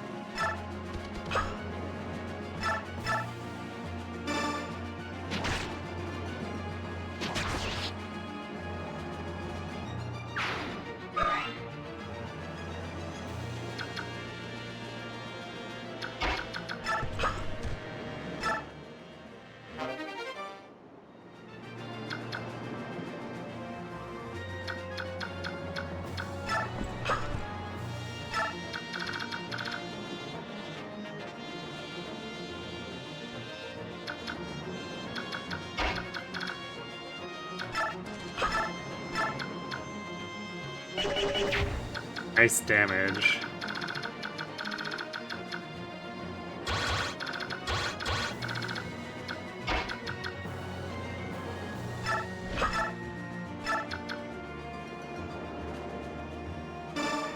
Actually, the priest coming out like that is a bit surprising.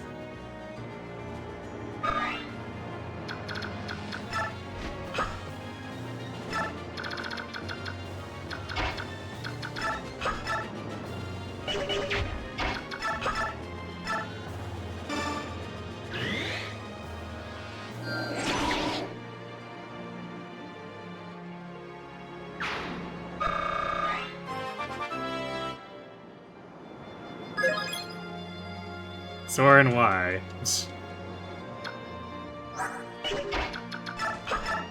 Well, if Ike gets a good level, then whatever. We'll let Soren's lie. I guess Soren absorbed the really bad level up RNG. So hopefully Ike gets something better. Well, he did get defense. And he caught magic.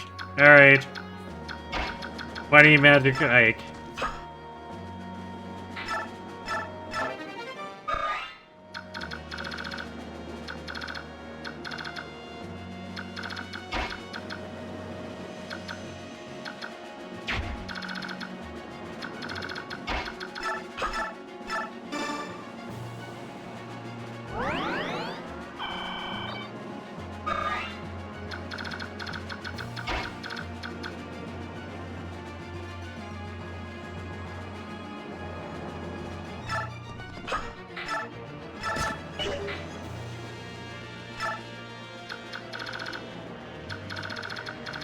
So I guess we'll proceed then. And red's what you needed. True. He is a bit low on that.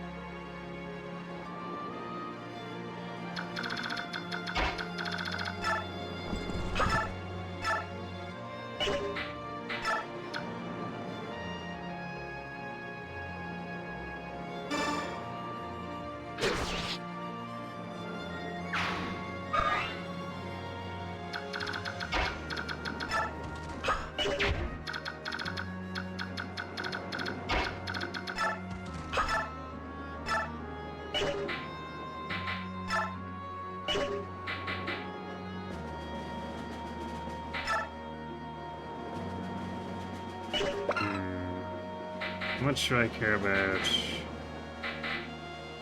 Yeah, I think I'd rather use the Forge over the Regal Blade right now.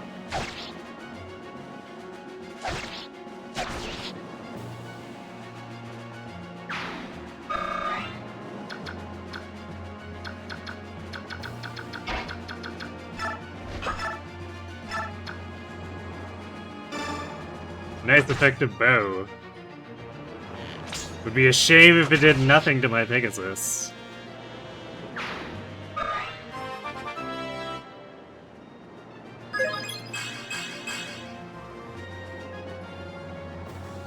Everyone getting magic, apparently.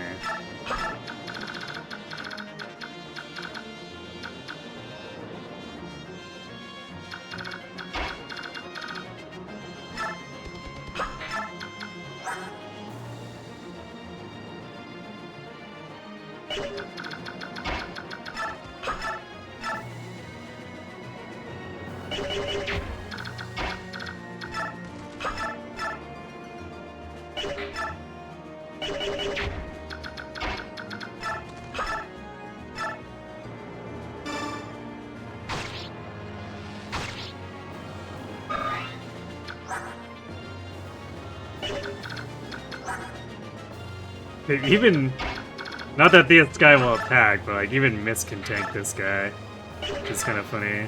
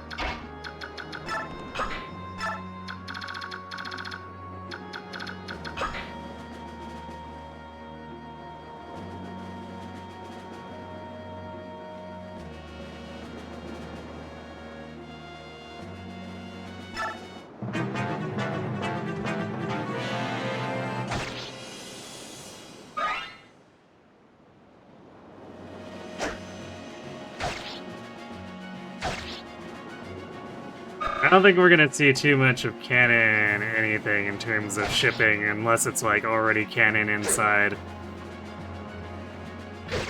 the home game.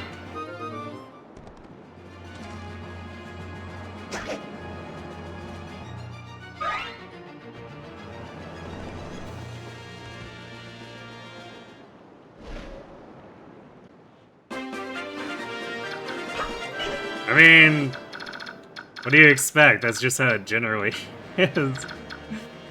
They're not gonna commit to a ship most of the time.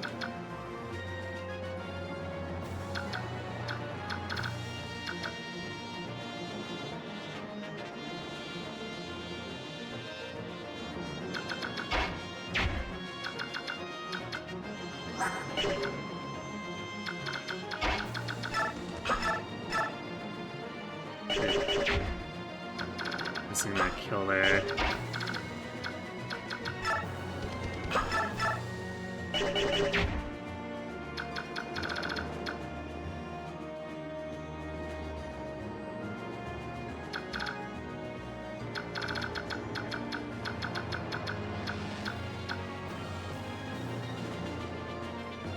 Marsha doesn't quite fully block it.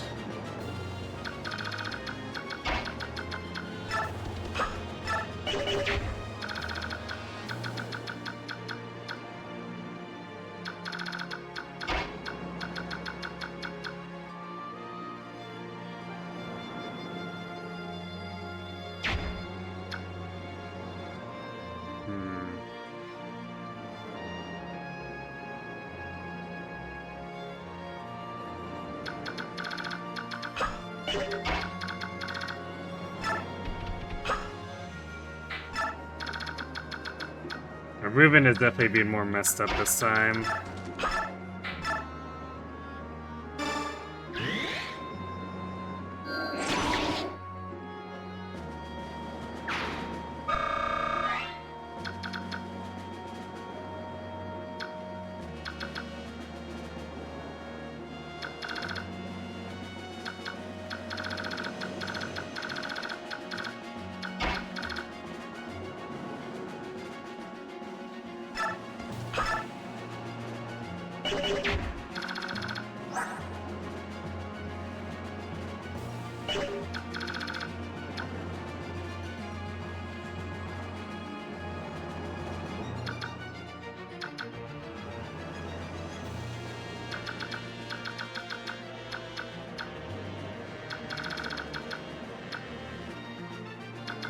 I guess if it had been Mordecai instead of Levy here, we could have used Smite and then Marsha could have just blocked this entire section here.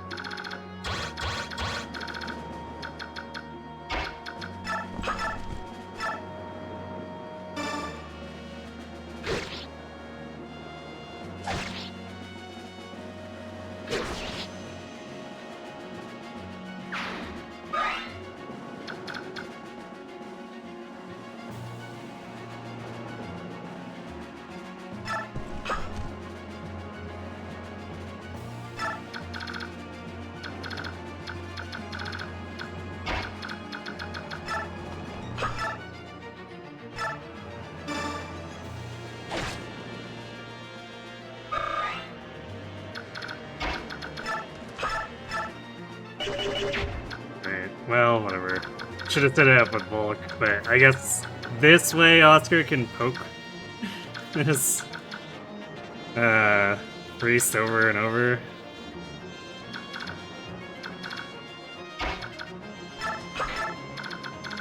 So it gets him a little bit more overall.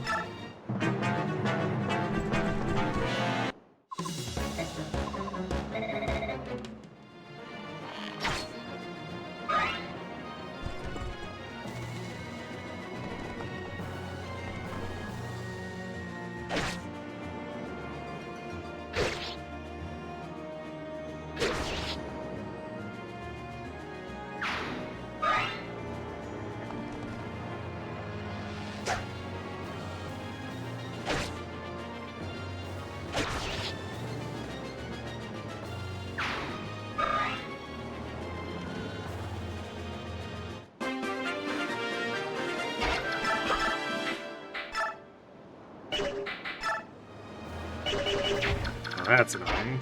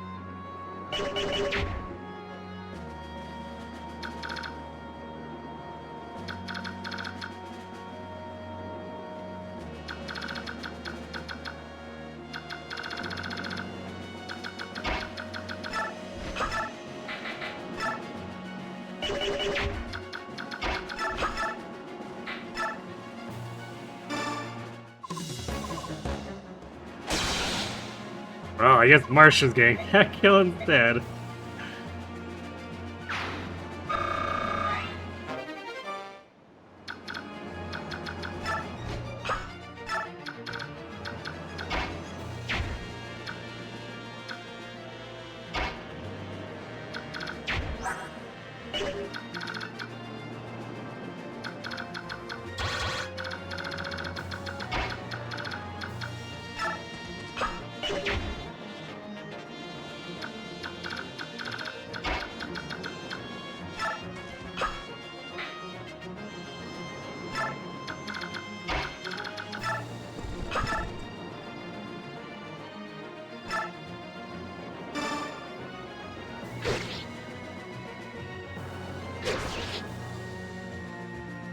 There you go. No healing for you.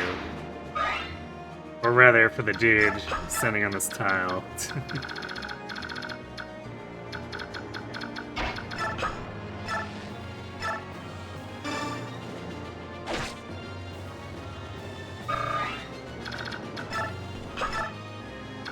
Well, I'm glad we got our defense level when we did it with Ike, because since he missed the boss kill, he's not getting a second level here.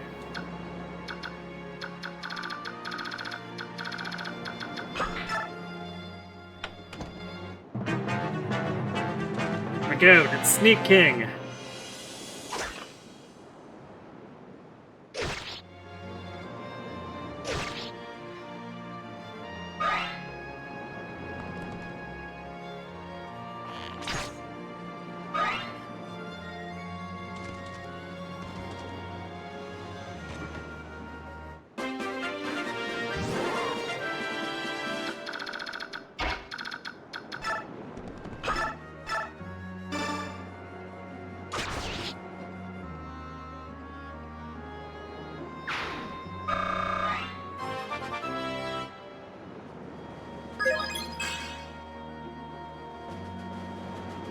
Okay, Oscar. He's making a fantastic case for us using him.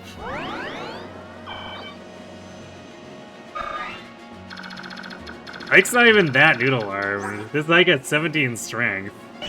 It's just Maniac enemies are bulky.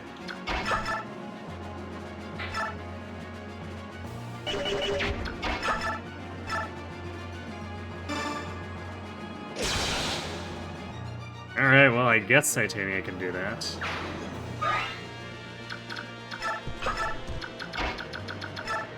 All my units critting to take kills away from each other, apparently.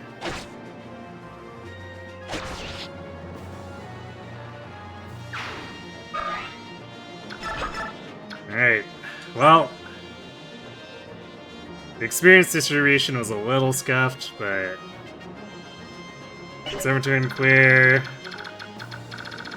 All the Vigilantes alive. Unfortunately, the Hark's just gonna be hanging with the Vigilantes forever, but oh well. That's how it goes.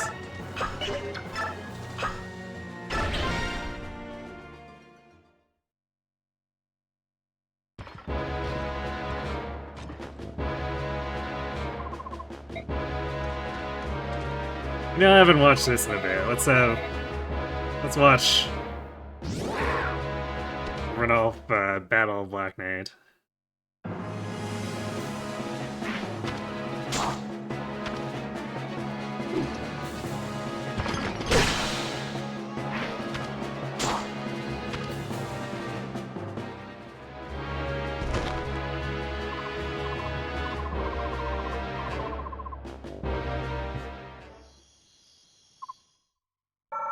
Look at that Black Knight being so evil, picking on a poor kitty. Alright, 275 is what we expected. Ranulf realizing he is not a tiger in real time. True.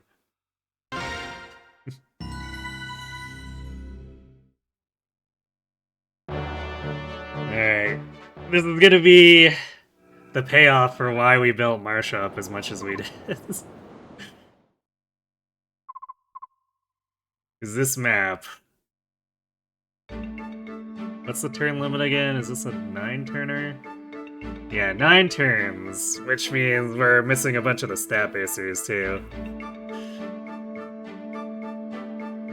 And insultingly, it's only worth 100 bonus experience to complete it in 9 turns too, but we're doing max bonus experience, so we have to go for it.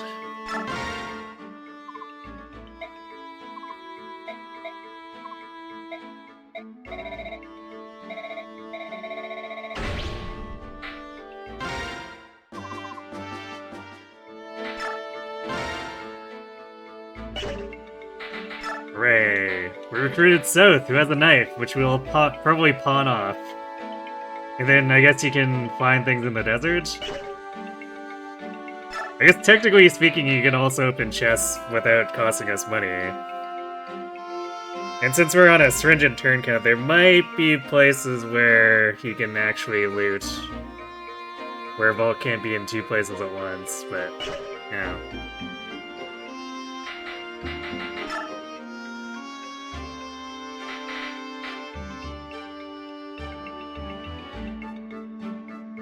Alright, so I think we want to do the Miss Titania one here. Since it buffs up Titania's attack.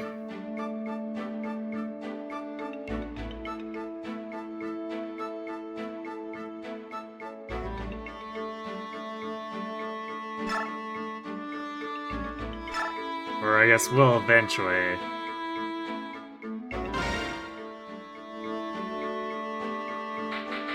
I think we need to do B rank because of the way it rounds.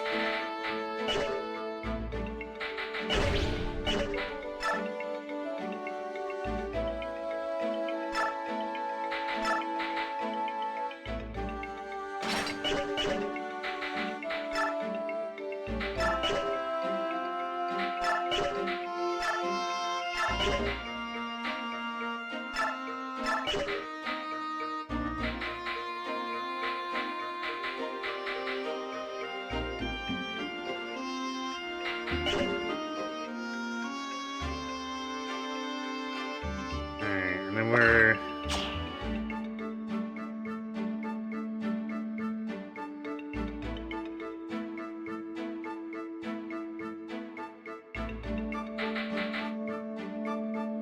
think we're not going to distribute any bonus experience at the moment.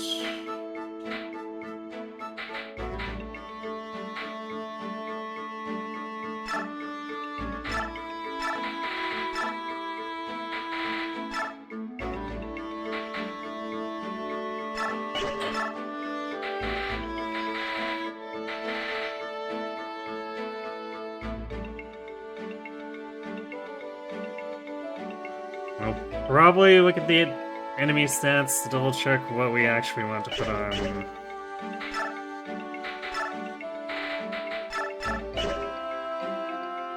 Marsha for weapons. Because we want to avoid blowing through the forge too quickly. But if we only need a regular iron, I would prefer to only do that. Because these ravens are probably dodgy enough that steel is going to be unreliable.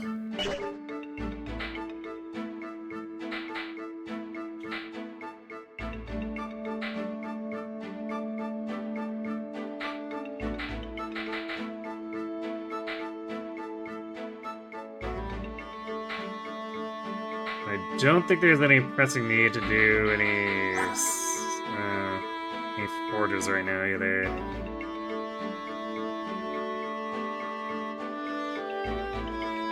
Because we still have most of Marsha's, most of Titania's, same with Ike's. And we don't know if we're going to end up doing Oscar or Astrid. So I don't think I want to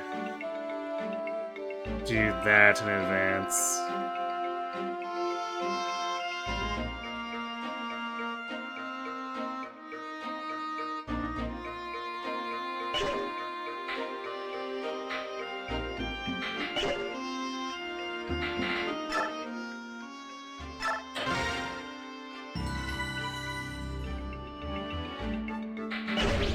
Let's have a look at these enemies.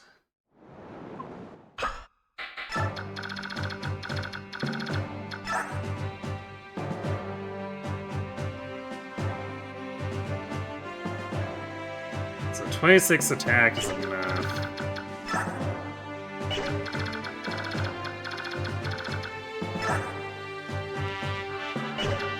I guess we're maybe a bit overset for everyone except for Seeker. Seeker we want to kill ASAP though, because he's got Miracle Corrosion.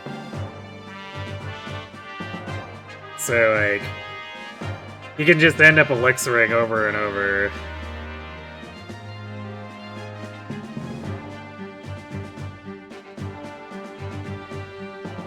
And aside from that, if we're using our forges to fight him, he can also just corrode it. Which would be like an instant reset.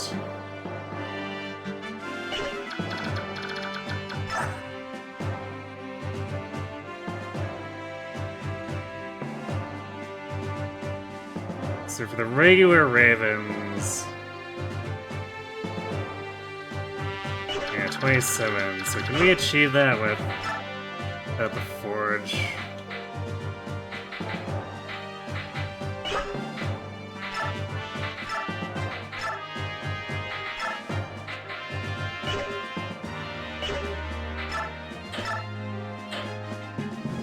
Oh yeah, I forgot that we can use swords with her too. And those will be a bit more accurate, so what if... So the sword is -2 compared to what she's gonna be at here. So 27, yeah, with the iron sword she could actually one around these.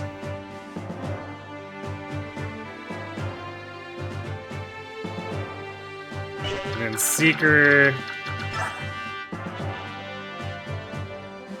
we're looking at... I guess we don't need the forge either, do we? 28. We would need to use the Iron Alliance.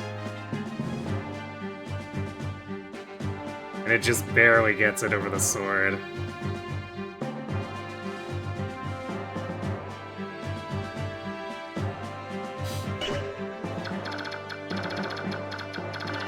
Kind of wild that we rigged Marsha this much.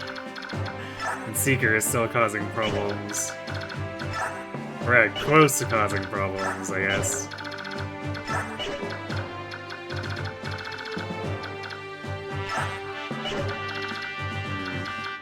So I guess we'll leave the left side ones to...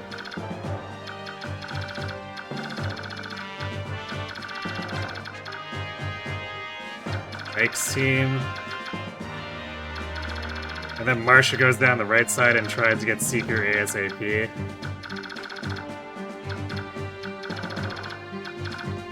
And then once Seeker's dead, she can come back and help clean up any garbage that spawns, or that is over here, hopefully before anything else spawns. Because this map does have reinforcements, which is normally great on this one, because they're basically a bunch of experience punching bags, but when we're trying to do this fast, we really dislike that.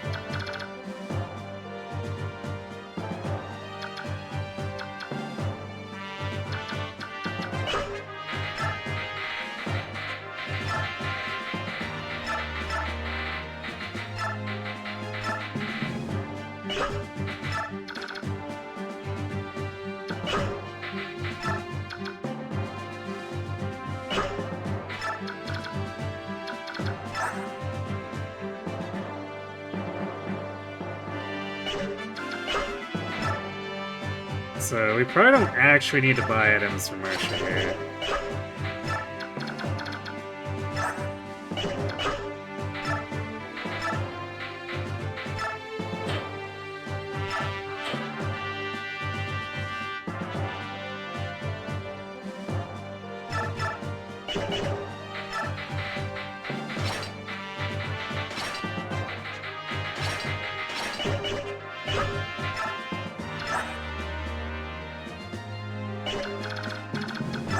Titania barely doubles. Ike fails to double? Yeah, because he doesn't have 19 speed. Well, that's great. I guess on the plus side, doesn't really take much damage.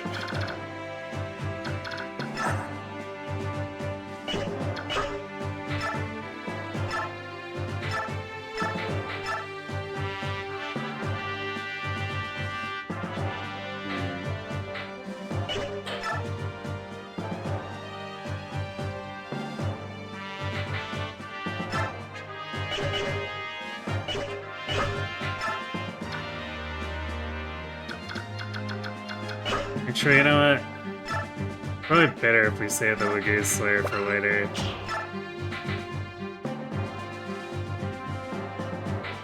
So let's buy, like, a second Iron Sword.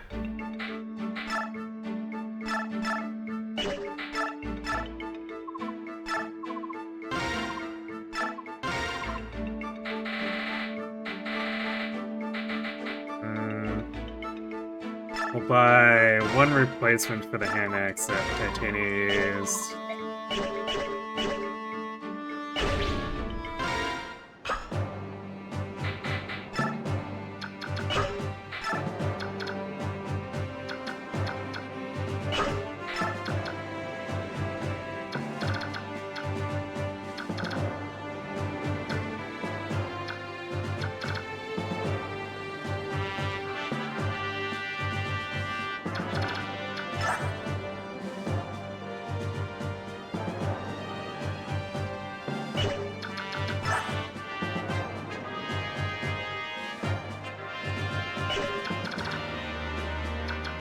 Probably end up having to use the forges here, just because otherwise Ike and Titania don't have enough attack.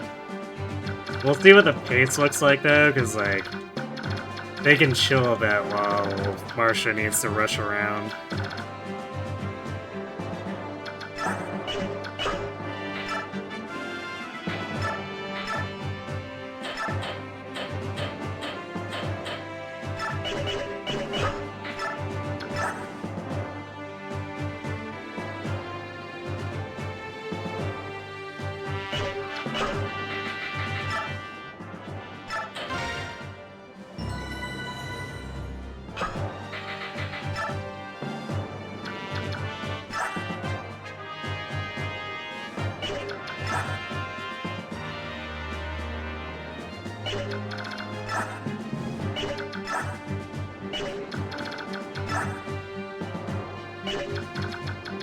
Alright, we do have ads sitting pretty quick here. I'm gonna let those run, refill my water, and then we will see what we need to do to clear this in under 9 turns. Or I guess within 9. Technically, we can clear it on turn 9 and it's fine. So, we're back.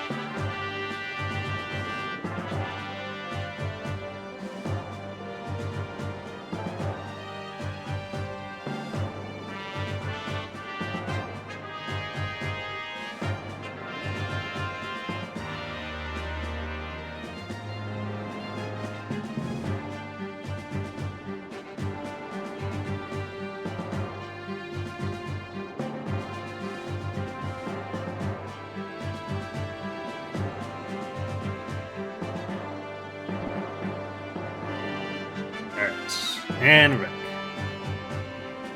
So let's do this.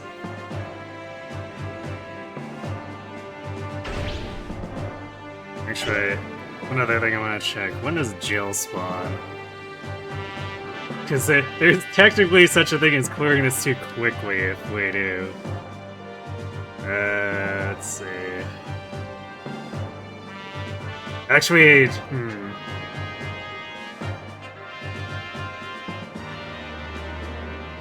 Because Jill...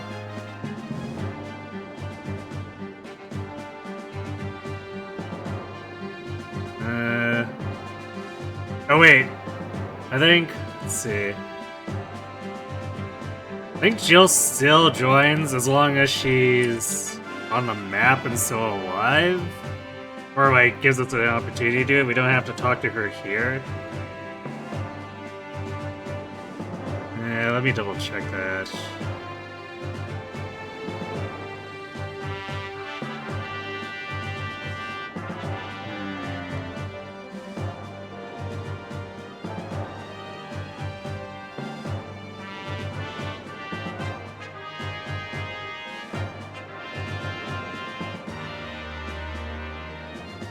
Well, she appears on turn 2, so I guess it's pretty easy for her to actually come over here and talk to us.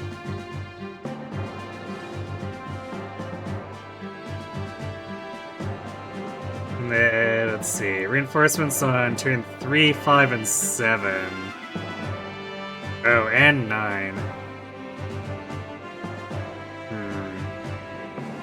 Yeah, so we want Marsha on the right side if we're going to turn 9, because we need to actually go kill it as soon as it spawns.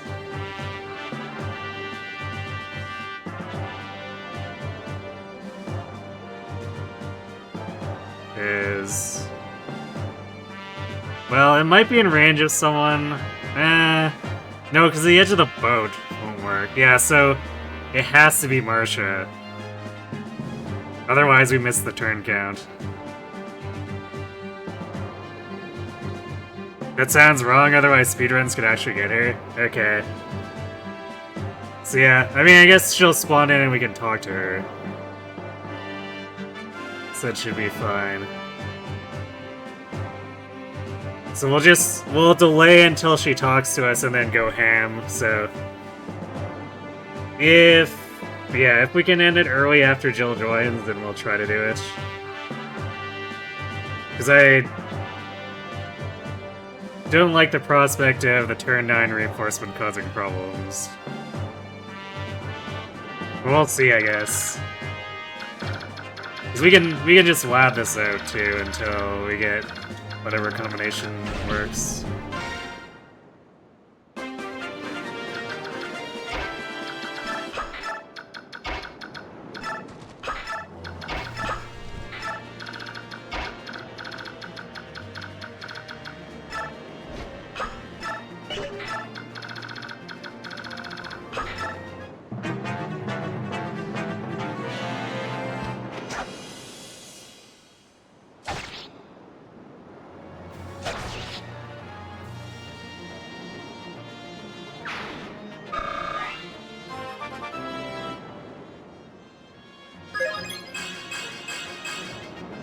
Wow, nice level, too. I think we're in a relatively safe position as long as we can kill Seeker and stop him from endlessly miracling.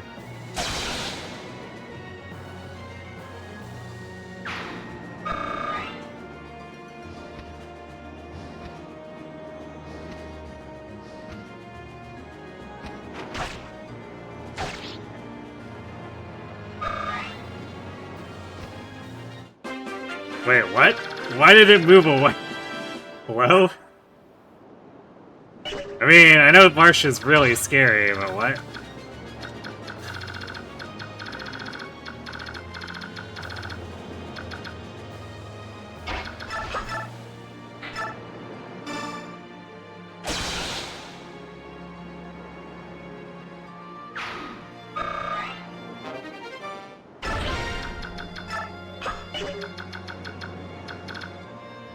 Actually, we might be in danger of killing this too quickly. So let's just bait Seeker, because he's our main target of assassination.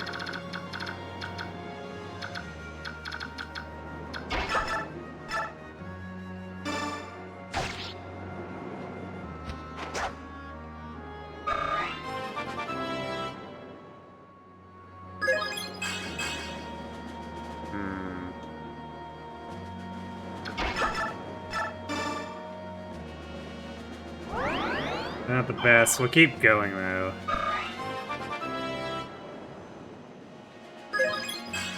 If he gets good gains across all levels, then it's whatever. But I think we're gonna want at least another point of defense. 15 might still be a bit sketch for soloing next chapter, but we'll see.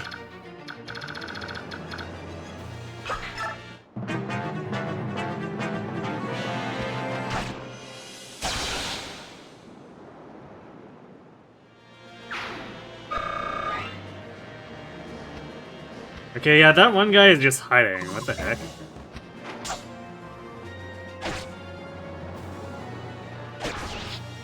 Alright, nice. No miracle.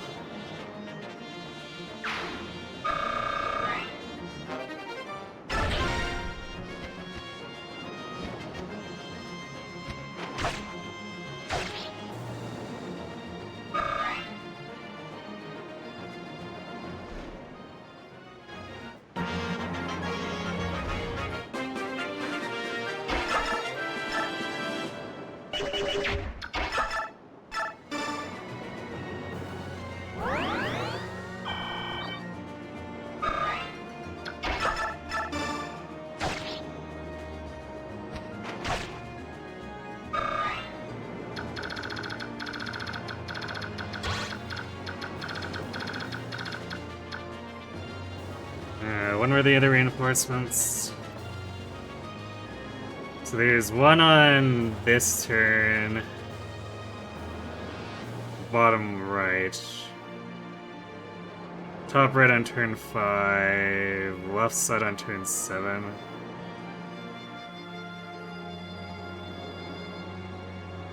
Purple one might be a little bit annoying to deal with.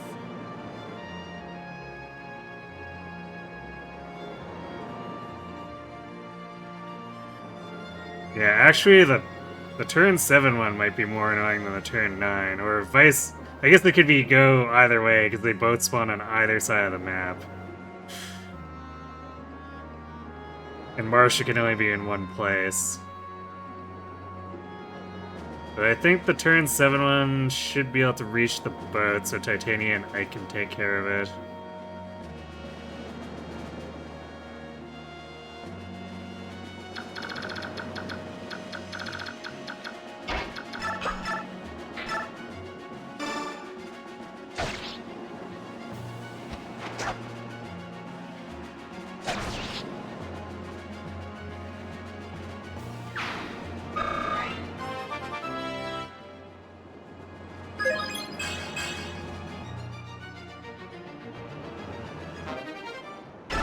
Not getting speed is kind of annoying, but like, res is handy.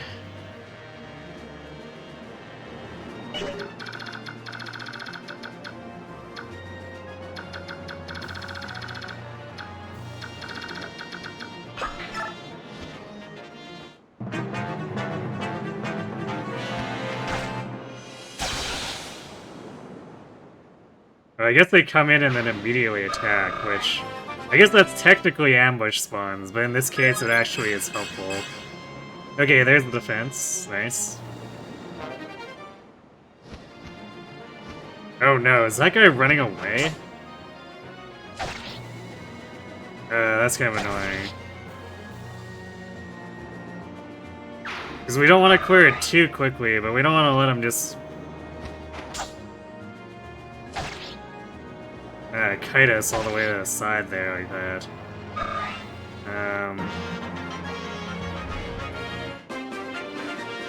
Or maybe he's going after Jill.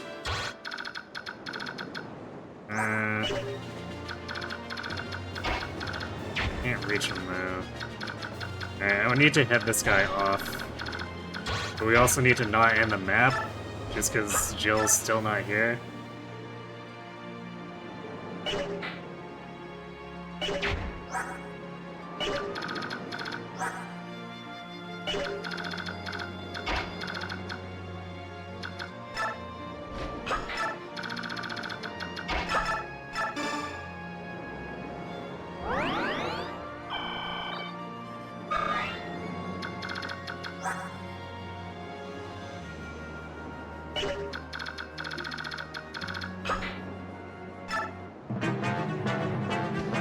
Okay, he does attack.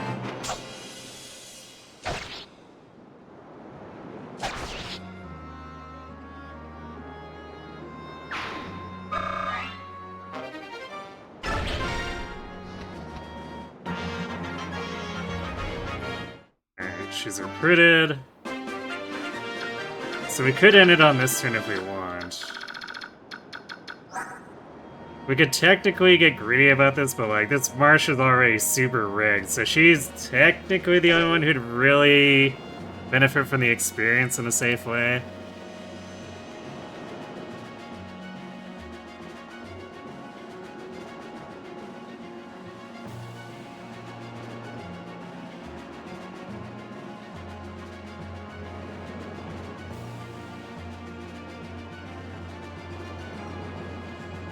See.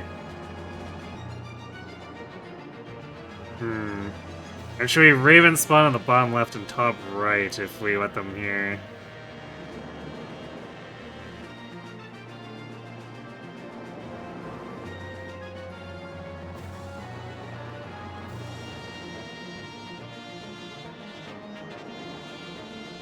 I mean, I'll take them a turn to get to... The top ones will take a turn to get Ike's team. So they could get more experience there.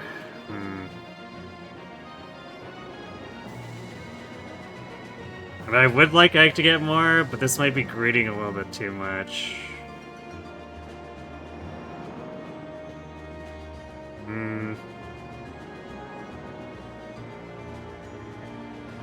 I kind of want to play it out and see, though.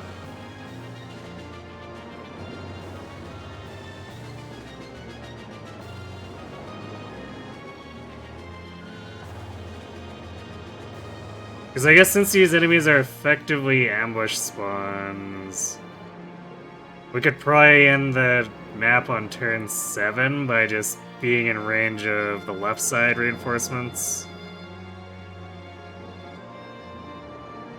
with Marsha and just having them die.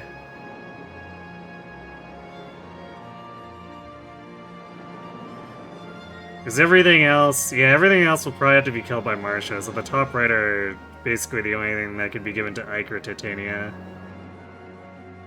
So I want to get those, and then probably we'll just skip the other sets for Marsha.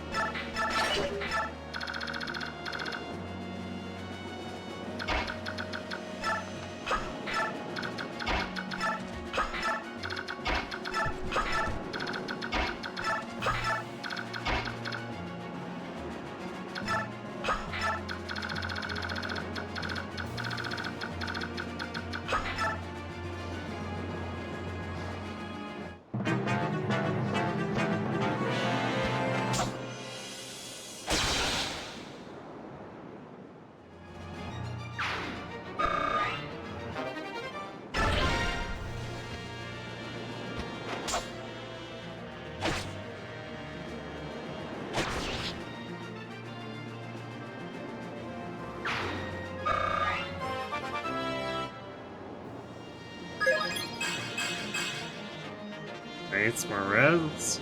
A little worried about the speed, but we got plenty of levels for it.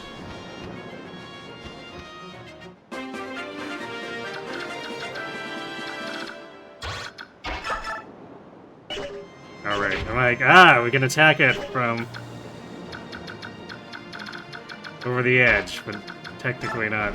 That's not correct because the boat does weird things to ranged weapons.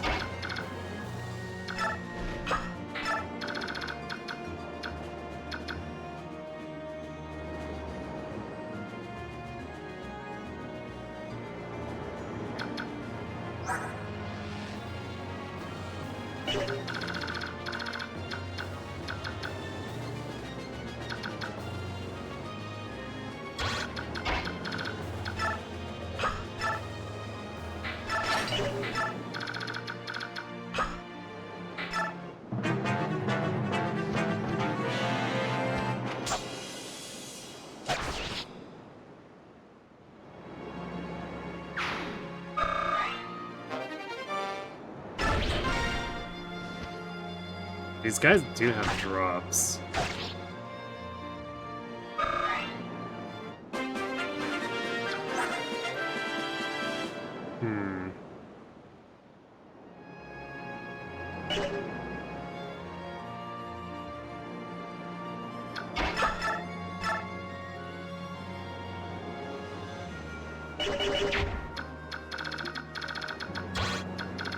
So we probably actually want to try to be greedy about this.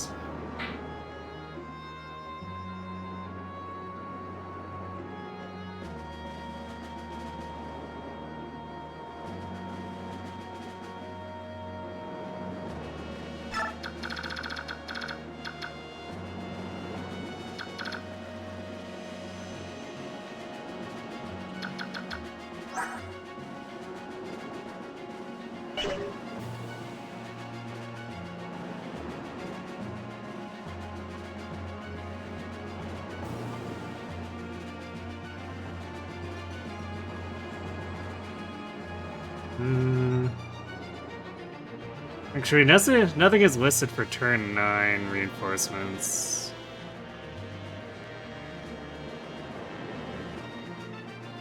Oh wait, coin. We don't care about the coin. And then... yeah, anything else is... past a turn. So yeah, we'll stick with the plan of killing the turn 7 reinforcements and then skipping the turn 9.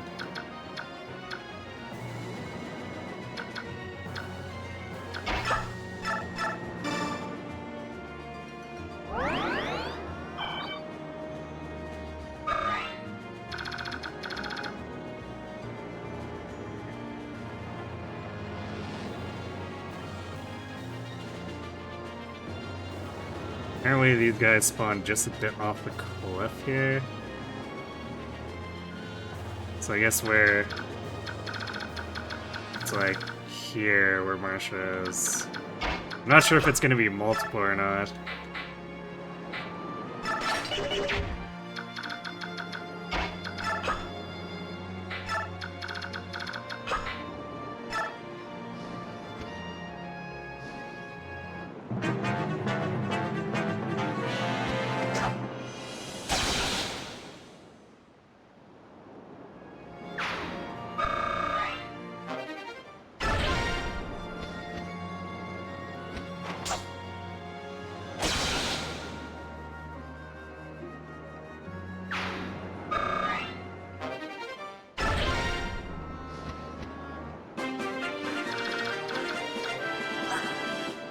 Okay, we can give this one to Ike too.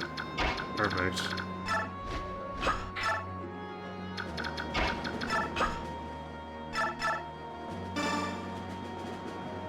And then we can get out of here before the turn 9 ones potentially become a problem.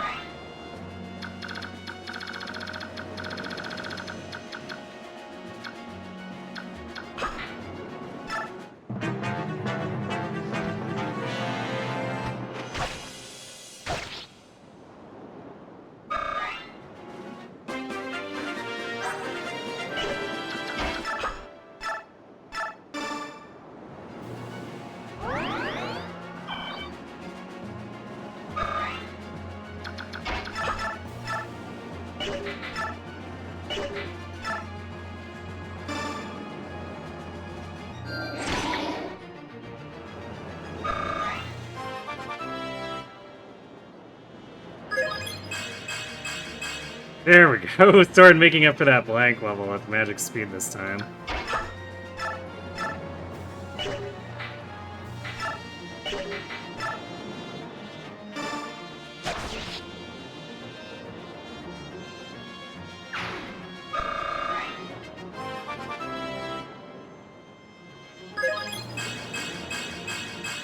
Nice! Strength, speed, defense. Good job, Ike. 2 defense levels has me feeling pretty confident about this next one. Alright, so easily within the turn limit because we ended it early. So there's our slap in the face, 100 experience.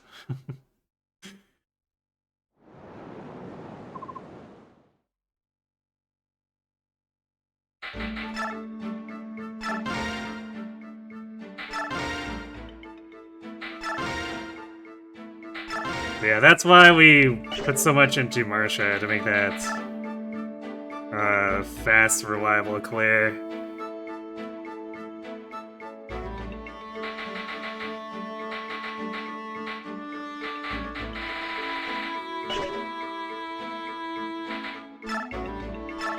Alright, I don't think we need to do too much with our equipment.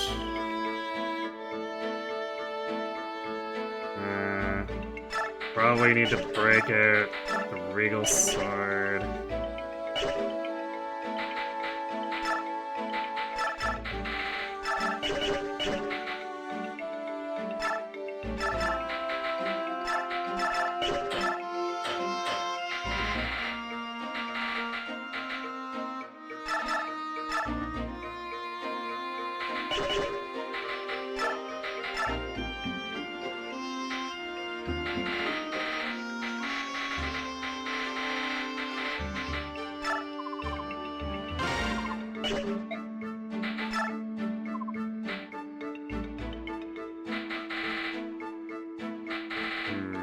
We didn't use any javelins in the last map. I guess we used one in the previous map, so I'll just buy one replacement.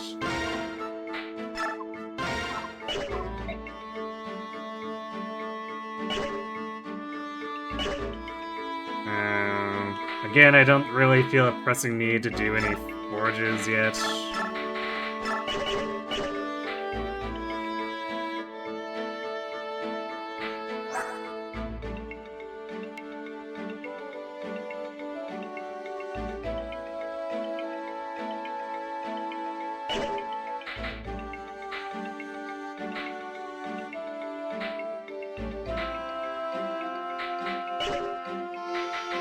Technically, no one other than Ike's can need equipment here anyway. I mean, I guess technically Gatcher or Astrid could want it, provided, you know, Astrid doesn't immediately die.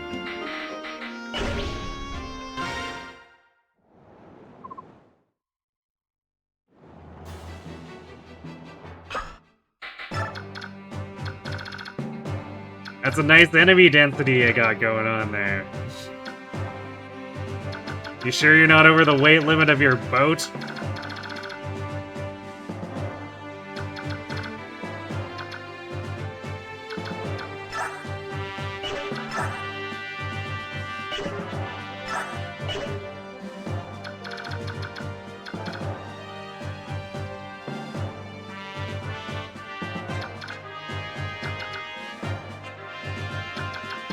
Actually, this configuration is a bit different from...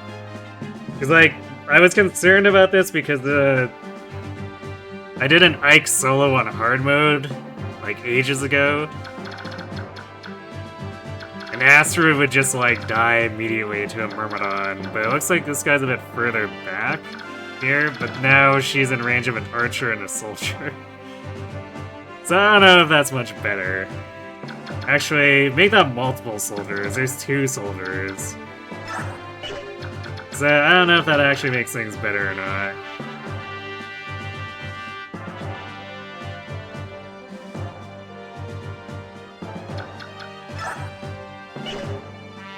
Actually, is it?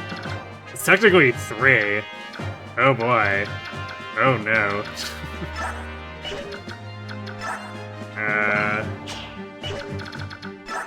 Well, she should be... Yeah, she's at least fast enough she doesn't get doubled.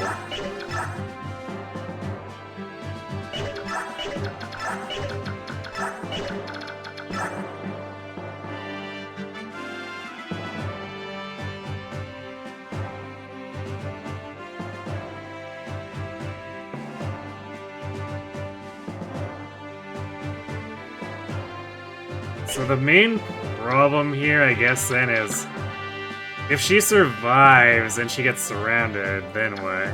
Because then I can't talk to her, because there'll be enemies in the way.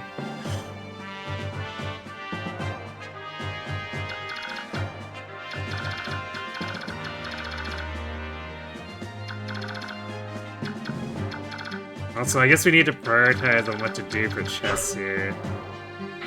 Which... So, here's why this is gonna be stupid, too. Most experience requires me to undeploy everyone. So it is literally just Ike.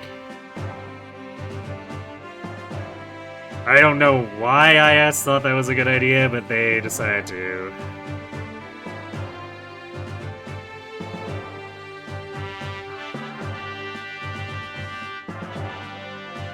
Let's see.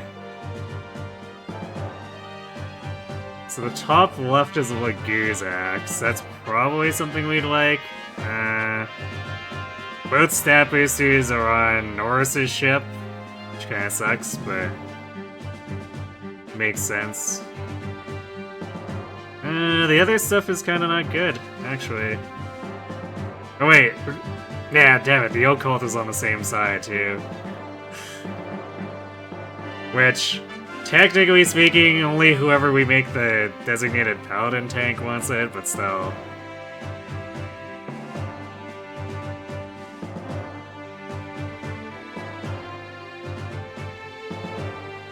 Because if we don't get this one, we're more than likely not getting the Stefan one. Which means the first occult that comes in will be on Torneo. Which is a long ways away.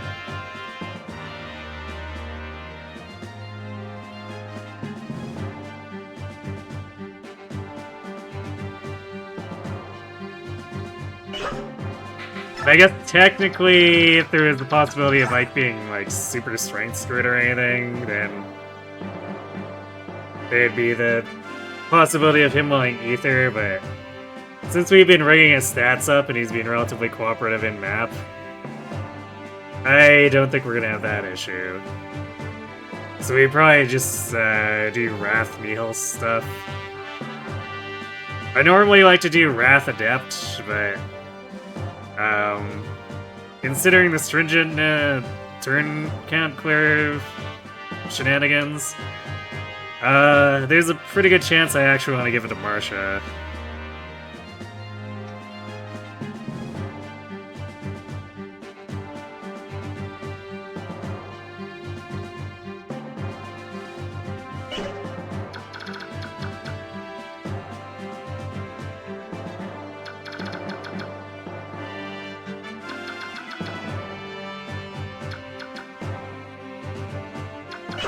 Let's see.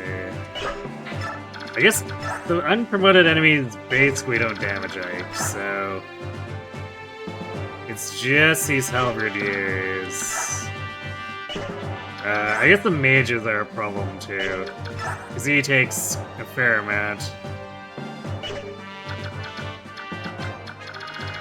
It's the kind of damage that normally wouldn't be threatening at all if he had healer backup or like an actual team to support him.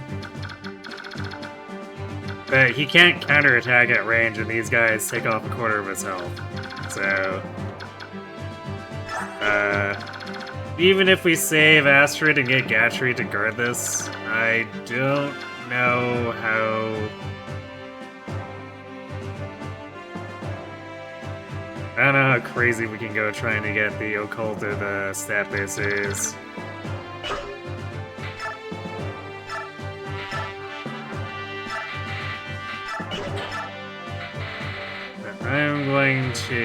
I'm gonna bring a chest key in case it looks like it's realistic.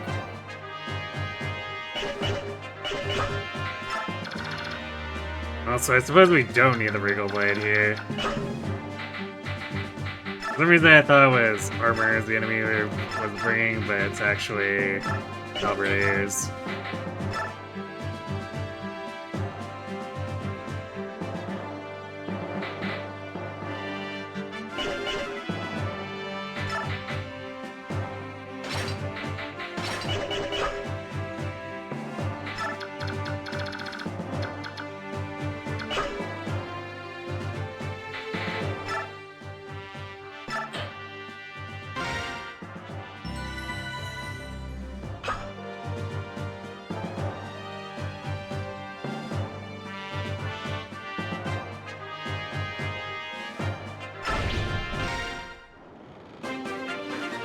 Go forth, Ike!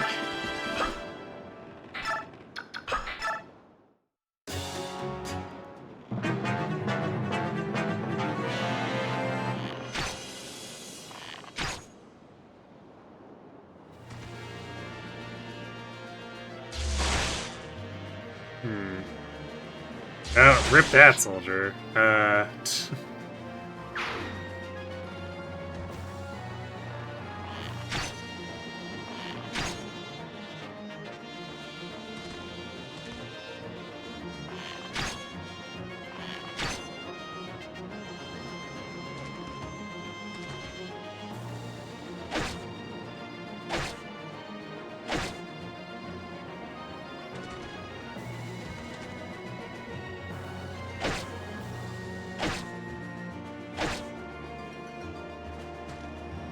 You know, shockingly, Aster's not getting targeted too much here. So maybe the Maniac mode setup is not as scuffed as the hard mode setup, which that seems kind of messed up, but I'll take whatever win I can.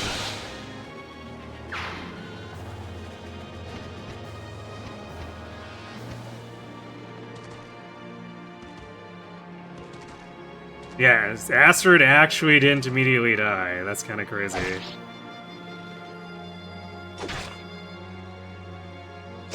Actually, I also swear that Gatry normally isn't that close to her. Oh, we immediately lost. Oh no. GG's, guys.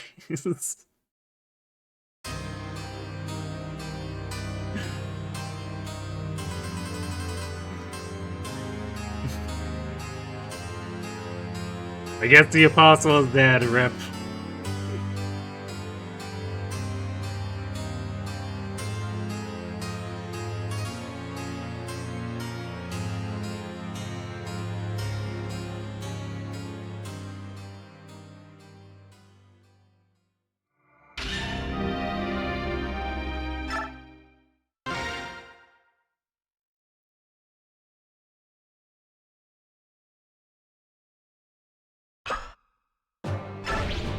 Though this might still be like really scuffed for recruitment. Because even if we do get to it, I see this Thunder Mage is gonna be a problem. Let's see, yeah, 10 speed. And that doubles Gatry, which is going to be for very oof damage. By which I mean actually one-rounding him.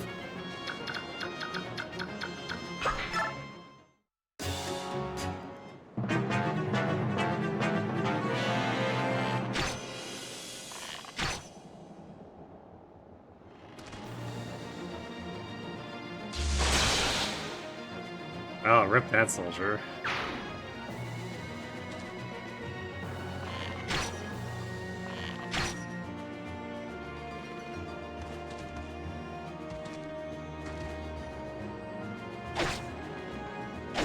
Actually, you know what's funny? I'm pretty sure those halberdiers on the planks normally don't move.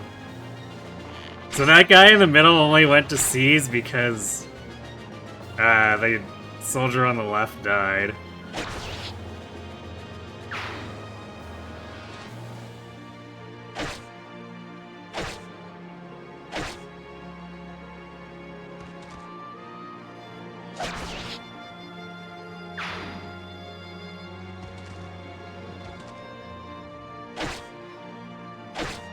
Alright, they didn't focus fire the soldier on the left this time, too.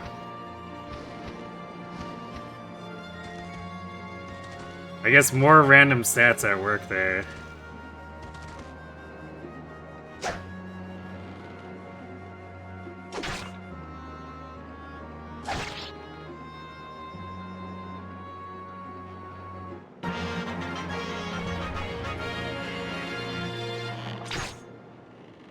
Astrid. It's not exactly what I was hoping for from you. Oh no, Gatry is body blocking. I don't think I can talk to Astrid over the edge there. God damn it, game.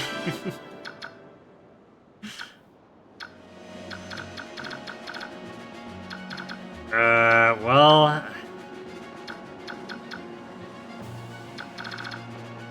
I guess we kill the Thunder Mage to protect Gatry?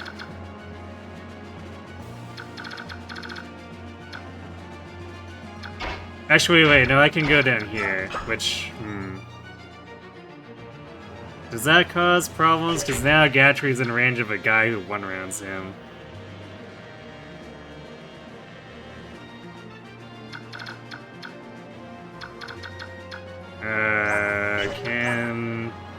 I guess Astrid can pick him up. Assuming I can't... Yeah, I think I can rescue him after talking. Maybe. Surely this is not going to be a problem.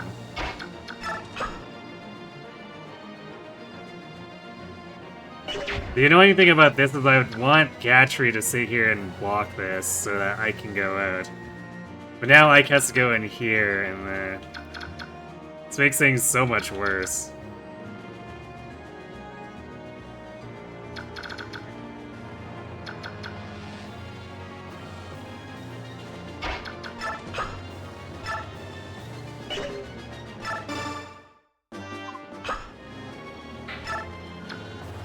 Well, I guess at least if we don't get the treasure, we have our paladin who we can supercharge with the bonus experience we got. But I have a feeling Ike is going to be stuck here for a very long time.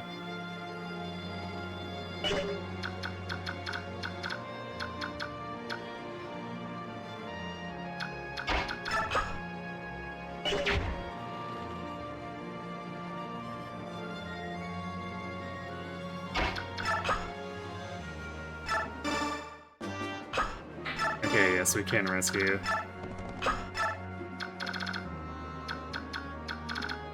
I guess technically speaking, we're not super concerned if Green Gotri got himself owned, but...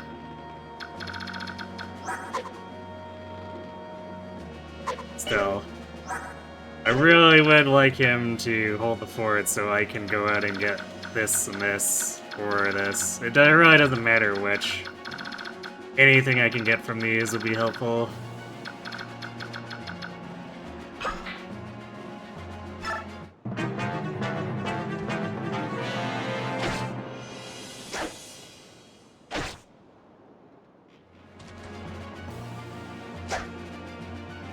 Sanagi, we have to have a talk about where you found these jobbers.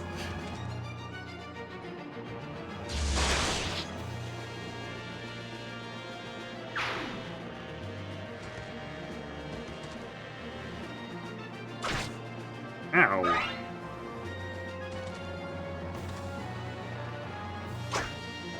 Wait, what do you mean you can still target me from here? Like, I get the archer attacking over the ledge there, but... doesn't really make since it's not consistent with that right side.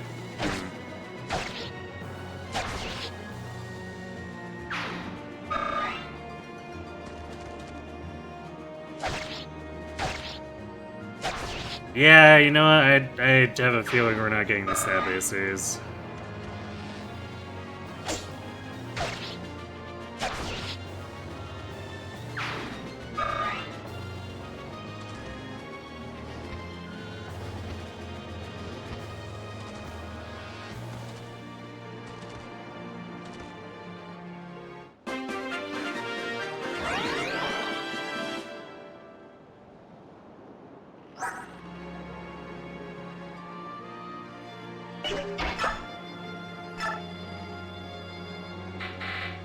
Also, if we're gonna be stuck here, I definitely didn't bring enough vulneraries.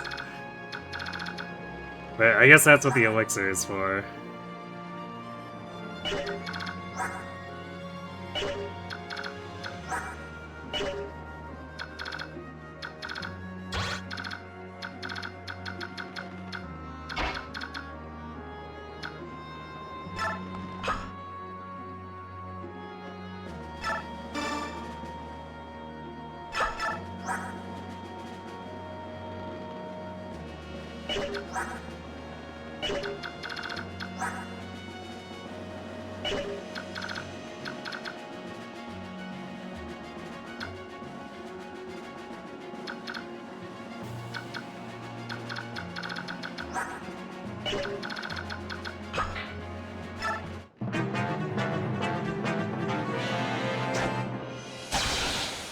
Well, I guess on the plus side, these mages are gonna kill themselves on Ike. The downside, that probably still means we're gonna take a boatload of damage.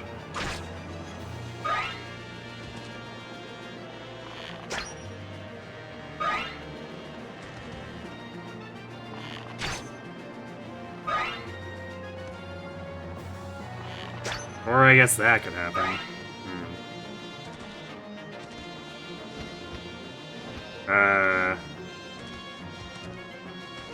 That scares me a little bit. Are these guys actually heading for Astrid and Gatry?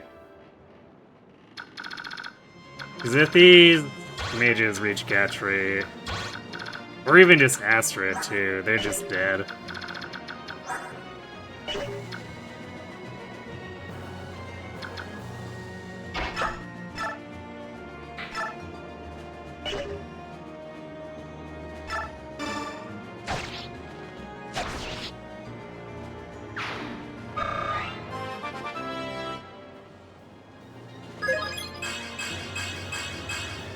Ice level. Okay.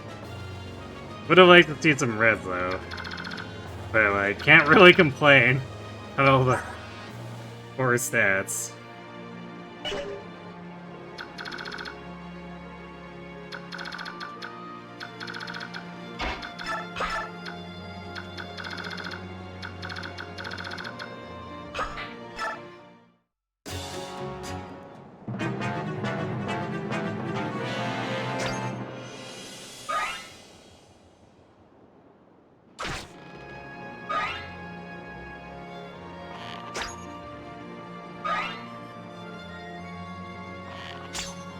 Aha! You can't damage me now, fool.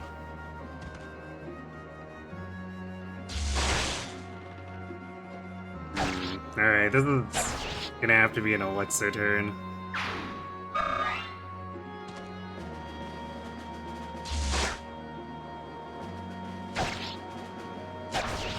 Actually, maybe not.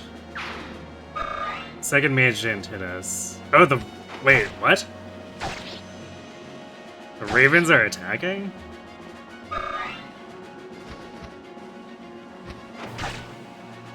I thought they were supposed to be looting treasure. Well, okay.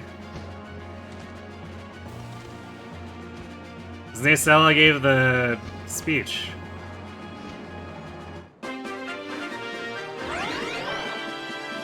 Question mark?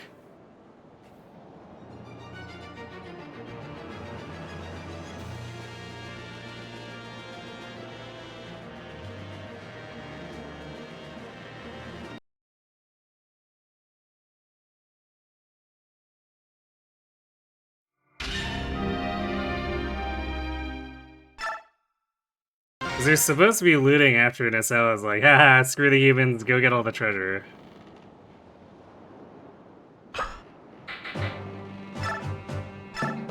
Alright, well, whatever. I guess we'll just have to, get another setup that...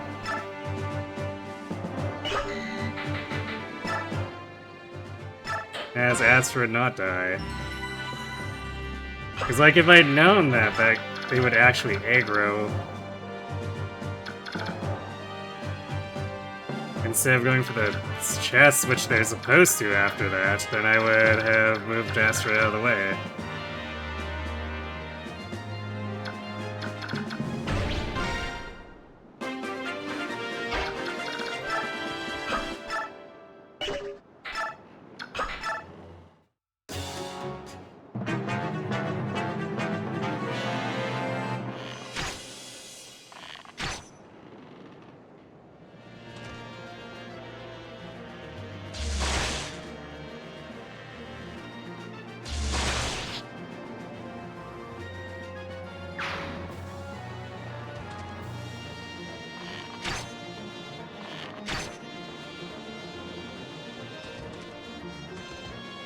I guess plus side is if Astrid and Gatry make the same move again.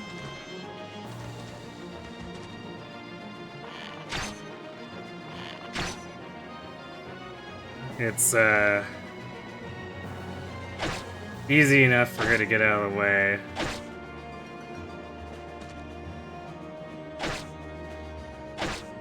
And take Gatry with her.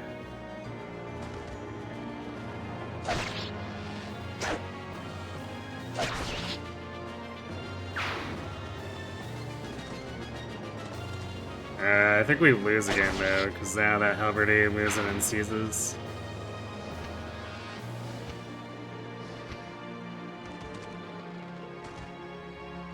Maybe?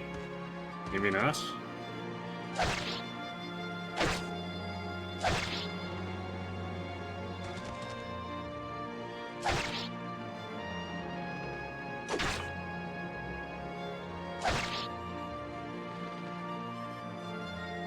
Yep, there it is.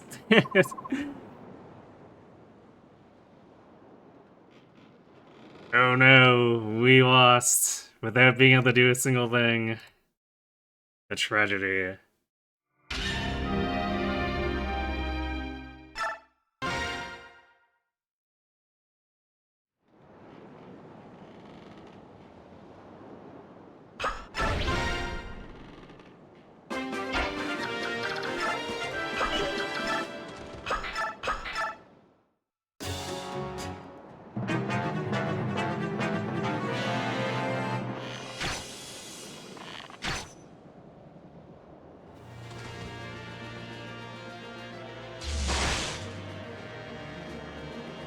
attacking from that side, huh?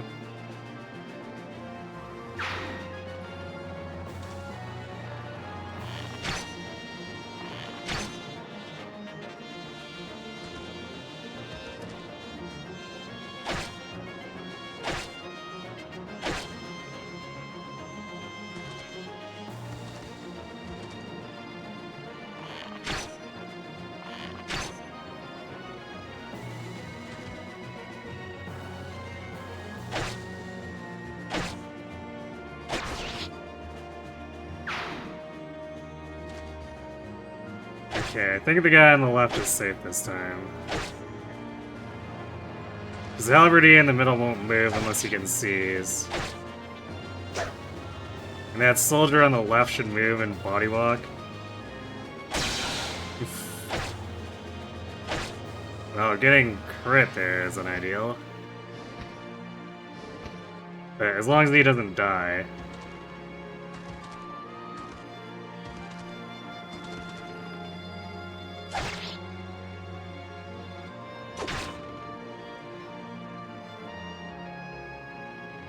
Yeah, there we go. And then he abandons his posts. What a hero. I'm sure the apostle will give him a medal.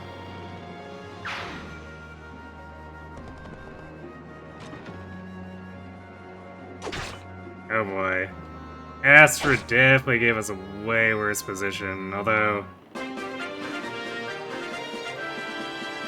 I guess, technically speaking, it allows Gatry to guard while Ike goes out, but now I don't have my chess keys! God damn it. The game be trolling.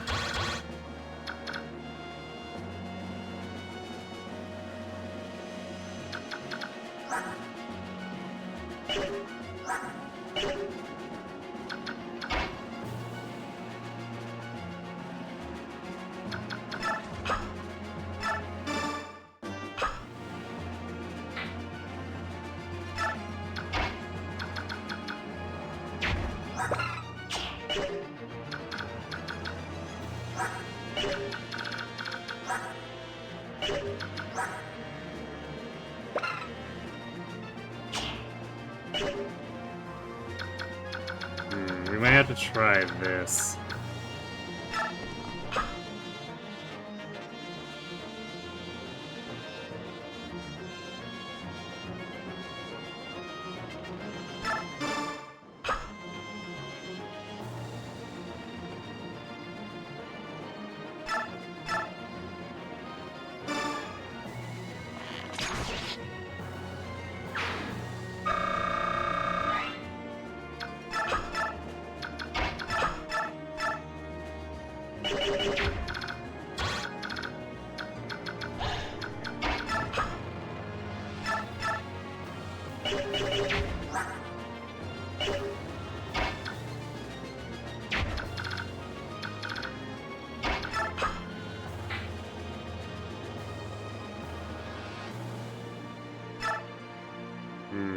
Ike's probably gonna have his hands full keeping Gatry alive anyway. We're gonna have to kill all these mages.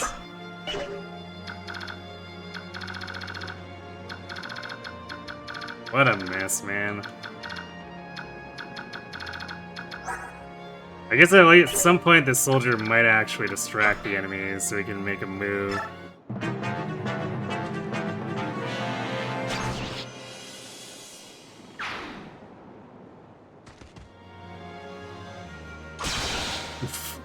Wow, or Astra could just get crit to death.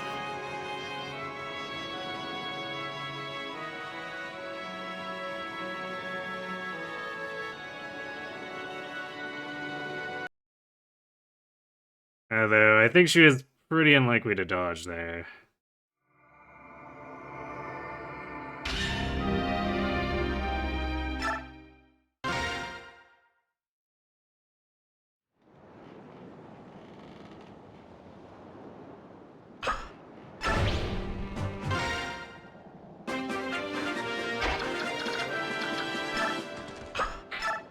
Yeah, I think we're just gonna go off the assumption that Gatry's not strong enough to guard the point, so it'll have to be Ike.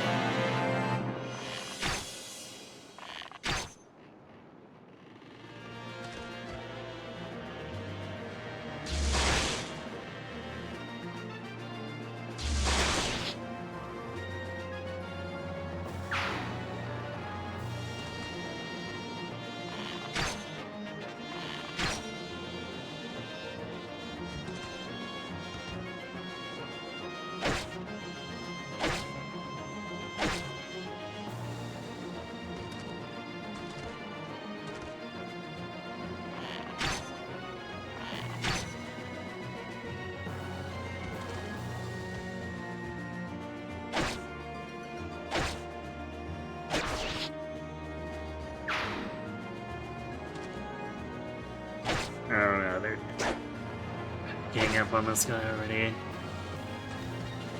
I guess as long as he doesn't get crit, I think he's fine.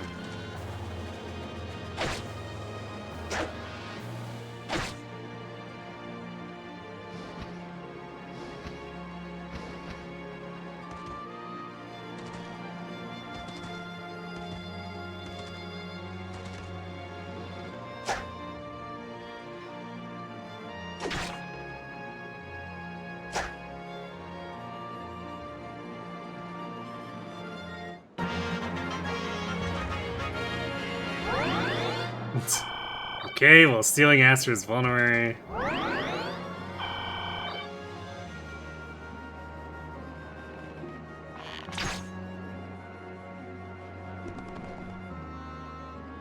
Gatry, no. Oh boy. Gatry is super dead.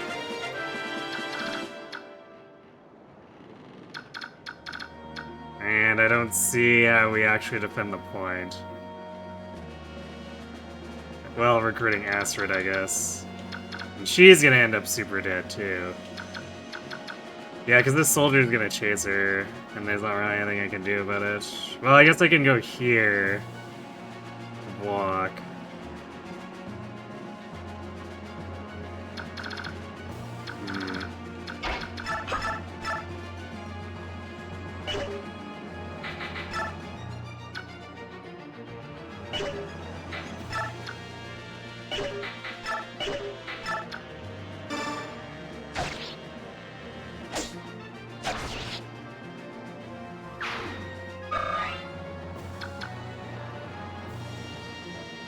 Maybe if I'm positioned like this, she'll attack and then go behind Ike, and then I can recruit her and hopefully get her out. Feels unlikely, but we'll play this out and see.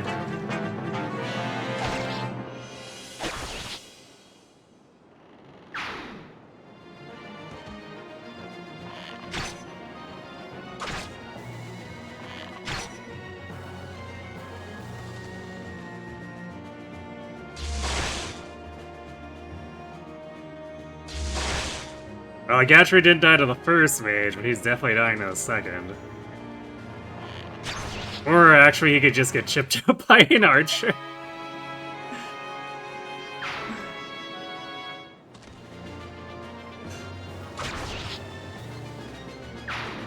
That's a thing that could happen.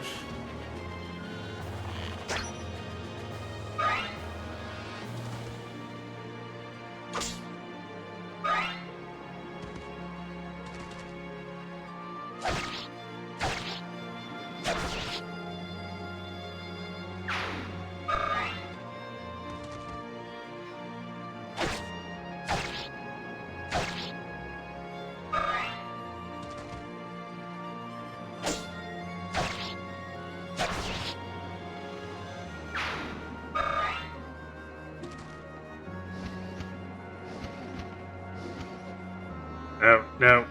Ravens are killing Astrid. She was, in fact, not safe where the AI put her.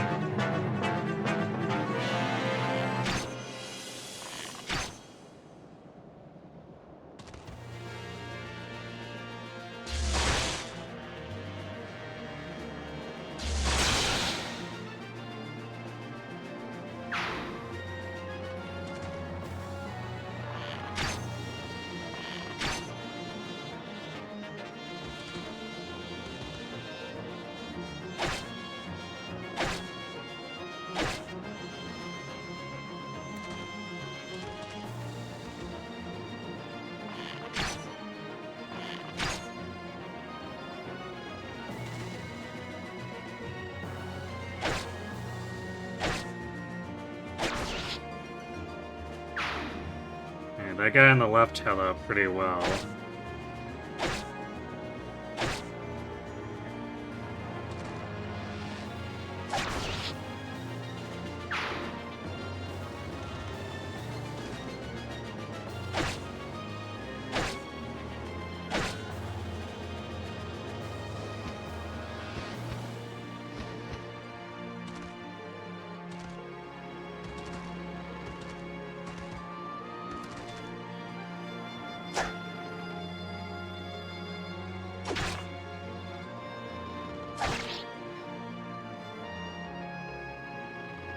Yeah, I think Staircase dude didn't take any damage.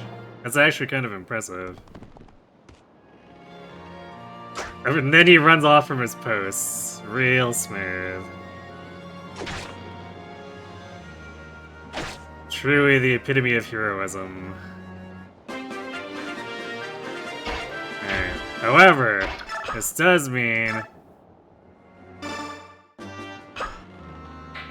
and we can save Astrid and then Gatry can defend the point.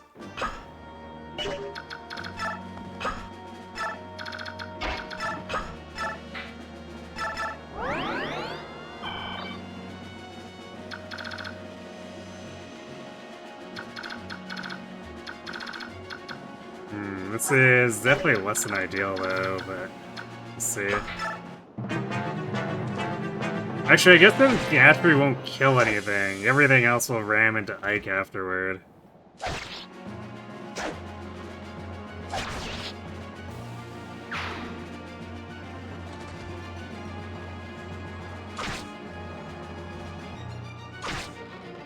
That halberd is a problem. Oh, nice. That archer being in the way there is great. The one possible problem is if the halberdier crits, but otherwise. Now we can move Astrid just as far back into the back left corner as possible. Keep her away from the stupid ravens.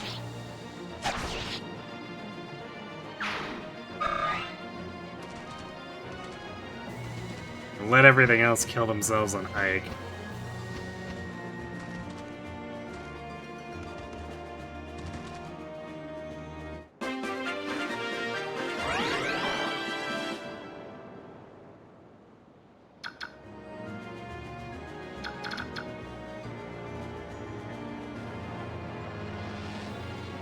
I think what I have to do here is I have to stay here with Ike to keep this archer from leaving.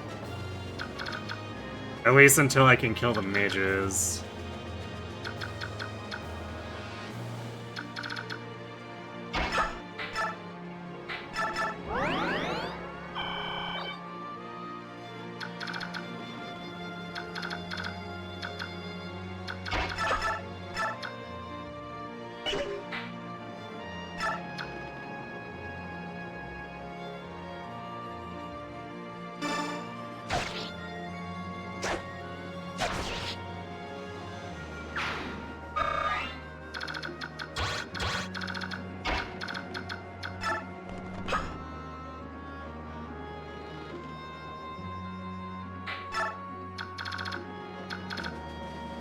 It's tougher to be further away from the action than this. I guess over here?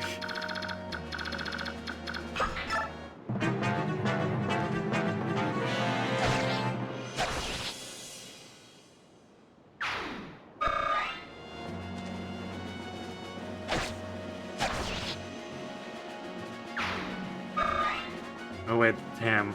Shui. The melee moves to attack. Well, no, I guess the range is going now.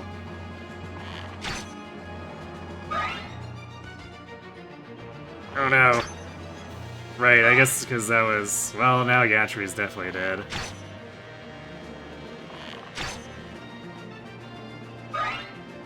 So I keep forgetting that Psy doesn't count as...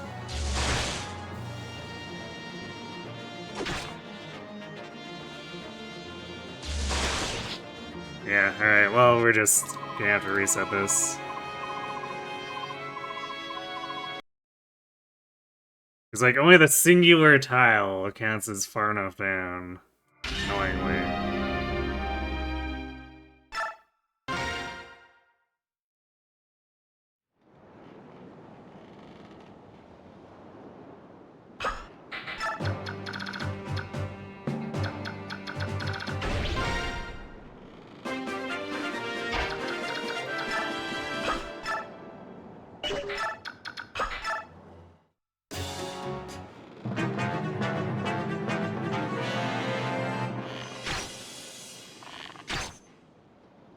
I wish we could get a setup like that first time Asteroid survived.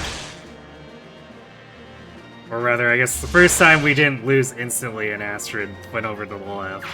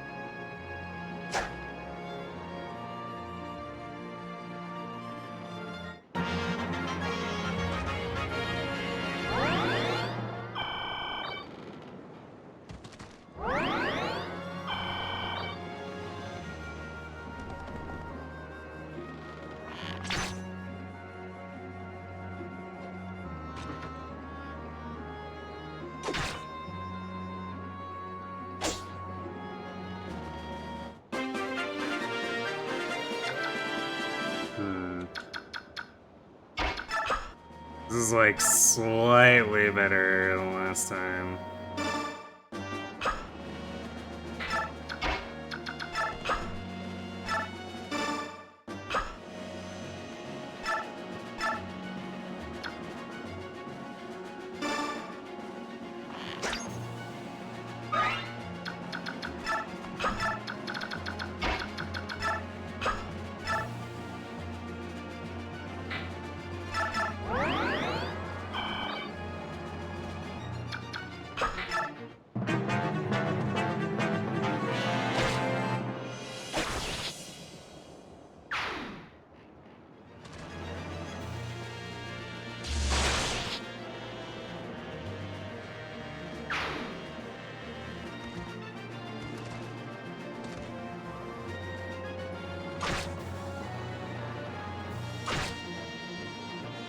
Yeah, I don't think this is gonna work, because now that mage moved, like, really close. And he's just gonna go to the left to kill the Gatry now.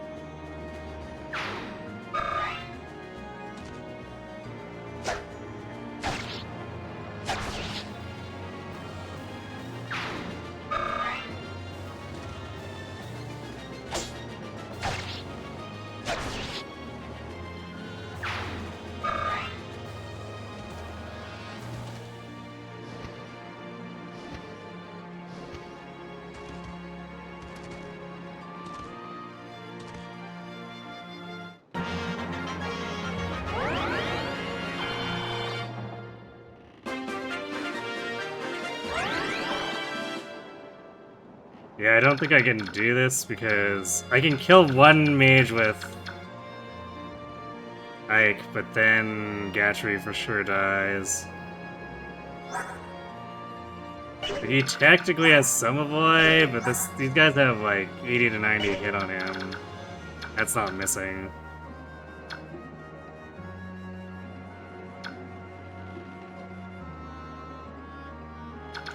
So yeah, I don't think this is gonna work, and it's gonna be a long enemy phase just to try to play it out. But like, even if we survive that one, I don't know how we're gonna kill the other mage, because now he'll be hemmed in with all the other enemies.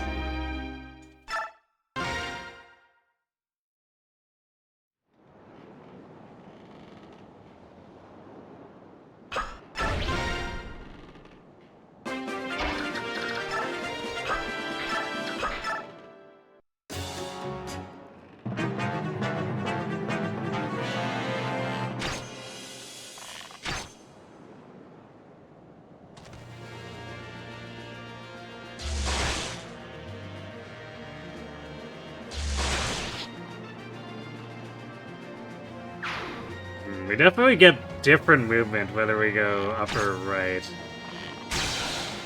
Well, that's probably gonna get the guy on in front of the stairs killed now.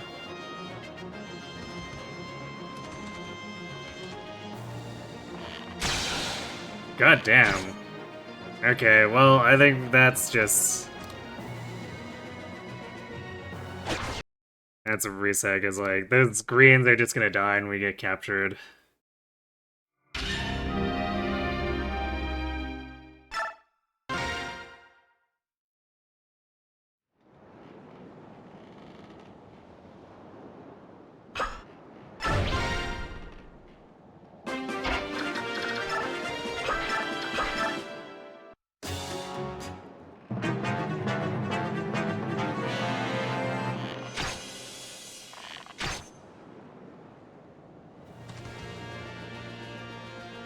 Why can't that guy in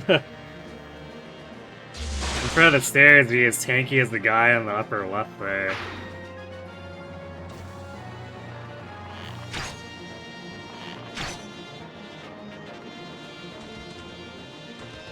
It would solve a lot of stupidity with the enemies getting random crits that easily let them through.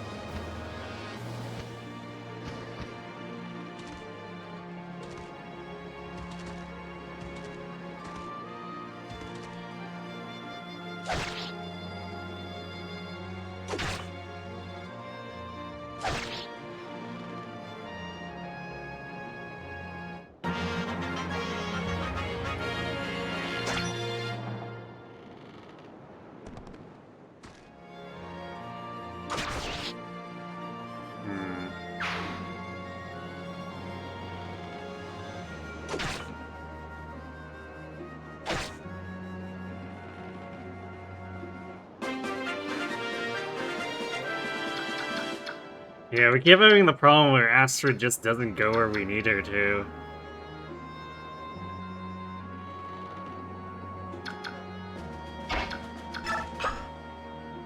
Wish we could talk over this ledge here.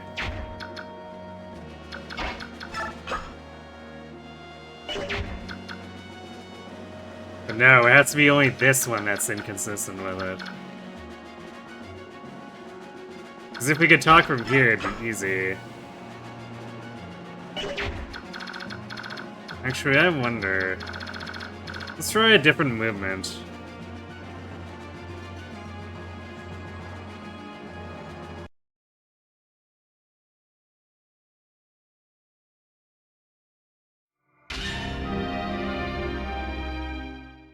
The main thing is, we need to somehow manipulate Asteroid into...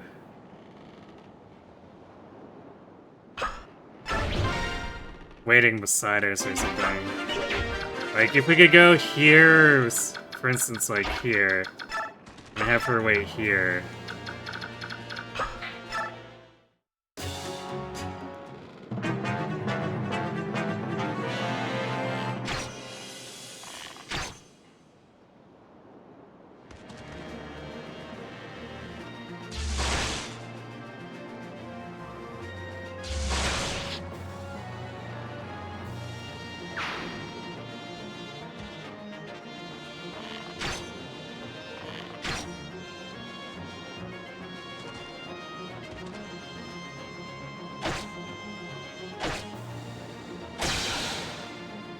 Yeah, well, that's unfortunate.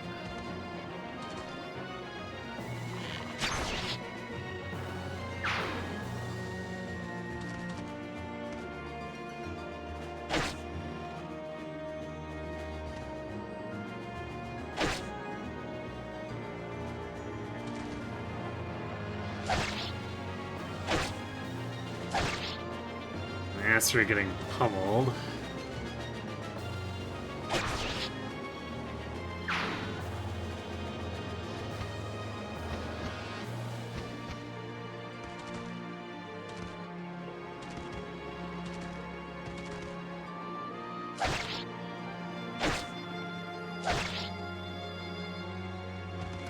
And she'll probably, like, run way back to Vulnerable right now, which is less than ideal.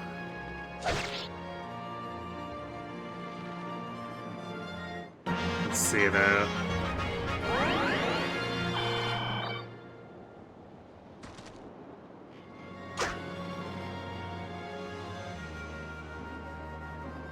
No, that's really bad now.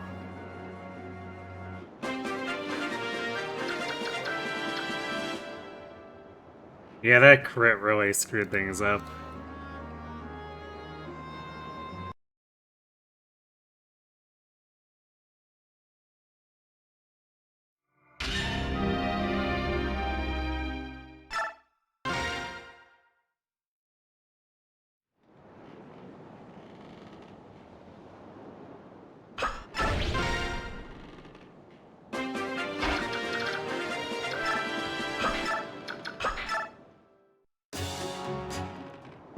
Saniki's jobbers just need to not completely job for like a single turn.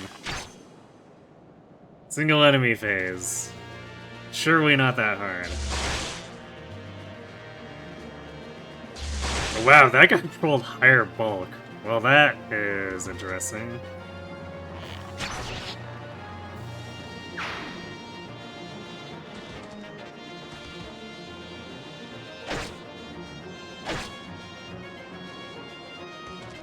I'm not sure what that's going to do to the enemy's movement now.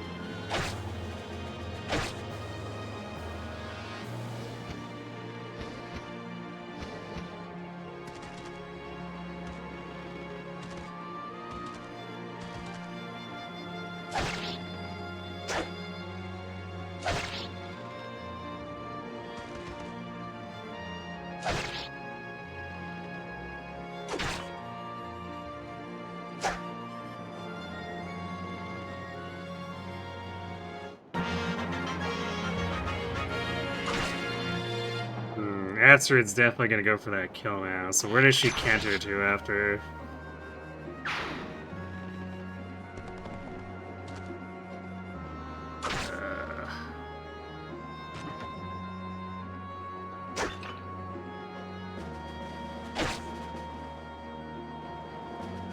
If only she could be north of... Like...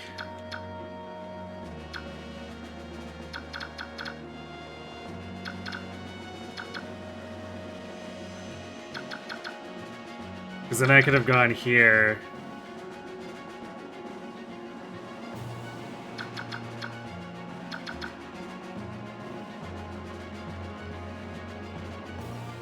Yep, this is another chapter where we have to undeploy everyone because someone at IS thought it was funny.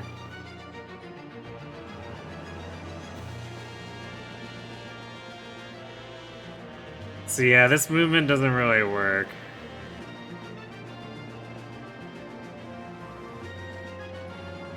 Well, actually...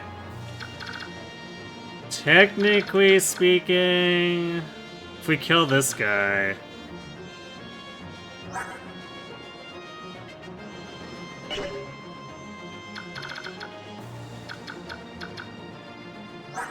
There's another chance for Astrid to attack something and turn beside us. Gatry is just super dead though because of this Thunder Mage, but it's not like we really care that much. We only really want to recruit Astrid.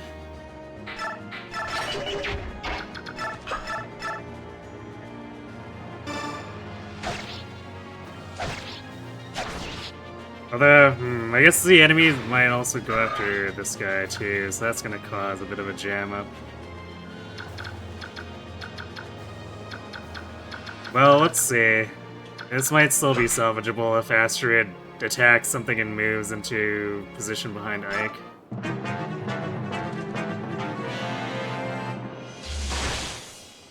You don't understand his decision at all, is it just painful? Yep. Alright, bye Gatry.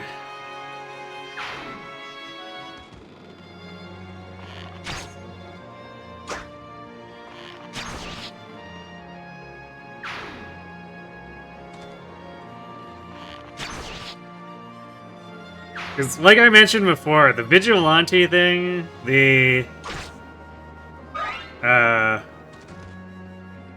don't kill the Lagoose thing in the desert, that all makes sense, like... From a lore perspective, you really don't want to be killing those people just because, like... Well, I guess the Vigilantes aren't exactly innocent, but...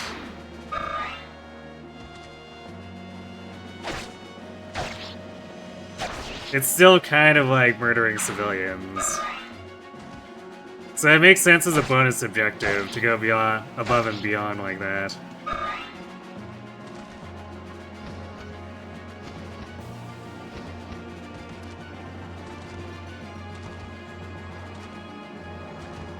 Actually, I don't know if Master can get into...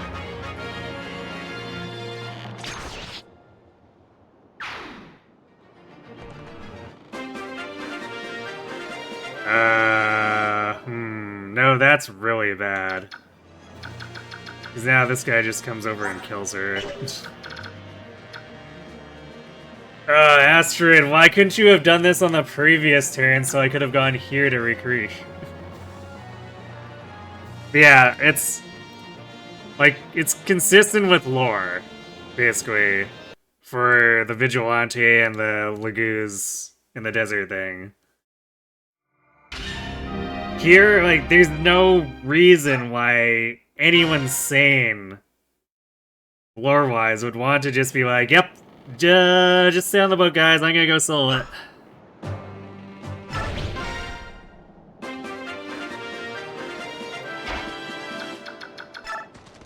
Or don't worry, guys, everyone stay inside the fort. I will go out and solo the entire enemy army.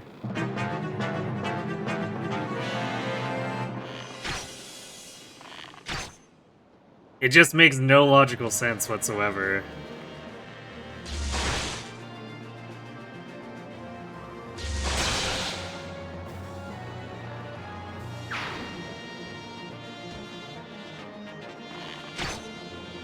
And even the turn count stuff, that's some level of justified. You don't want to drag the battle out, technically, like from a realistic tactical standpoint.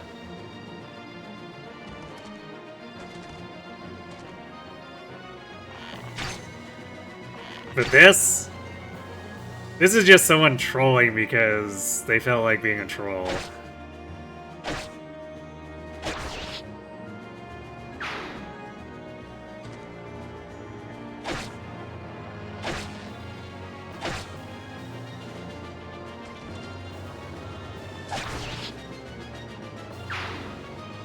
The only thing really stupider is the stealth section.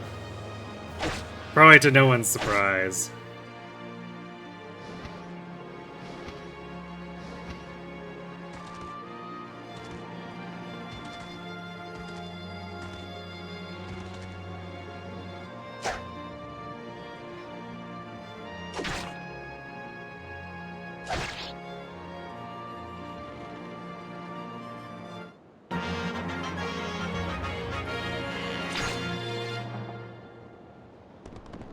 No, Astrid above!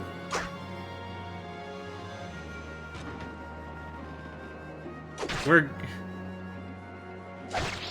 Gatry is sort of... making sense. This is so dumb.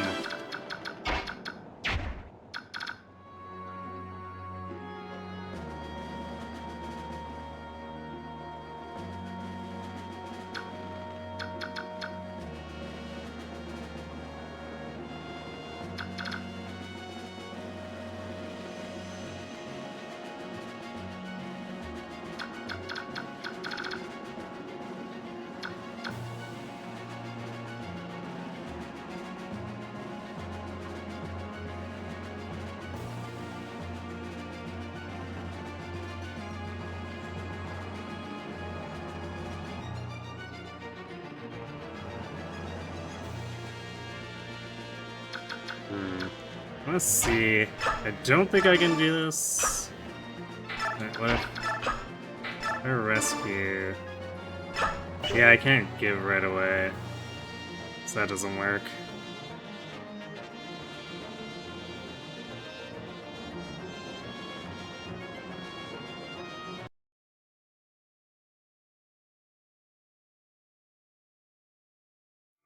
You're inclined to not bother with most of the most experienced stuff.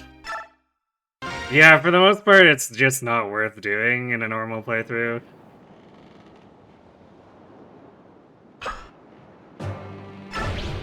The Goose Pacifist one is something sometime you might try to go through with. For lore. Just for the lore, yeah.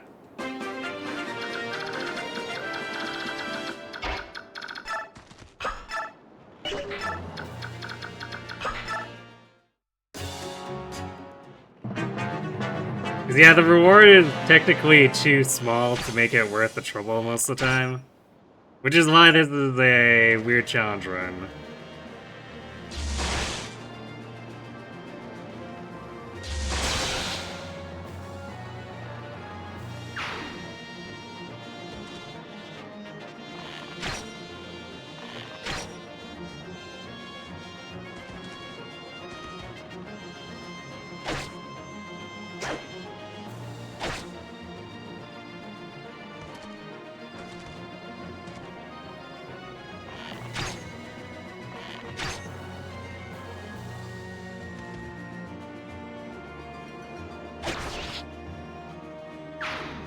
Because generally speaking, the rewards compared to just sticking it out and doing actual combat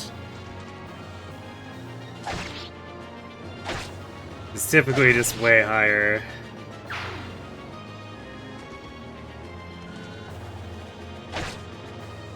So not only did they make a lot of these conditions super troll, they're also just not intuitive.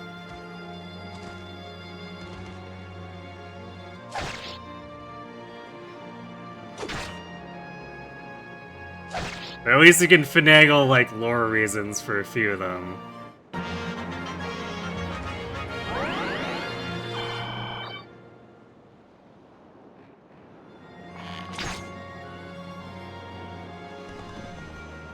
And Astrid just killed herself doing that.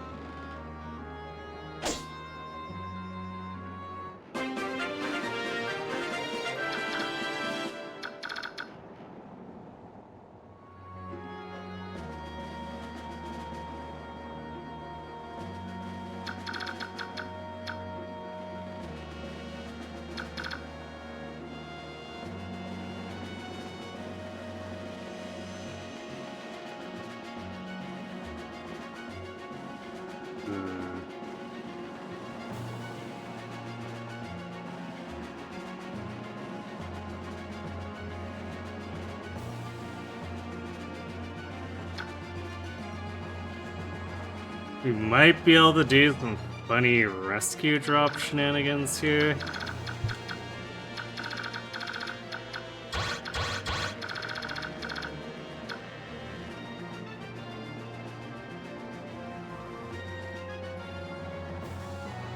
No way, we can, because Ike needs to talk to Astrid first. If Astrid was right here and I could talk to her, then she could go here, rescue, and then canter back like here so that Gatry can take Ike and drop him here. But unfortunately, Astrid went to the wrong spot again.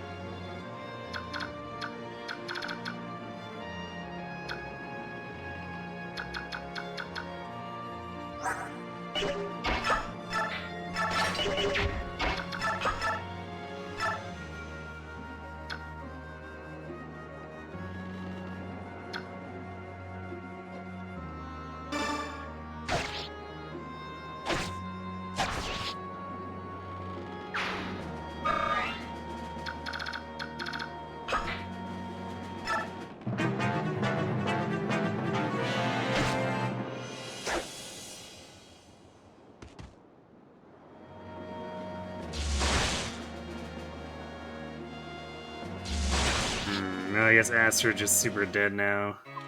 Their Gatra goes down. This Myrmidon... Well, the Myrmidon might go after the soldier instead. So he's getting low. Never mind.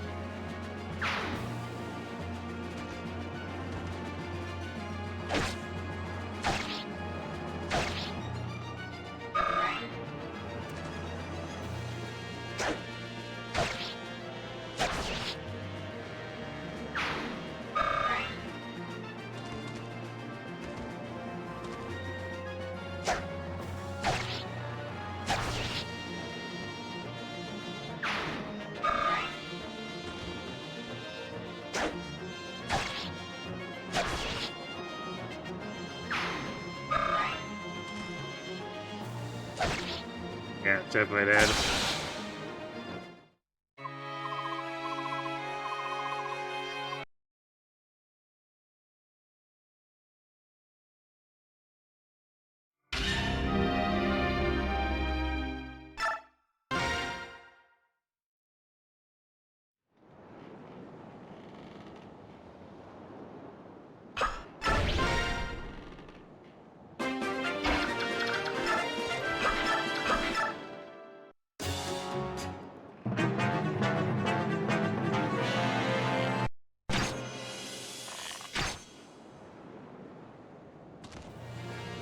So upset, because we shouldn't even be in this situation if the Ravens hadn't attacked when they weren't supposed to.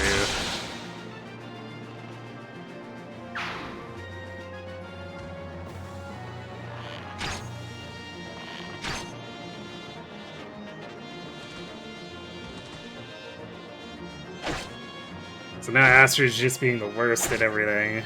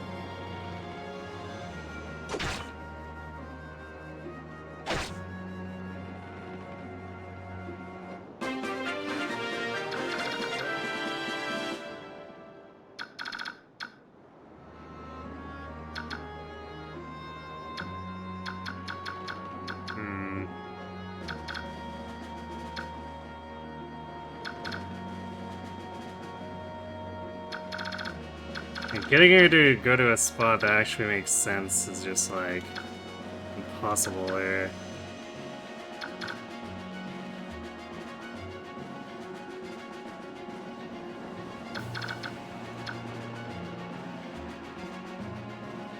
It's like if she would just go here, it'd be super easy. We recruit her from here and then that's it. This AI, man.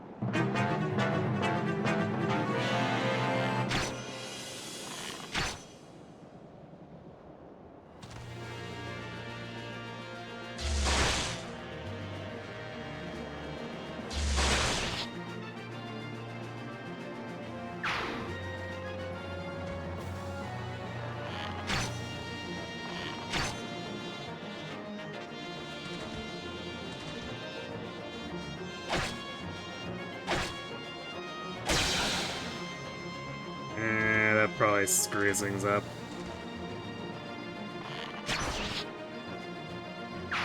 We'll see, I guess, but...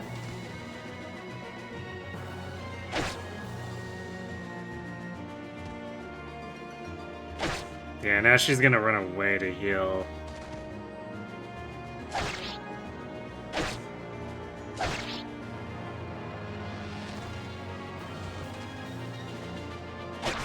And also, Gatry's possibly just running off like a total idiot.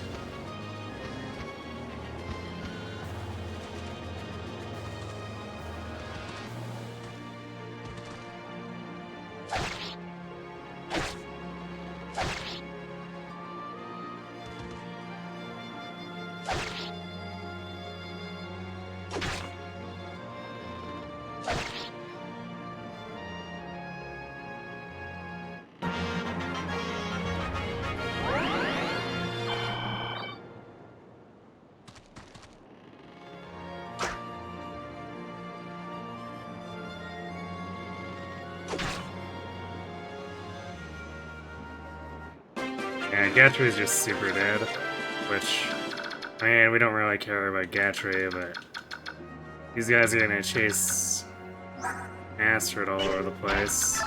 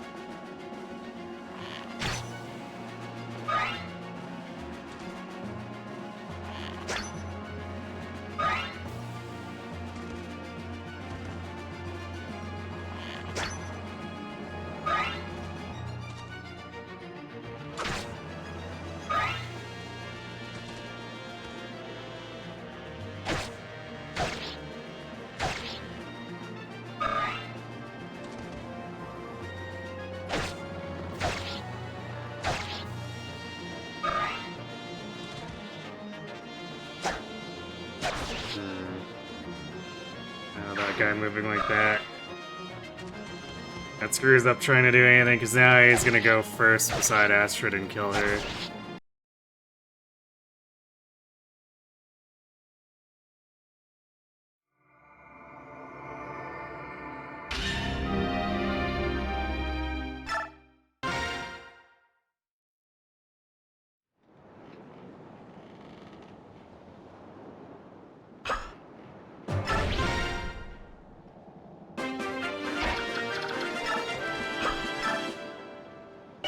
She would totally canter back in, shoot something, canter back, and not be far enough back to be away from the Myrmidon. That's on the south side of the ship, so...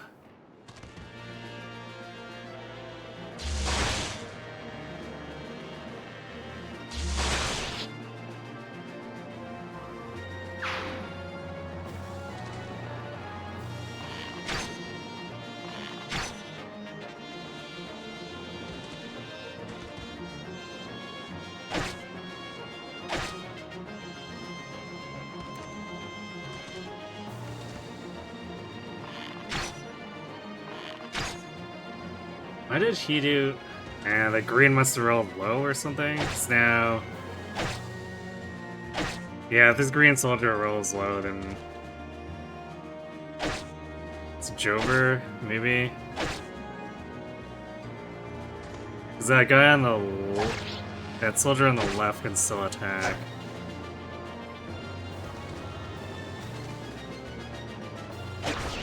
Yeah.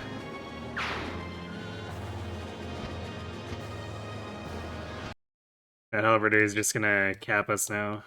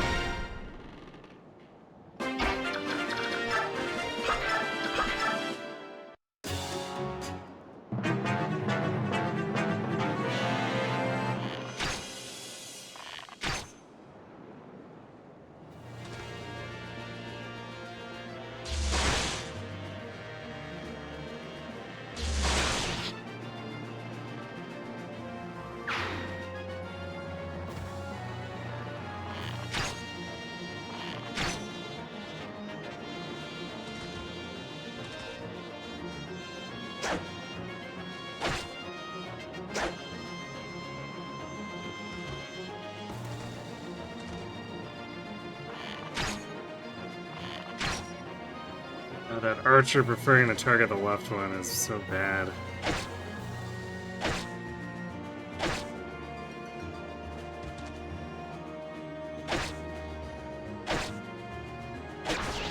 I guess this green is just like super low rolling now.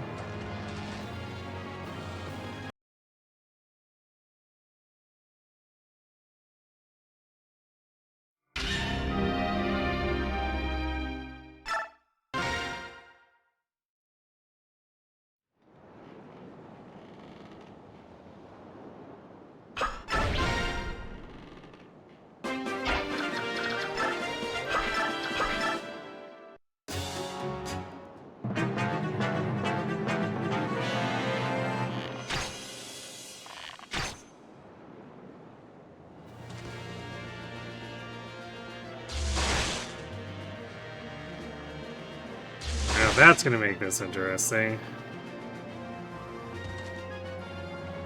Or maybe not. I guess that archer pretty much kills him every time if he manages to survive.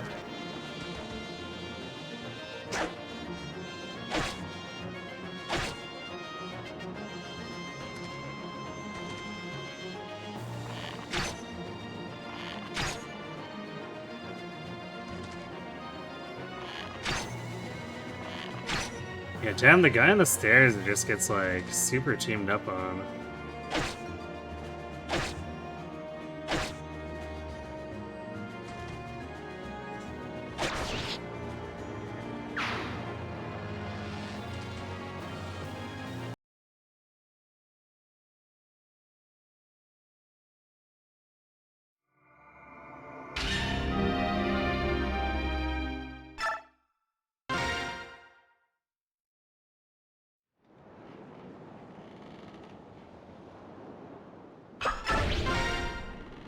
So differentially are just like horrendous. I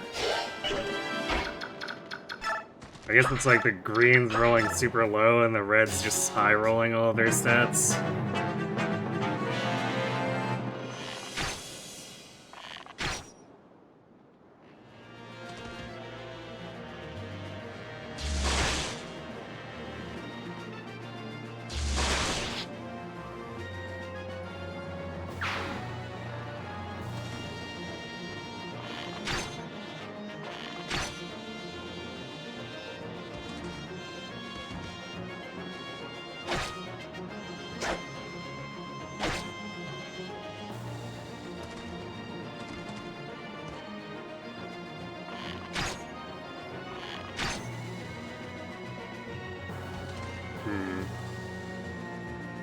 guess it might be the...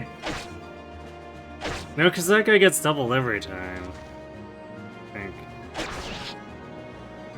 Maybe not. Maybe if the left guy rolls too much speed, maybe? Maybe he doesn't get targeted?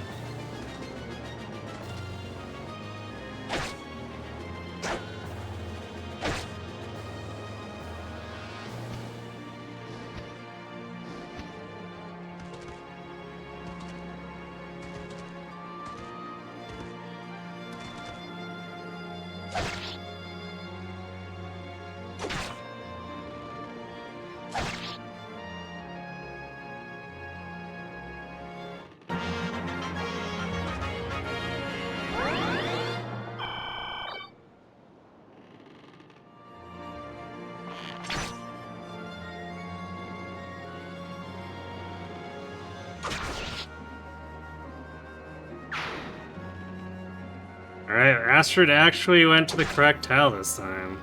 Shockingly. Gatry's super dead, but we don't care about him.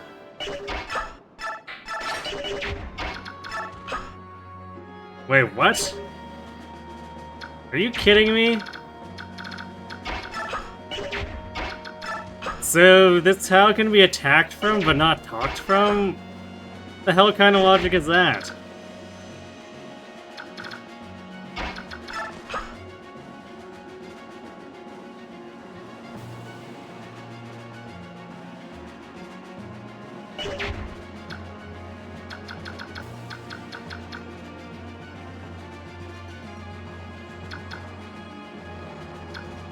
God, I was smoking some dumb shit when they decided to set that for this.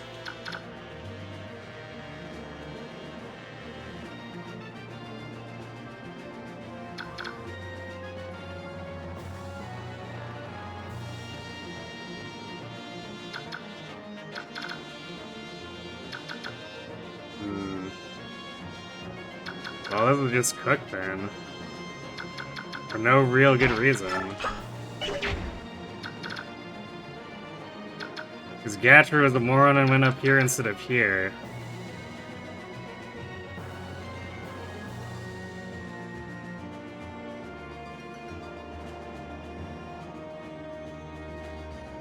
So we maybe could have finagled something.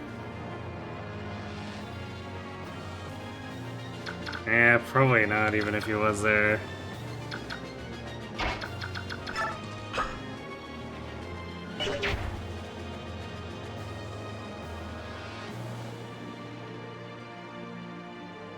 I'm pretty sure the talk with Ike here does absolutely nothing but waste a turn.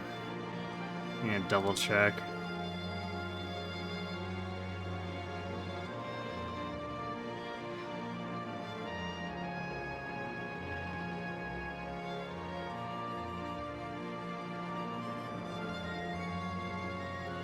Yeah, it has to be Astrid.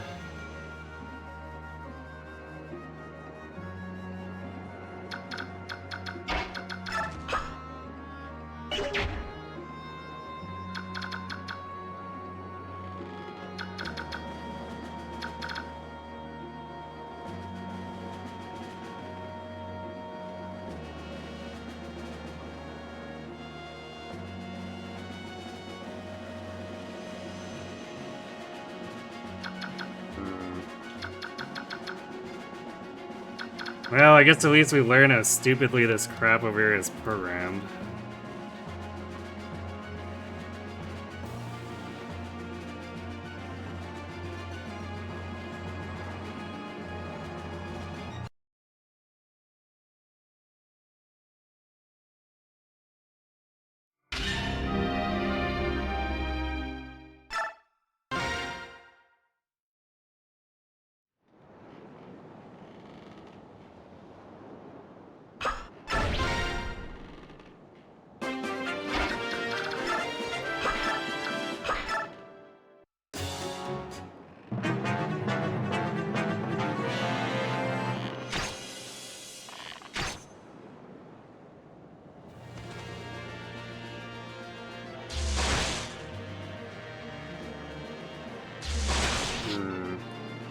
You know, I'm thinking letting that mage come to the south side might be important to have Astrid not try to go towards the south.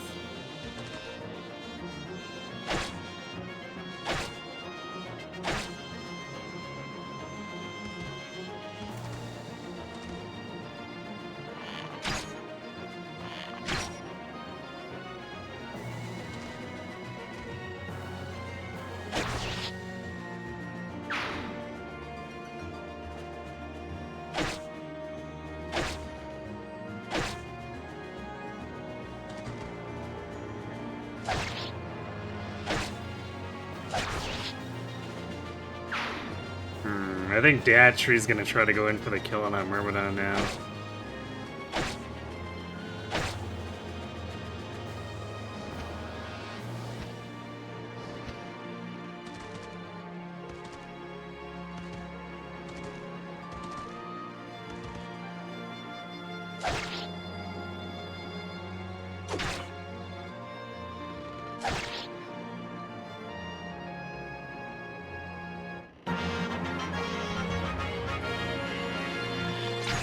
Alright, I think we found the magic movement again. So yeah, I think that letting that Thunder Mage come down is important. Because otherwise Astrid runs around like a complete moron.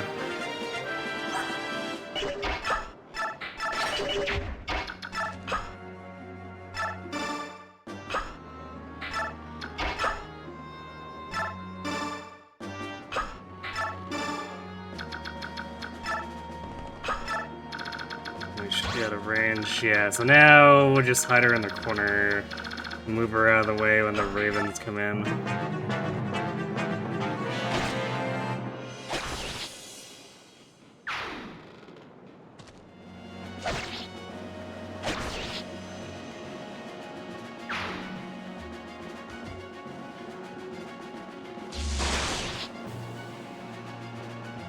Because for some reason they gather around Ike and then go aggro instead of looting the chests like they're supposed to, and I don't know why.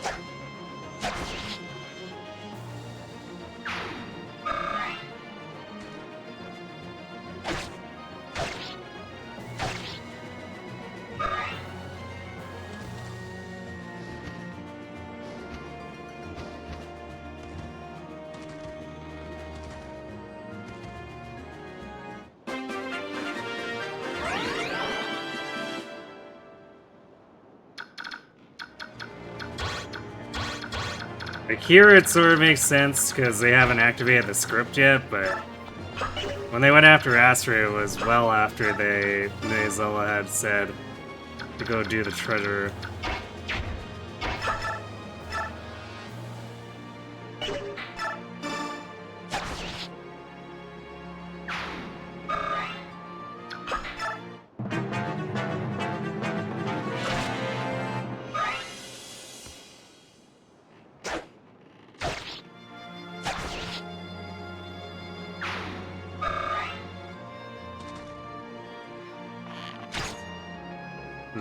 This could be a problem with mages.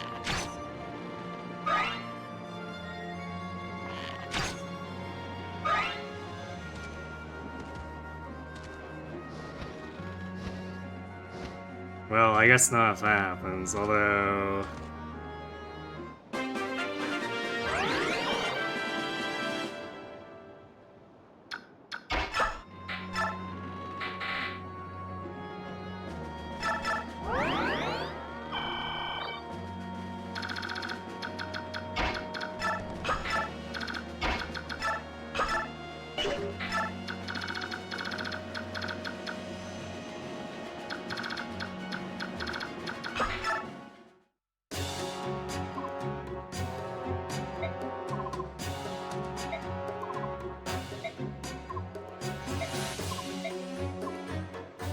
So I'm pretty sure this is a conversation. No, I guess maybe that's... No, yeah, because he's telling those other ones over there. It's like, yeah, go loot. And then they were also supposed to go into loot mode.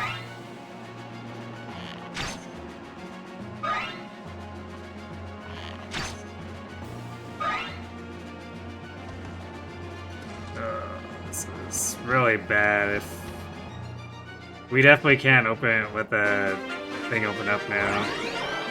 I really wanted to get experience on Ike here, but if we kill this guy, we're just gonna get attacked by 3 different mages. I guess the fire mage is significantly weaker, but still, like, this halberdier is dealing 7 damage to us.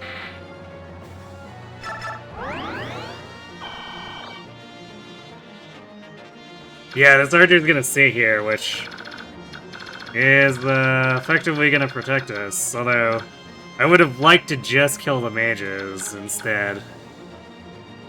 But it is what it is.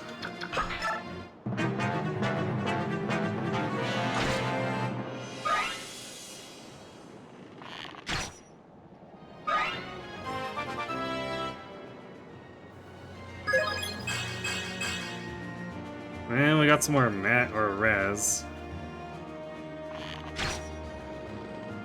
Would have liked to see defense and res instead of just taking a bajillion damage from all the ranged attacks.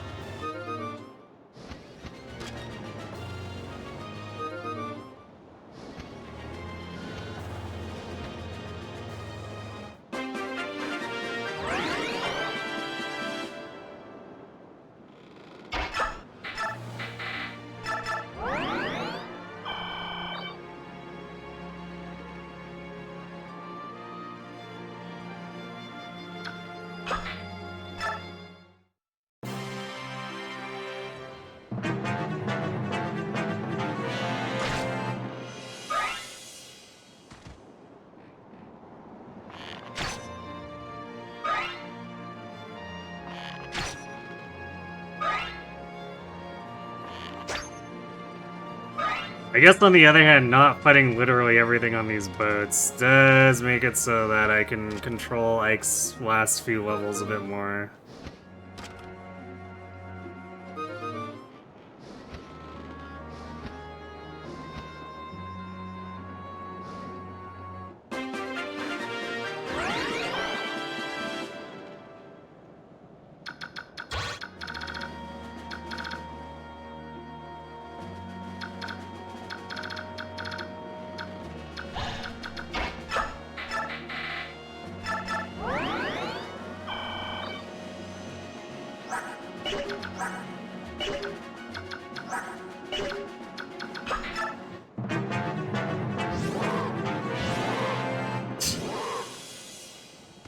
This Raven's hung out by Ike for so long that they untransformed. Simply amazing.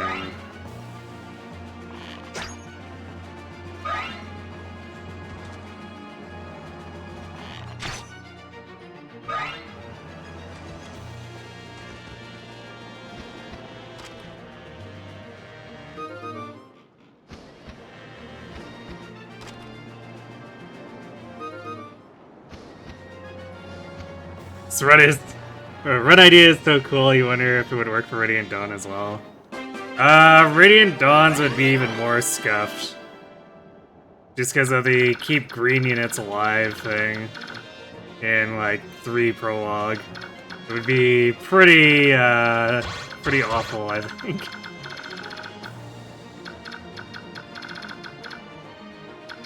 But we could technically attempt it, and this probably would be very ugly.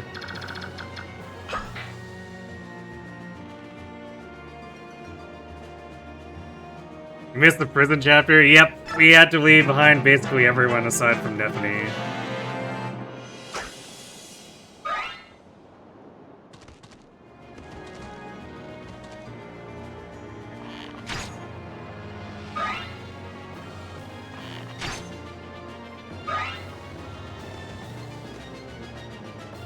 Because I wanted Kieran to train him, But there was zero chance of actually getting him out because of the patrol cycle.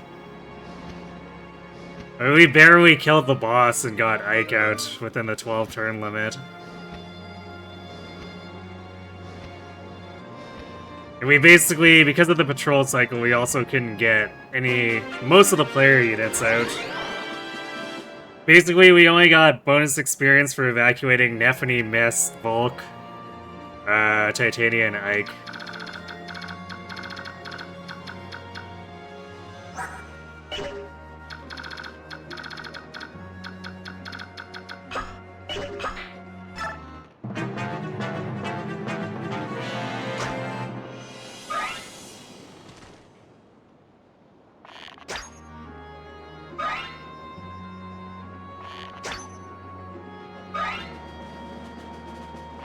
So, Brahm and Kieran just live there now.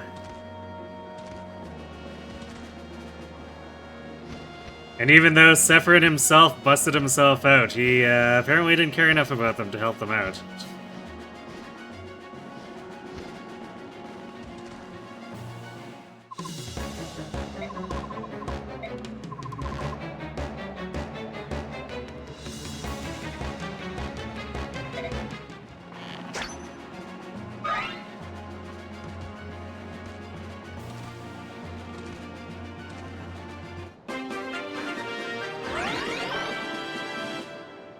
True, which tiles? Oh, he went up there. I was like, wait, where is Norris? Where is he attacking me from? I can't tell because there's so much garbage here.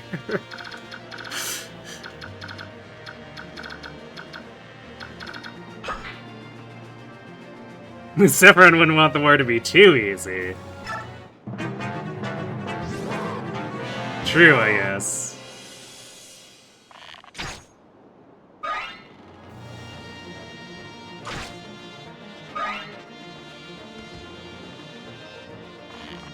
And this is why, even though we dodged a whole bunch in the interim turns here, once this much stuff accumulated, I was like, I'm not killing that archer. If I kill that archer, I'm gonna take like 50 damage.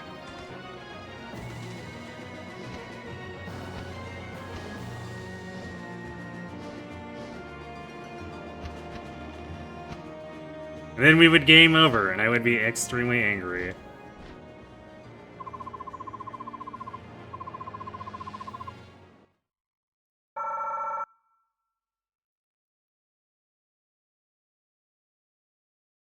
So, I decide I should probably not throw the run.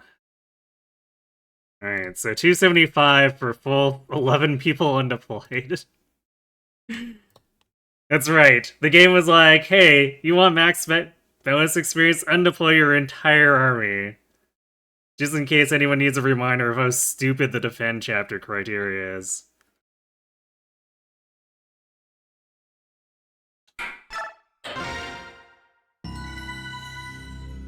Thankfully, I think that's the last defend chapter.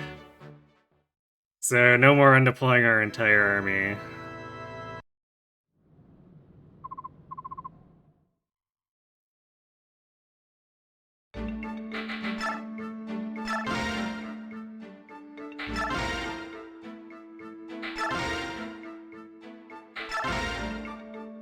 And Gatry actually managed to survive, too.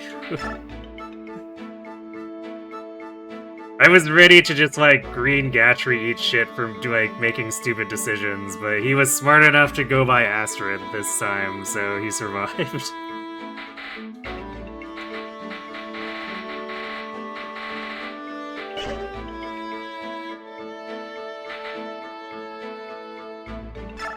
Which means, since we did get Astrid, I guess we will be making a... it's probably gonna cost me, like, 13,000 to make this, and I didn't get any items from the chest in that last chapter. I'm gonna be so broke.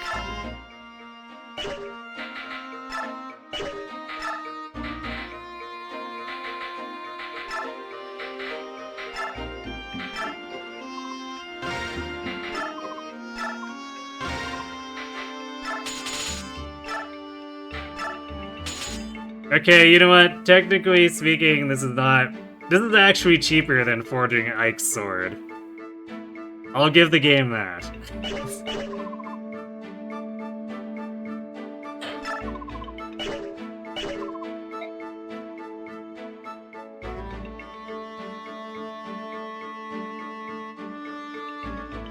Japanese Path of Radiance Academy with even fewer resources. Powerful. Yeah, the most powerful. Yeah, the plan is to leverage Paragon with the tons of bonus experience we accumulated to supercharge her the same way we did this Marcia. Like, imagine if the game had said you are forced to undeploy all of your units in that last chapter. Marcia would have flown over and exploded everyone.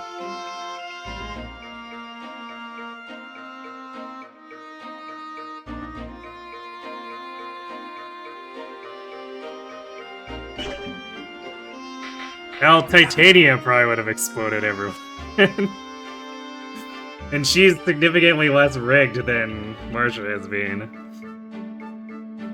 Yeah, we finally muddled out how to manipulate the movement so that Astrid stopped committing suicide.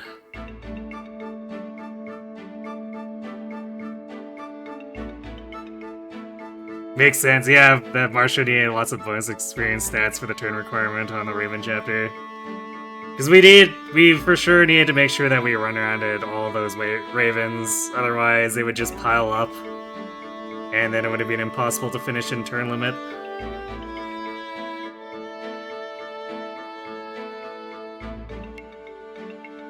Yeah, Paragon works for bonus experience in this game, which is why I think Radiant Dawn doesn't. They probably realized how stupid it was and went, you know what, we probably shouldn't actually allow this when Paragon can get readily passed between units.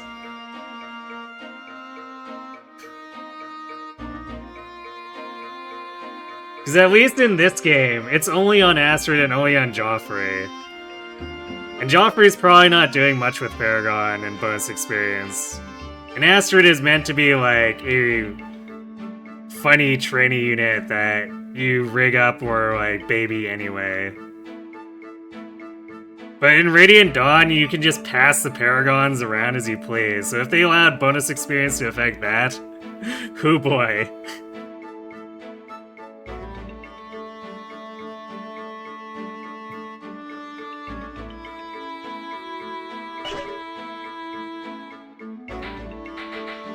So, what we're going to do is we are going to take this 1038 bonus experience and rig us a God Astrid. Because we're gonna need stuff that can blast through enemies. Very thick enemies in the late game. Like, let me put this into perspective. You guys know Clash? Remember the chapter that has like 150 dudes if you let it go on for too long, and there's like 30 dudes already on the map between you and the castle at the start? Well, we have to clear that in 13 turns. So we need God units.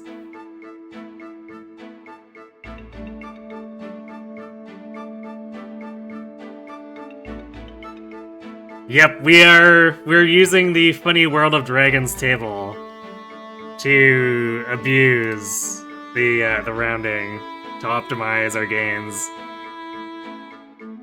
So Marcia had 5 levels where we slow crawled the bonus experience one at a time.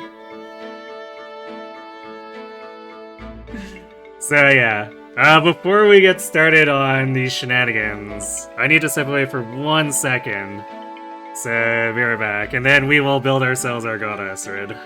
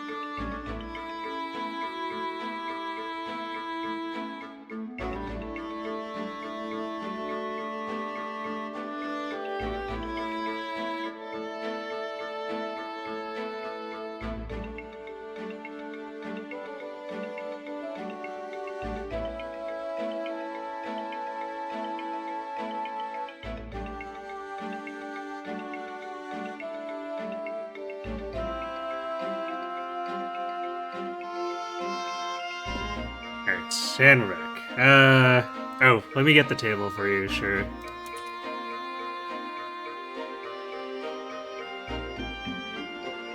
So, let's see.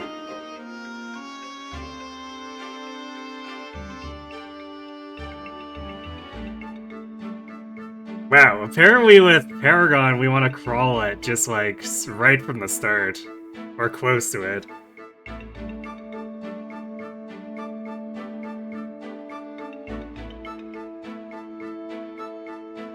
At least with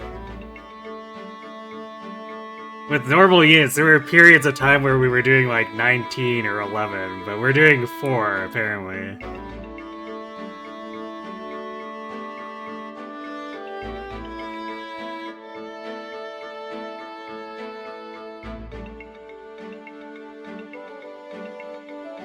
Alright, let's begin.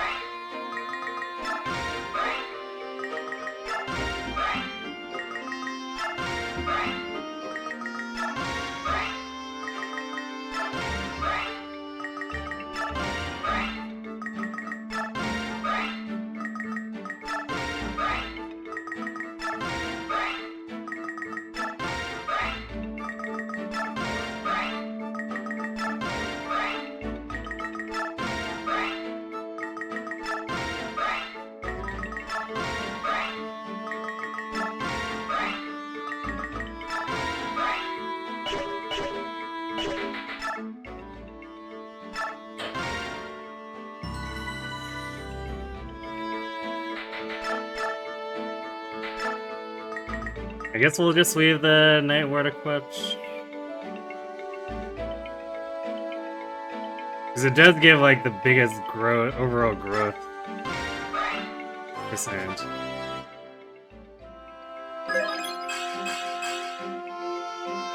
No, we can definitely do better than that. We need core stats.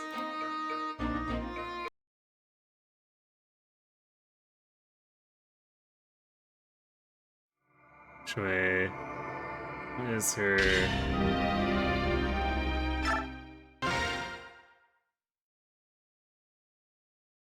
So I guess if we were trying to get the core stats, maybe it... Even though technically overall we get the 30% from Night Ward.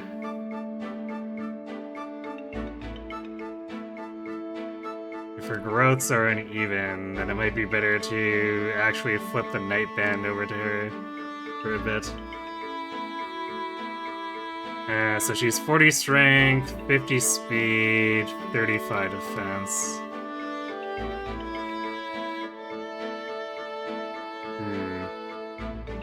Yeah, so we might actually be better off taking the Night Band off of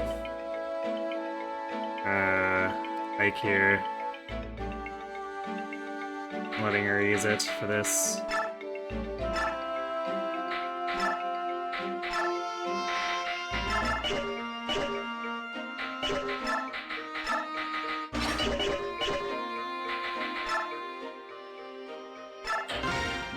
Since we're chasing strength, speed, and defense simultaneously. It would also be nice to get hit points. Actually, what is her hit points growth? 45, so it's a little sketch. Too bad there's no band for hit points on defense.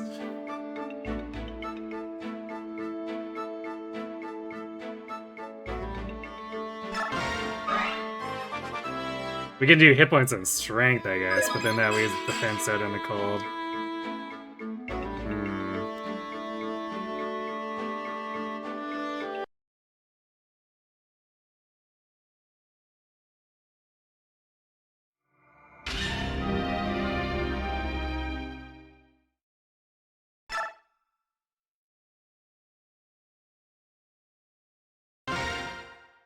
You actually didn't know the bonus experience per level was non-linear?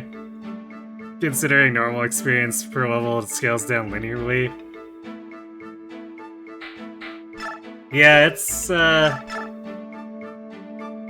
something I've really looked into too much myself, so it's definitely a little bit funny that way. Yo, there we go. We got core stats plus hit points and skill. Which is actually great because her hit rate is kind of balls.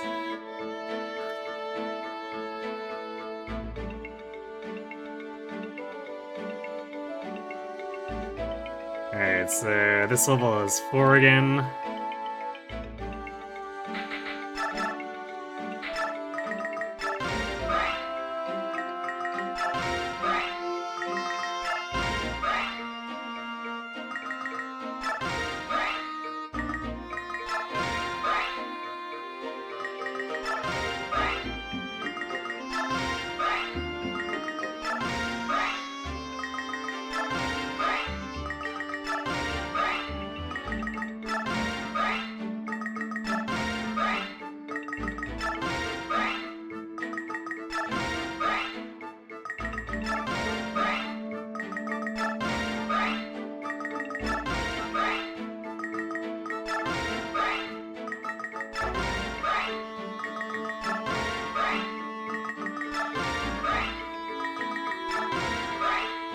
I guess speaking of stats that are balls, or luck too. We're gonna have to make sure that goes up a little bit here and there. Because we definitely don't need her just eating random crits.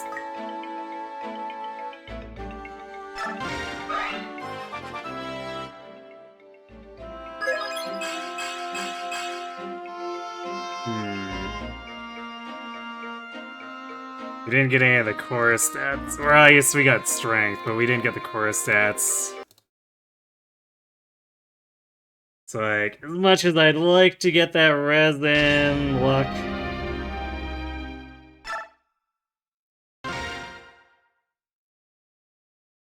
We need the core stats way more. And then just getting the other ones as bonus. Be fine. Well, game felt cheeky, I guess, giving us 2 out of 3 and literally nothing else.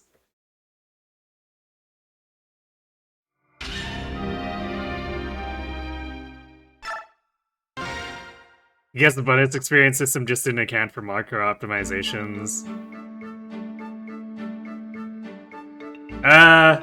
Yeah, they probably decided it wasn't worth coding around it.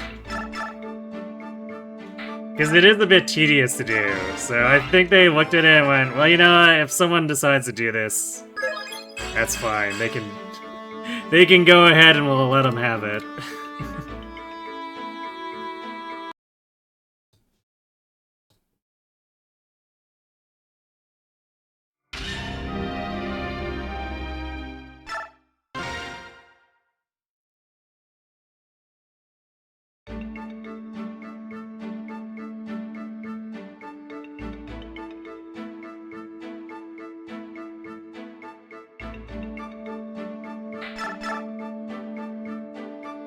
Yeah, I mean, they could track it and do comparisons per chapter like that, which would derail this a bit, but like at that point, then they're coding for extremely niche situations.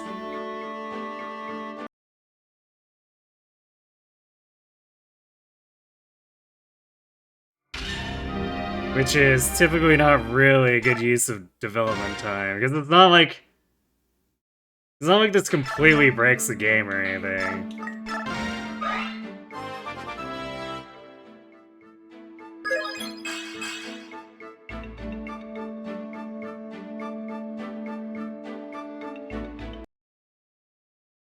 Like, generally speaking, it's just completely unnecessary in a normal playthrough.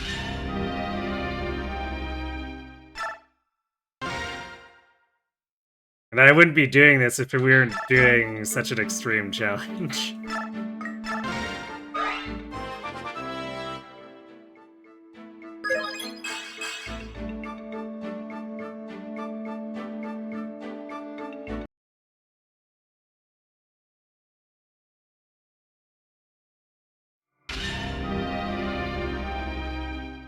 You guess you're thinking about this from a roguelike design approach, where often game design needs to assume optimal play, and remove any mechanics where the optimal play is tedious. Yeah, I mean, this Path of Radiance was made well before, like, roguelike was even a popular genre.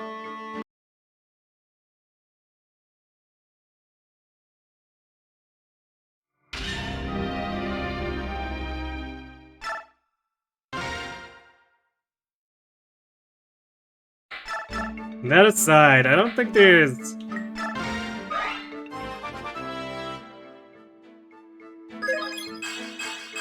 I'm not sure I can think of any FE that really assumes optimal gameplay. Like, New Mystery and Lunatic Plus somewhat attempt to contest, like, pet strategies and whatnot, but...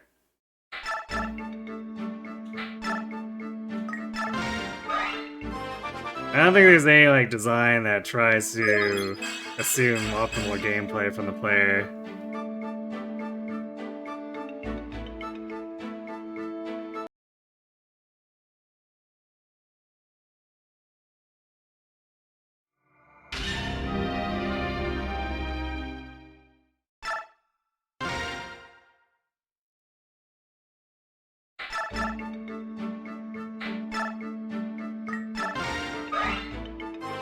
Yeah, I get what you're meaning about doing, like, tedious things to farm points or whatever. That's, like, the faster-than-light thing where if you can infinitely loop firing on a ship to get your shield and weapon skill to max. That kind of thing, right?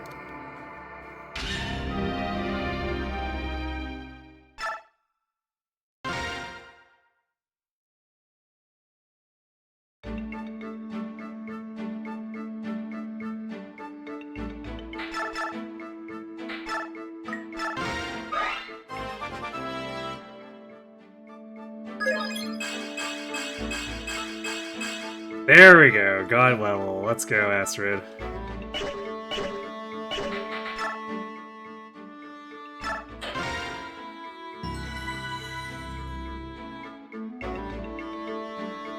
Yeah, and Path of Radiance is older than that. So... But yeah, I feel like with Fire Emblem in general, IS just, like, never assumes there's any kind of optimal play. Even at the higher difficulties.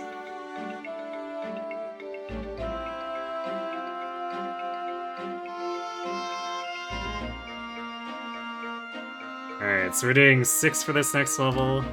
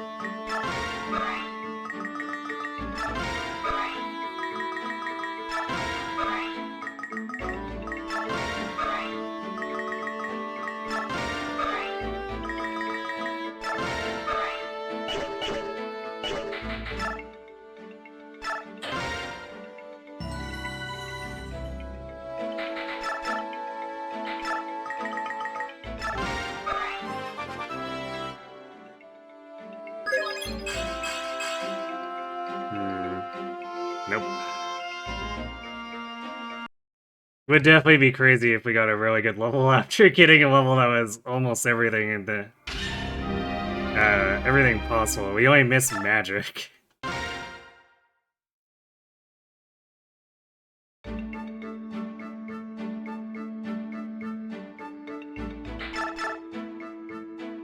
FE also has in-battle infinite farming. Well, I mean, the dancer thing with that, though, they did add diminishing returns and whatever.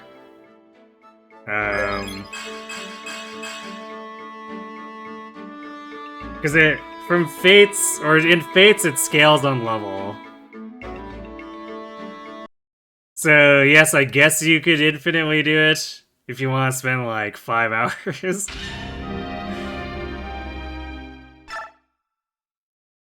And then 3 houses and engage just straight up cut you off after a certain amount of turns.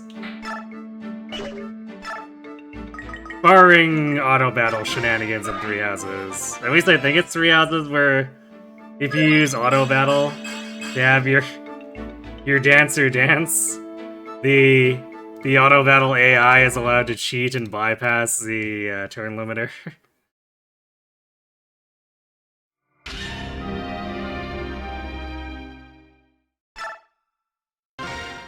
Yeah, the finite by long. Breaking heal saves, breaking weapons. The ever popular 3 houses 99 turn bush grinding with broken weapons.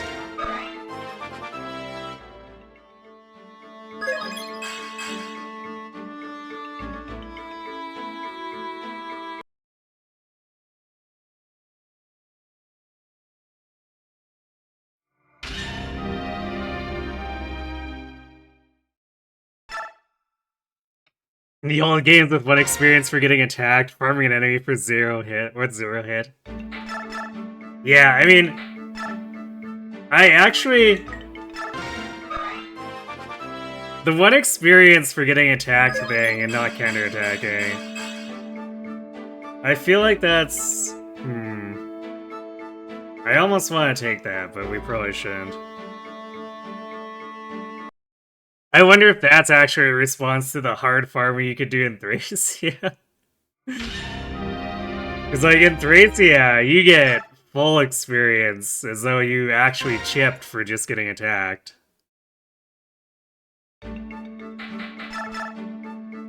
On top of that, there's a sword in that game with Paragon attached to it.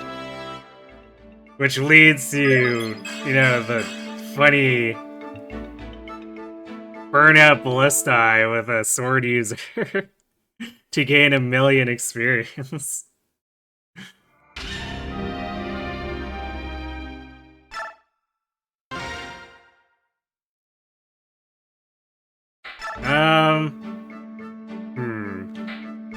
I want to say...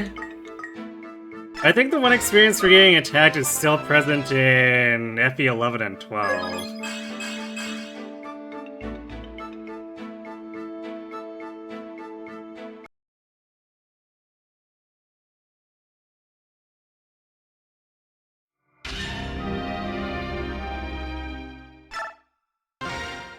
Yeah, for sure. Doing that 1 experience at a time is definitely a desperation tactic.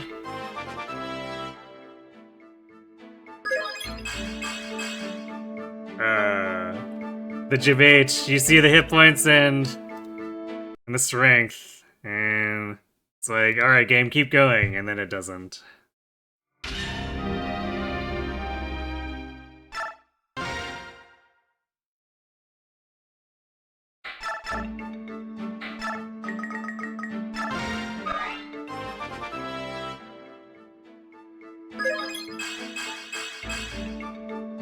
Really? Magic? You know, there's not even a magic bow in this game.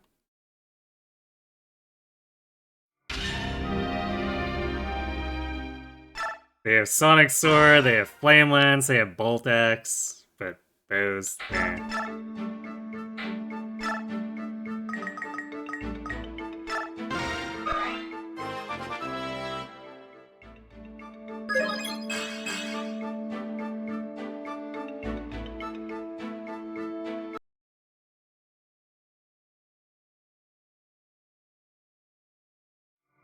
Brewer Shining Bow stuck in the data unused.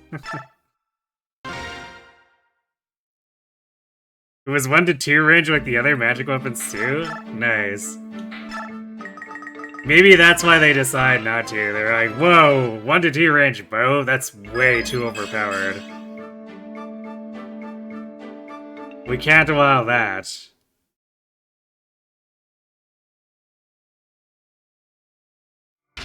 Imagine how overpowered Rolf would be if we let him do that, jeez.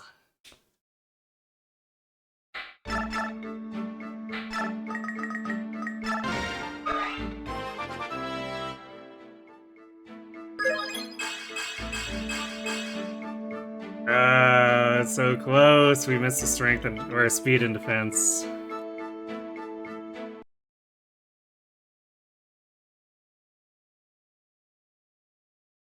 Wanted to arrange bows in a while, but then they made bows bad in Path of Radiance. I mean, that's a joke, right? Surprising the number of unused weapons. I mean, every Fire Emblem usually has a fair amount of dummied out weapons, right?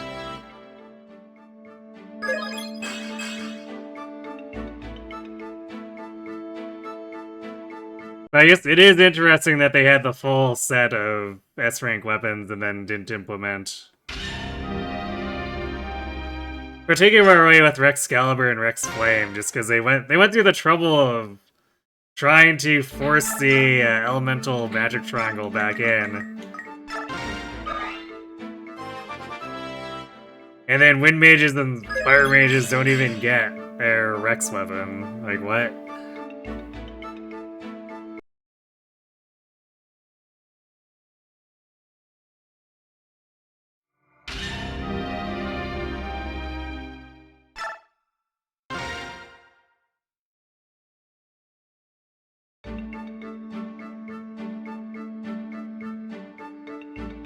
This might be the only game with S-rank weapons that doesn't have a full set of them.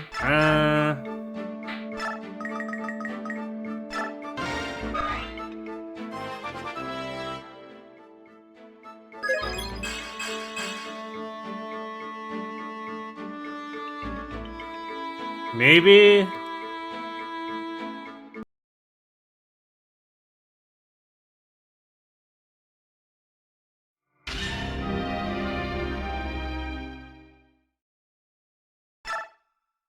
Oh yeah, that's true. Yeah, I think Genealogy, because if you consider S-rank weapons and Genealogy to be all holy weapons, then yeah. There's definitely a miss there.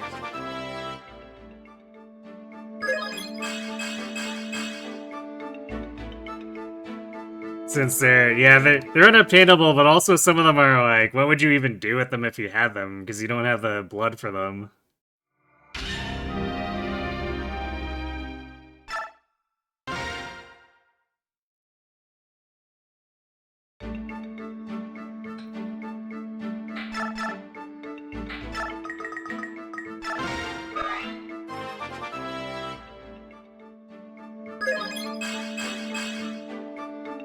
Come on, Astrid. This is kind of the problem with trying to use Astrid too, is that Paragon is great and all, but technically her growths aren't like anything that like noticeably above anyone else. So she technically gets better faster, but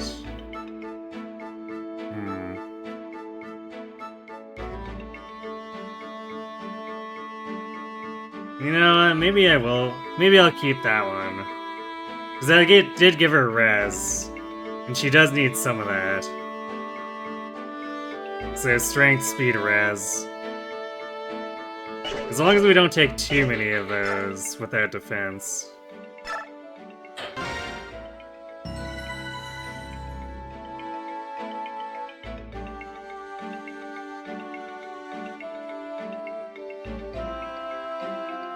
Only 2 major Holy Blood can be forced on 2 characters, and both of those correspond to usable holy weapons anyway, due to the pairings available. Oh, because you don't think any of the unobtainable weapons would be usable.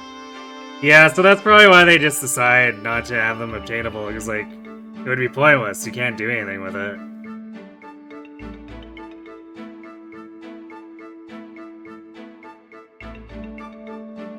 Alright. We're doing 6 for this one again.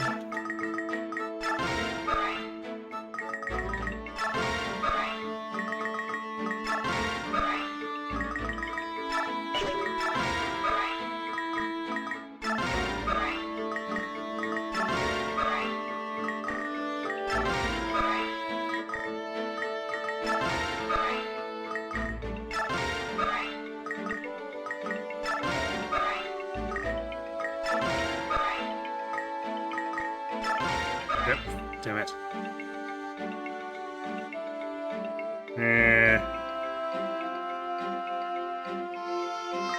It's probably, I mean, it's probably the same as though it's just like we're one short. Oh. Let's see. Actually, let's see.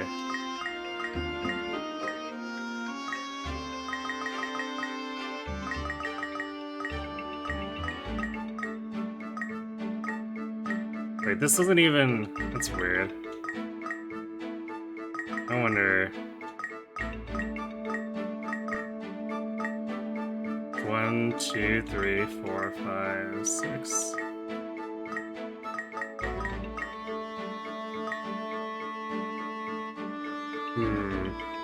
Is this actually like...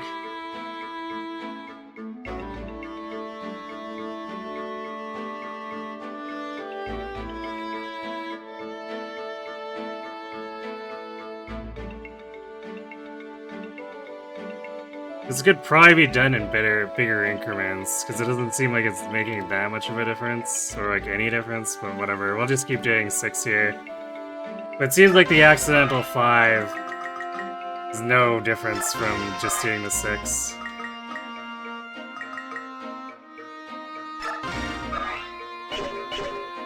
So no reason to reset that.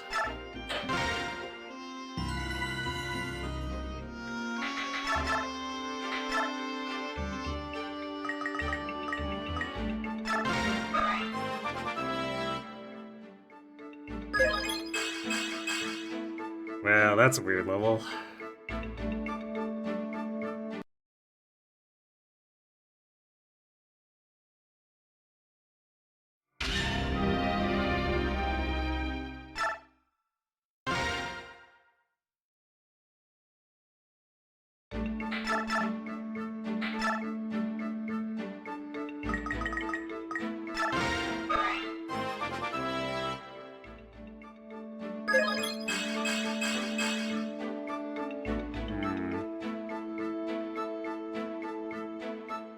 So tempting, but I'm gonna be picky about the core stats, especially since like her bases are so low.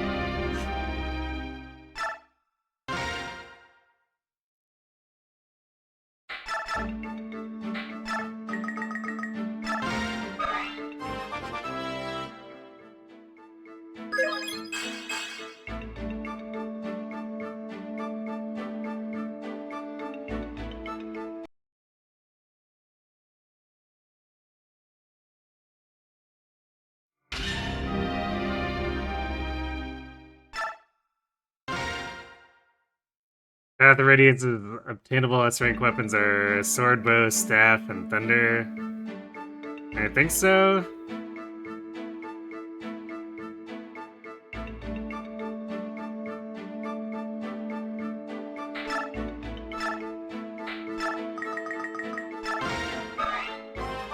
Yeah, Rexor is the glitch thing, right? So I wouldn't really count that.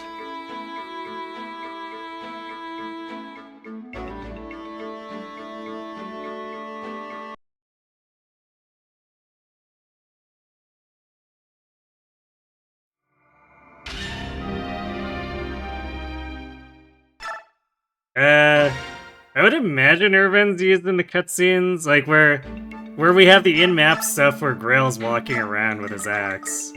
I'd imagine that would probably be it.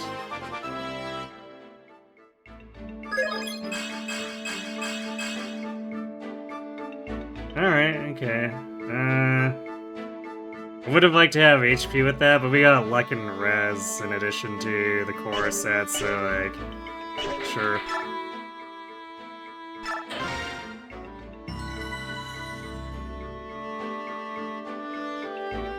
Alright, and then we're doing like 3 points until after level 13. I think we might be out of bonus experience at that point.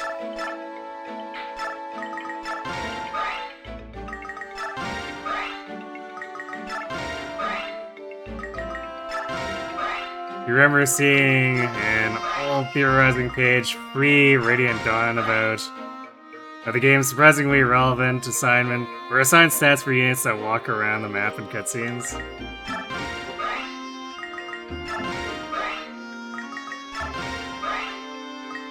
I mean, it makes sense, because there may have been plans like previously to actually incorporate those units in some way.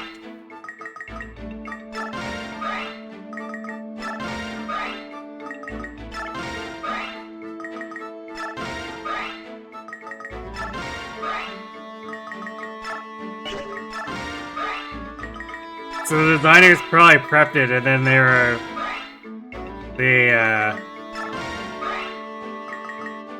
writers or whatever came back with revisions or something like, yeah, no, we're going with something else instead.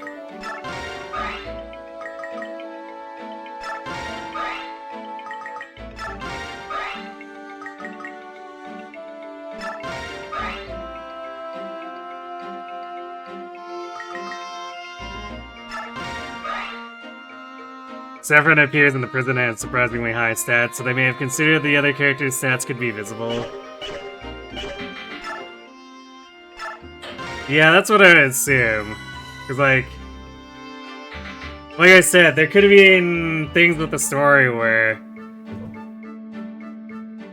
there were plans to have... Maybe there were plans to have Grail on the map. Maybe Grail was supposed to hang out and actually defend your flank in the first defend map. That kind of thing, but then they realized the limitations didn't let them or whatever, and so those prepared resources were never fully utilized. All speculation, of course, but seems like a fairly likely scenario considering game dev. Eh, close, but no cigar.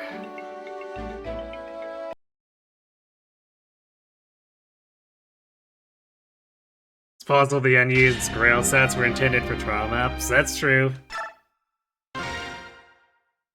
Could be also a thing there.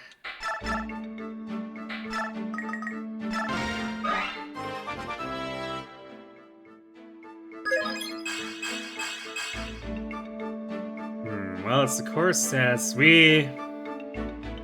We'll take it, but I think we need to also start including HP in the requirement.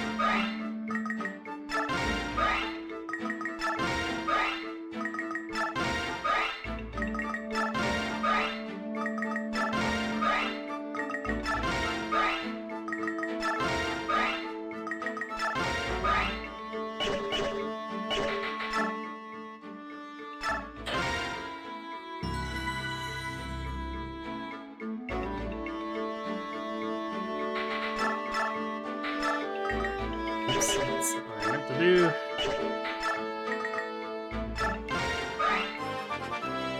Well, it's just like burned. I mean, it's easy enough to reset, but almost just like threw 100 at her for no reason, because I hit the wrong input.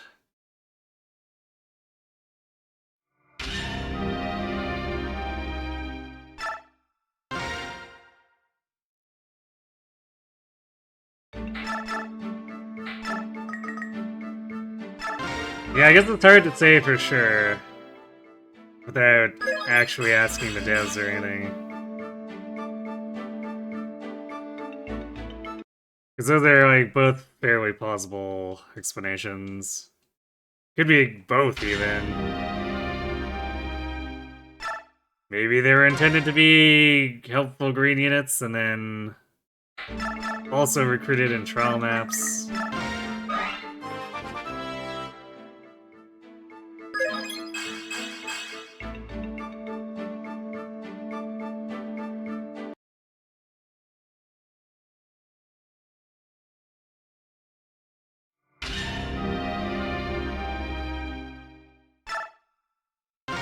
You think you briefly tried Path of Radiance's first one as a kid, but that's a boulder map, which probably turned you off trying post-game in other games?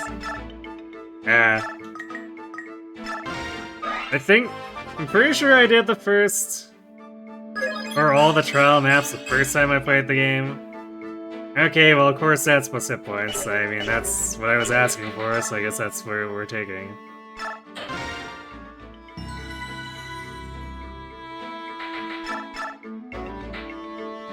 And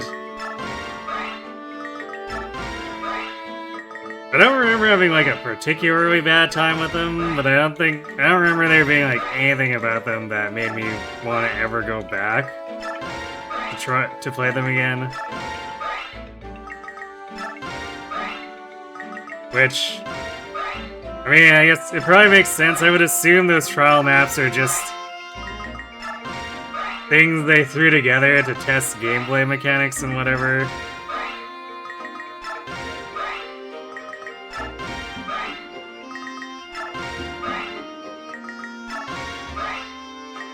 Without necessarily having it have any meaning to story or whatever, so...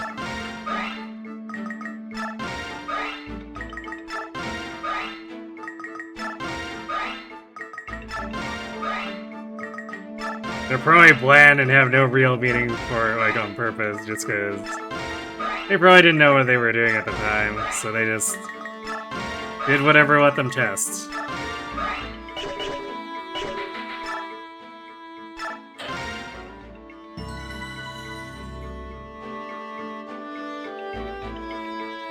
You've done post-game in Shadows of Valentia, but never went back and tried it in Path of Radiance. I mean, Path of Radiance post-game is just, like, throwaway maps. Comparatively, Shadows of Valentia has, like, actual extra lore and story.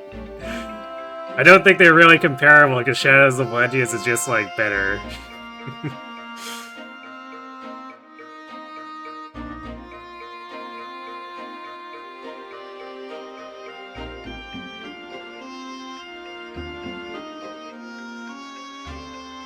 And yeah, Sacred Stones and Binding Blade are just similar, where it's like, they have no real serious meaning to anything. They're just there, so you can goof off or whatever.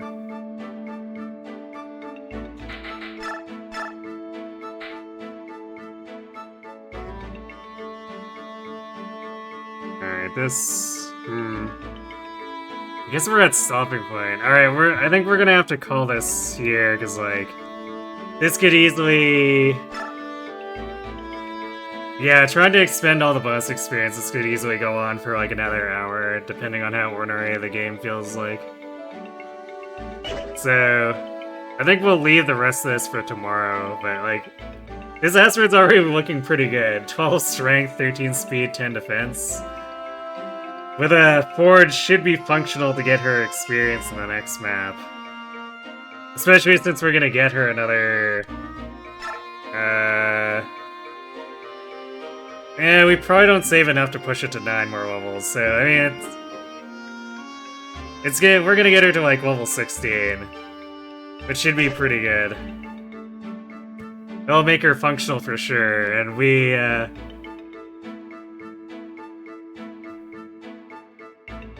gonna have to deal with Marcia having to run off too. I mean, I guess we're not using Makalov, so maybe we don't care if we kill him, but I'd prefer not to, even though, like, he is kind of a scumbag.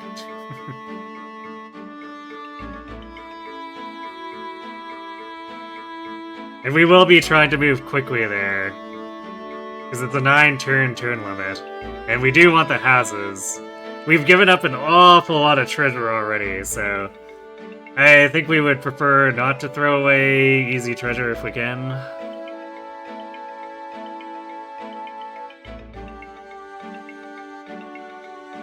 Imagine if Engage's DLC story maps were implemented similar to his Shadows of Lunch, yeah, making that 6-map sequence balanced around post-game stats instead of fixed stats.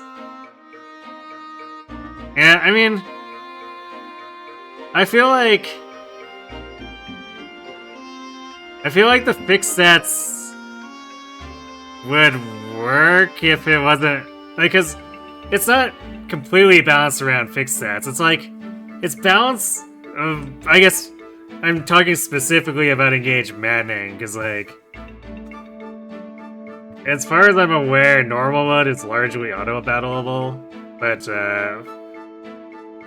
it feels like it's balanced around the fixed stats plus having like post-game inheritance, as though you grinded the Team Trials tower and are bringing in like 4 or 5k worth of inheritance on each character.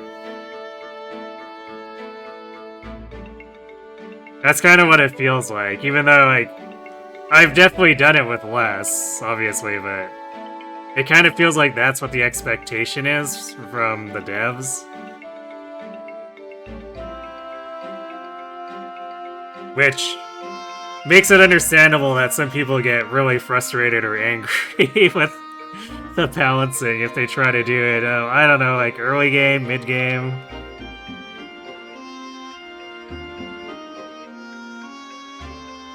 Because there's obvious incentive to do it earlier, there's characters to play the game with, and support's tied to them, etc., other interactions. So...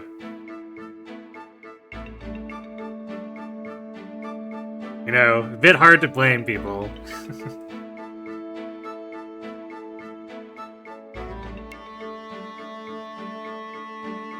Alright though, so yeah, we're gonna have to pick this up again tomorrow. Where I guess we'll be starting off with like 30 to 60 minutes of more Astrid leveling. But after that, we have a Fog of War chapter. Oh wait. No, this isn't a 9-turn thing. This is a 5-turn thing. Yeah, okay, Marcia's gonna basically recruit Maklov and loot the houses, and not gonna be able to be involved, so... in the right side. So the right side is gonna have to be Titania and Astrid sweep, and I guess like kind of contributing too. The standard problem of Ike is a sortie with no 1-2 range. So if any 1-2 range enemies are there, we're gonna be wasting a bunch of actions trying to get around them. Yeah. So yeah, I guess we're doing Fog of War and then funny desert map while trying to go full pacifist with the Lagoos. I really want to see if we can like snag Stefan somehow. Failing that, maybe try to snipe the white gem right before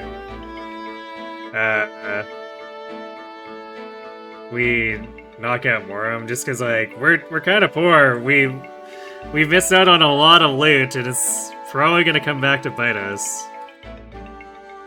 So yeah, probably a lot of finagling with that one. And then Oliver's Mansion. I don't imagine that one's gonna be too crazy. We might end up killing Devden. I'm not too fussed about recruiting him, and it's an 8-turn limit. Then, the entire 4-map sequence of 17 is gonna be a bit scuffed. We have 30 turns across all 4, and the 3rd map guaranteed takes 10 of those.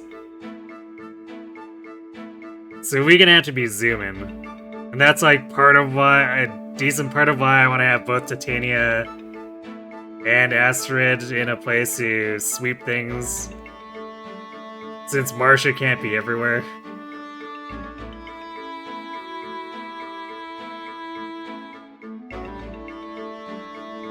Getting Stefan doing Pacifist Desert within the turn limit should be interesting. Yeah, we'll see how it goes.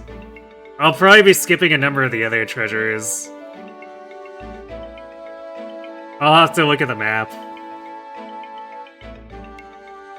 But like, Astrid is really gonna want Soul.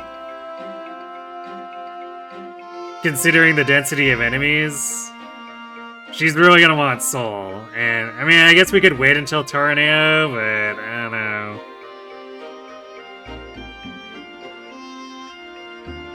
Actually, Titania and Astrid might want it, in which case we want to see if we can get Stefan's, because we definitely missed the boat map occult.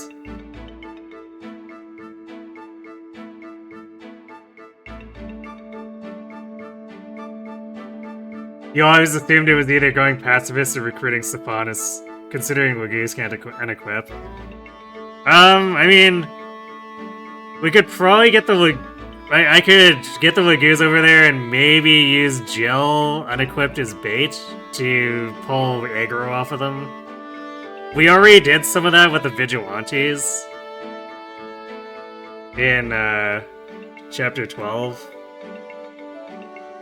where we did like a funny tag team of passing off who was unequipped or untransformed so that the Lagoons could do stuff and then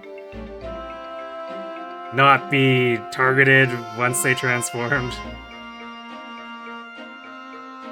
So yeah, it'll take some finagling. I don't expect to get all the treasures, but I want to get some of the key items that will help the run.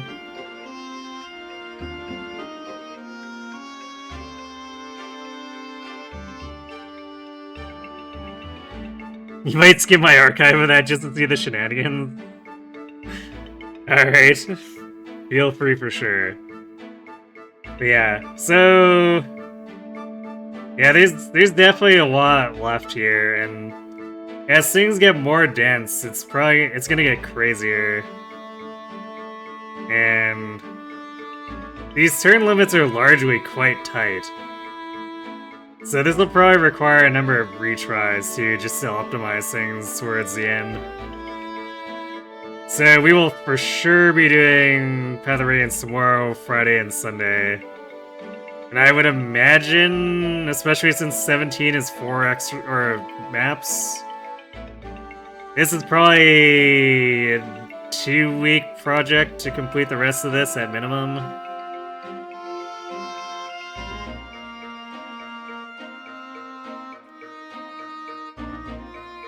So yeah, lots of silly Maniac Path of Radiance stuff to come. Aside from that, Wednesday, Thursday, we're returning to Umamasume.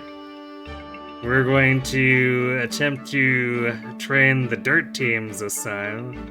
And it should be significantly less RNG, in theory.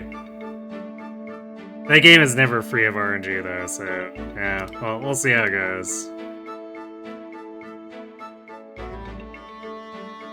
But ideally, we create a God Haru.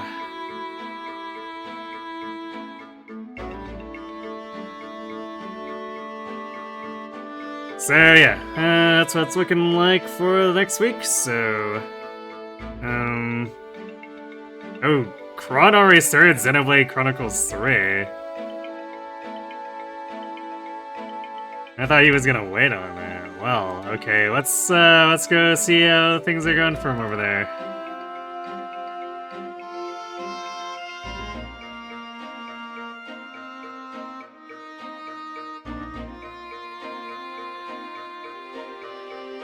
Alright, so thanks for watching everyone. Hope to see you tomorrow to pick this up again, and have yourselves a good night.